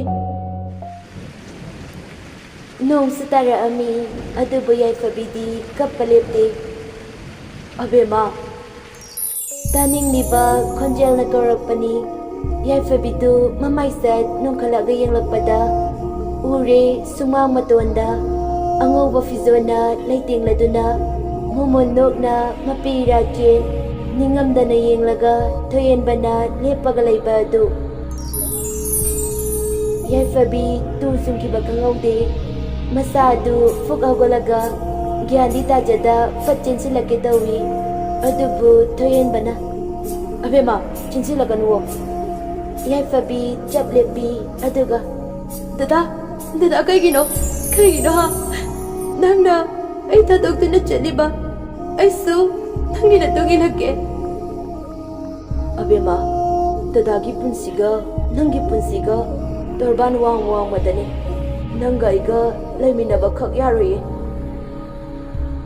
ꯌꯥꯏꯐꯕꯤ ꯃꯈꯥꯗ ꯐꯝꯊꯔꯒ ꯃꯃꯥꯏ ꯎꯞꯁꯤꯟꯗꯨꯅ ꯀꯞꯄꯤ ꯗꯗꯥ ꯑꯗꯨꯃꯥꯏꯅ ꯍꯥꯏꯒꯅꯨꯕ ꯑꯩ ꯏꯊꯟꯗ ꯍꯤꯡꯕ ꯉꯝꯂꯣꯏꯌꯦ ꯑꯕꯦꯝꯃ ꯑꯩꯅ ꯅꯪꯒꯤ ꯅꯥꯛꯇ ꯂꯥꯛꯂ ꯐꯥꯎꯕꯗ ꯅꯪꯅ ꯑꯩꯕꯨ ꯀꯔꯤꯒꯤ ꯃꯁꯛ ꯈꯪꯗ꯭ꯔꯤꯕꯅꯣ ꯌꯥꯏꯐꯕꯤ ꯉꯛꯅ ꯊꯣꯏꯌꯦꯟꯕꯗ ꯌꯦꯡꯂꯒ ꯀꯔꯤꯅꯣ ꯍꯥꯏꯕꯒꯨꯝꯅ ꯇꯨꯃꯤꯟꯅ ꯌꯦꯡꯂꯒ ꯂꯩ ꯊꯣꯏꯌꯦꯟꯕꯅ ꯃꯈꯥ ꯇꯥꯔꯛꯏ ꯅꯪꯒꯤ ꯃꯥꯡꯗ ꯂꯦꯞꯇꯨꯅ ꯅꯪꯒꯤꯗꯃꯛꯇ ꯄꯥꯝꯕꯣꯝ ꯇꯤꯡꯗꯨꯅ ꯂꯦꯞꯂꯤꯕ ꯃꯥꯕꯨꯅꯦ ꯀꯔꯤꯒꯤ ꯃꯤꯔꯥꯏꯔꯤ ꯀꯔꯤꯒꯤ ꯃꯥꯕꯨ ꯅꯪꯅ ꯃꯁꯛ ꯈꯪꯗꯦ ꯃꯥꯅꯁꯨ ꯅꯪꯕꯨ ꯌꯥꯝꯅ ꯅꯨꯡꯁꯤ ꯑꯩꯅ ꯅꯪꯒꯤ ꯅꯐꯝꯗ ꯎꯠꯈꯤꯕ ꯐꯥꯎꯈꯤꯕ ꯅꯨꯡꯁꯤꯕꯒꯨꯝꯅ ꯃꯥꯒꯤ ꯊꯃꯣꯏꯗꯁꯨ ꯐꯥꯎꯕꯅꯤ ꯅꯪ ꯃꯥꯒꯤ ꯅꯥꯛꯇ ꯂꯩꯌꯣ ꯑꯁꯤ ꯍꯥꯏꯔꯒ ꯊꯣꯏꯌꯦꯟꯕꯗꯨ ꯃꯃꯤ ꯁꯥꯡꯈꯤ ꯌꯥꯏꯐꯕꯤꯗꯨ ꯉꯛꯅ ꯑꯃꯗꯤ ꯄꯥꯈꯠꯅ ꯗꯗꯥ ꯇꯥꯏꯕꯪ ꯐꯥꯎꯅ ꯂꯥꯎꯈꯤ ꯃꯃꯥꯏꯗ ꯍꯨꯃꯥꯡ ꯀꯥꯅ ꯁꯣꯔ ꯃꯄꯤ ꯍꯣꯜꯂꯒ ꯂꯩꯈ꯭ꯔꯦ ꯕꯤꯅꯥ ꯃꯆꯥꯅ ꯂꯥꯎꯈꯤꯕ ꯑꯗꯨꯗ ꯌꯥꯏꯐꯕꯤꯒꯤ ꯀꯥꯗ ꯆꯦꯟꯁꯤꯜꯂꯒ ꯏꯕꯦꯝꯃ ꯀꯩꯗꯧꯔꯒꯦꯁꯦ ꯒ꯭ꯌꯥꯟ ꯇꯥꯔꯕꯣ ꯌꯥꯏꯐꯕꯤꯗꯨ ꯁꯣꯔ ꯁꯥꯡꯅ ꯍꯣꯟꯗꯣꯛꯆꯩ ꯑꯗꯨꯒ ꯍꯧꯖꯤꯛ ꯎꯈ꯭ꯔꯤꯕ ꯑꯗꯨ ꯃꯪꯅꯤ ꯍꯥꯏꯕ ꯈꯪꯂꯦ ꯏꯕꯦꯝꯃ ꯊꯣꯏꯕꯤ ꯌꯥꯏꯐꯕꯤꯅ ꯕꯤꯅꯥꯗ ꯌꯦꯡꯂꯒ ꯏꯃꯥ ꯃꯪ ꯐꯠꯇꯕ ꯑꯃ ꯃꯪꯕꯒꯤꯅꯦ ꯏꯍꯦ ꯑꯩꯗꯤ ꯄꯥꯈꯠꯂꯨꯔꯦꯗꯅ ꯐꯔꯦꯁꯦ ꯄꯣꯊꯥꯅꯕ ꯇꯧꯔꯣ ꯕꯤꯅꯥꯒ ꯌꯥꯏꯐꯕꯤꯒ ꯄꯨꯟꯅ ꯇꯨꯝꯃꯤ ꯑꯗꯨꯕꯨ ꯌꯥꯏꯐꯕꯤ ꯇꯨꯝꯊꯕ ꯌꯥꯔꯝꯗꯦ ꯃꯥꯒꯤ ꯃꯪꯂꯥꯟꯗ ꯂꯥꯛꯇꯨꯅ ꯊꯣꯏꯌꯦꯟꯕꯅ ꯍꯥꯏꯔꯝꯕ ꯋꯥꯍꯩ ꯑꯗꯨ ꯅꯤꯡꯁꯤꯡꯖꯗꯨꯅ ꯑꯗꯨꯃꯛ ꯂꯩ ꯑꯍꯤꯡꯒꯤ ꯄꯨꯡ 12 ꯍꯦꯜꯂꯕ ꯐꯥꯎꯕ ꯆꯤꯡꯂꯦꯝꯕ ꯇꯨꯝꯊꯕ ꯌꯥꯗꯅ ꯂꯩ ꯋꯥꯈꯜꯗꯁꯨ ꯋꯥꯈꯜ ꯀꯌꯥ ꯑꯃ ꯈꯜꯂꯤ ꯃꯍꯥꯛꯅ ꯈꯜꯂꯤꯕ ꯑꯁꯤ ꯑꯇꯩ ꯀꯩꯁꯨ ꯅꯠꯇꯦ ꯌꯥꯏꯐꯕꯤꯕꯨ ꯅꯤꯡꯁꯤꯡꯖꯗꯨꯅ ꯂꯩ ꯀꯔꯤꯅꯣ ꯈꯪꯗꯅ ꯃꯁꯥꯗ ꯐꯥꯎꯏ ꯌꯥꯏꯐꯕꯤ ꯅꯪꯅ ꯑꯩꯕꯨ ꯇꯁꯦꯡꯅ ꯀꯥꯎꯈ꯭ꯔꯕꯁꯨ ꯑꯩꯅꯗꯤ ꯅꯪꯕꯨ ꯄꯨꯟꯁꯤꯒꯤ ꯀꯥꯎꯕ ꯉꯝꯃꯣꯏ ꯉꯁꯤ ꯑꯩꯅ ꯅꯪꯒꯤꯗꯃꯛꯇ ꯈꯜꯂꯤꯕꯁꯦ ꯅꯪꯅꯗꯤ ꯈꯪꯂꯝꯒꯗ꯭ꯔꯥ ꯈꯜꯂꯝꯗꯕꯗꯤ ꯌꯥꯏ ꯃꯔꯝꯗꯤ ꯑꯩꯗꯤ ꯅꯪꯒꯤ ꯅꯐꯝꯗ ꯂꯝꯂꯥꯟꯕꯅꯦ ꯑꯗꯨꯕꯨ ꯑꯩꯗꯤ ꯅꯪꯒꯤꯗꯃꯛꯇ ꯂꯦꯞꯈ꯭ꯔꯕ ꯈꯣꯡꯐꯝꯅꯤ ꯍꯣꯡꯂꯔꯣꯏ ꯃꯄꯣꯛꯁꯤꯃꯒꯤ Nongale nganna gotuna yaifabi thabak ingkhan loisinjaduna lei. Bina leisnaga tharoga punna changlakpa aduda yaifabi ngakna haifet yengi.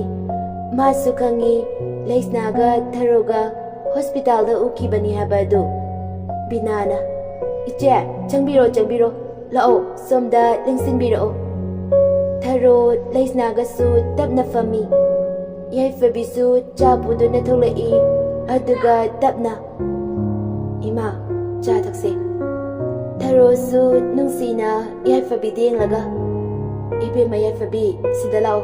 Ima sigi nakta famulao. Yaifabi tapna tharogi manakta chaksilaga fami. Ibema imasi ichagi na famdagi karigumba khara nizage haiduna laklibane. Ima kayoirabano hekta haibiyo nachana piba ngamboirabadi bizage. Tharo sor sangna hondoraktana.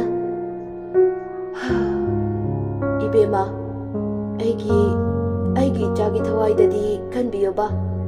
Asi hairaga hagwalaga yaifabigi makhongda soketawi.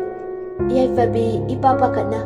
Ima adumaina tawbigana nachagi khongda sokpigana. Tharo mapita na kablai. Yaifabi su nungaitana. Ima aidi lekha tarabine. Aduga aidi lukrabine. Ima dadagi punsise aina karamna kallo habano. Binadi wari adu adumak taraga lei kesu airamde. Tharo makut anido mu lonaduna. Ibema imana haisari bas imatangdi yabiyo. Ichagi nakta chattuna amuktangdi themjinbiyo. Yaifabidu nungaitabana loire. Ima adumaina tawbigana. Farese chalase.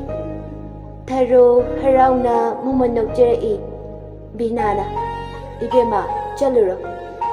Asumna ngaya wari sanaraga yaifabibu puduna mayamda lai. Somdana chinglembadu makutta yaifabigi photo ama pairaga munnengjaduna.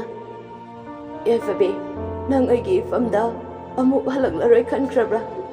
Nangna sumaina aibu masak khangbiroidaba oirabadi nangi sangsarduda amuk halahanba yaiko. Mapidusu tapna sindarai. Yaifabi amadi maga punna koiba chatkibada kaapkiba photo adu nungsina nalaga kapi. Aibu nangi dada adune khanbiyo. Yaifabi nang halakko. Dada kaurakliba nik lauraba khonjel adu chinglemba masada langtaknana maningda fat ontorai. Ure yaifabina mapira chena thongjinaduda lepaga leiramba adu. Chinglemba harauboy kaiboy fuk agwalaga yaifabigi nakta chinsinjaduna yaifabibu konsili. Yaifabi kaisu aide mapitana kappaga laikre. Yaifabi haujikti pumnamak tamna ningsinglai. Chinglembadu yaifabi kolambadai thadoraktuna. Yaifabigi lengzumani du pairaga. Yaifabi nang aibu masak khanglaba. Aibu masak khanglaba. Yaifabidu tapna mapira chena momonoktuna. Chinglembagi maithong aduda makut aduna tapna pairaga mangak adu nomlaga. Khangle ai pumnamak khangle.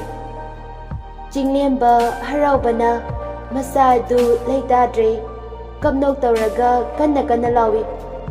Asengbagi rafabi asengbira ai wang makha taba ngamdre amuksu kapi. Yaifabi chinglembagi mataw aduda masu kaptuna momonoktuna lei. Chinglemba yaifabigi makut adu pairaga. Ai amarau yaifabi. Ai ngasi mu harauba. Aigi punsida anisuna lakane haiba ai thajadre. Yaifabisu nungsina chinglemba dengzaduna mapitarai. Nangse aigi awabu biduna isorna mana aigi famdagi setuna pukibada amuk ꯑꯩꯒꯤ ꯐꯝꯗ ꯁꯤꯟꯅꯕꯤꯔꯛꯂꯦ꯫ ꯆꯤꯡꯂꯦꯝꯕꯁꯨ ꯀꯞꯅꯣꯛ ꯇꯧꯗꯨꯅ ꯃꯥꯅꯦ, ꯅꯪꯒꯤ ꯑꯁꯦꯡꯕ ꯅꯨꯡꯁꯤꯕ ꯑꯗꯨ ꯎꯕꯤꯗꯨꯅ ꯑꯩꯕꯨ ꯑꯃꯨꯛ ꯅꯪꯒꯤ ꯅꯥꯛꯇ ꯊꯥꯔꯛꯄꯅꯦ꯫ ꯌꯥꯏꯐꯕꯤꯁꯨ ꯆꯤꯡꯂꯦꯝꯕꯒꯤ ꯃꯊꯥꯗ ꯆꯪꯂꯛꯂꯒ ꯀꯞꯄꯤ꯫ ꯆꯤꯡꯂꯦꯝꯕ ꯌꯥꯝꯅ ꯅꯨꯡꯁꯤꯅ ꯑꯕꯦꯝꯃ, ꯌꯥꯏꯐꯕꯤ ꯆꯤꯡꯂꯦꯝꯕꯅ ꯀꯧꯔꯛꯄ ꯑꯗꯨꯗ ꯀꯩ ꯍꯥꯏꯒꯦ ꯗꯗꯥ? ꯆꯤꯡꯂꯦꯝꯕꯁꯨ ꯃꯄꯤꯗꯨ ꯇꯩꯊꯣꯛꯇꯨꯅ ꯃꯥꯒꯤ ꯃꯊꯥꯗꯩ ꯌꯥꯏꯐꯕꯤꯕꯨ ꯂꯧꯊꯣꯛꯇꯨꯅ ꯗꯗꯥ ꯅꯠꯇꯦ, ꯌꯥꯝꯕꯨꯡꯅꯦ, ꯍꯟꯗꯛ ꯃꯄꯣꯛꯁꯤꯃꯒꯤ꯫ ꯌꯥꯏꯐꯕꯤꯁꯨ ꯅꯣꯛꯆꯩ꯫ ꯆꯤꯡꯂꯦꯝꯕ ꯑꯃꯨꯛ ꯌꯥꯏꯐꯕꯤꯕꯨ ꯀꯣꯟꯁꯤꯜꯂꯤ꯫ ꯊꯣꯡꯖꯤꯟꯗ ꯕꯤꯅꯥ, ꯊꯔꯣ ꯑꯃꯗꯤ ꯂꯩꯁꯅꯥ ꯃꯣꯏꯁꯨ ꯀꯞꯇꯨꯅ ꯂꯩꯔꯝꯕꯗꯩ ꯂꯩꯁꯅꯥꯗꯨ ꯐꯠ ꯊꯣꯛꯂꯛꯑꯒ ꯌꯥꯝꯕꯣꯡ, ꯌꯥꯔꯦ, ꯈꯔ ꯀꯣꯟꯅꯔꯗꯤ ꯆꯥꯛ ꯊꯤꯔꯝꯃꯦ ꯂꯥꯛꯑꯣ, ꯆꯥꯛ ꯆꯥꯅꯕ, ꯑꯗꯨꯒ ꯋꯥ ꯈꯟꯅꯁꯦ꯫ ꯑꯅꯤꯗꯨ ꯈꯪꯕꯣꯏ ꯂꯥꯛꯄꯣꯏ ꯐꯠ ꯐꯠ ꯍꯟꯗꯣꯛꯅꯩ꯫ ꯂꯩꯁꯅꯥ ꯍꯣꯏꯁꯨ ꯅꯣꯛꯑꯒ ꯀꯨꯝꯈ꯭ꯔꯦ꯫ ꯌꯥꯏꯐꯕꯤꯗꯨ ꯏꯀꯥꯏꯕꯣꯏ ꯀꯩꯕꯣꯏ ꯇꯧꯔꯒ ꯌꯥꯝꯕꯣꯡ, ꯀꯨꯝꯃꯁꯦ꯫ ꯆꯤꯡꯂꯦꯝꯕ ꯍꯥꯏꯐꯦꯠ ꯆꯦꯞꯊꯔꯒ ꯌꯦꯡꯉꯤ, ꯑꯗꯨꯒ ꯌꯥꯏꯐꯕꯤꯕꯨ ꯑꯃꯨꯛ ꯀꯣꯟꯁꯤꯜꯂꯤ꯫ ꯌꯥꯏꯐꯕꯤꯁꯨ ꯀꯩꯝ ꯍꯥꯏꯗ꯭ꯔꯦ, ꯃꯣꯃꯣꯟ ꯅꯣꯛꯆꯗꯨꯅ ꯂꯩ꯫ ꯃꯃꯥꯏ ꯑꯗꯨ ꯆꯤꯡꯂꯦꯝꯕꯒꯤ ꯂꯦꯡꯖꯨꯝ ꯃꯄꯥ ꯑꯗꯨꯗ ꯂꯩꯕꯅꯤ꯫ ꯂꯥꯞꯇꯛꯅ ꯊꯣꯏꯌꯦꯟꯕ ꯑꯉꯧꯕ ꯐꯤꯖꯣꯜ ꯁꯦꯠꯇꯨꯅ ꯌꯥꯝꯅ ꯍꯔꯥꯎꯕꯒꯤ ꯃꯣꯃꯣꯟ ꯅꯣꯛꯇꯨꯅ ꯌꯥꯏꯐꯕꯤꯗ ꯃꯈꯨꯠ ꯍꯥꯏꯔꯛꯏ꯫ ꯌꯥꯏꯐꯕꯤꯁꯨ ꯑꯗꯨ ꯎꯕꯗ ꯃꯥꯁꯨ ꯃꯣꯃꯣꯟ ꯅꯣꯛꯆꯗꯨꯅ ꯃꯄꯤ ꯇꯥꯔꯛꯑꯒ ꯃꯈꯨꯠ ꯍꯥꯏꯔꯛꯏ꯫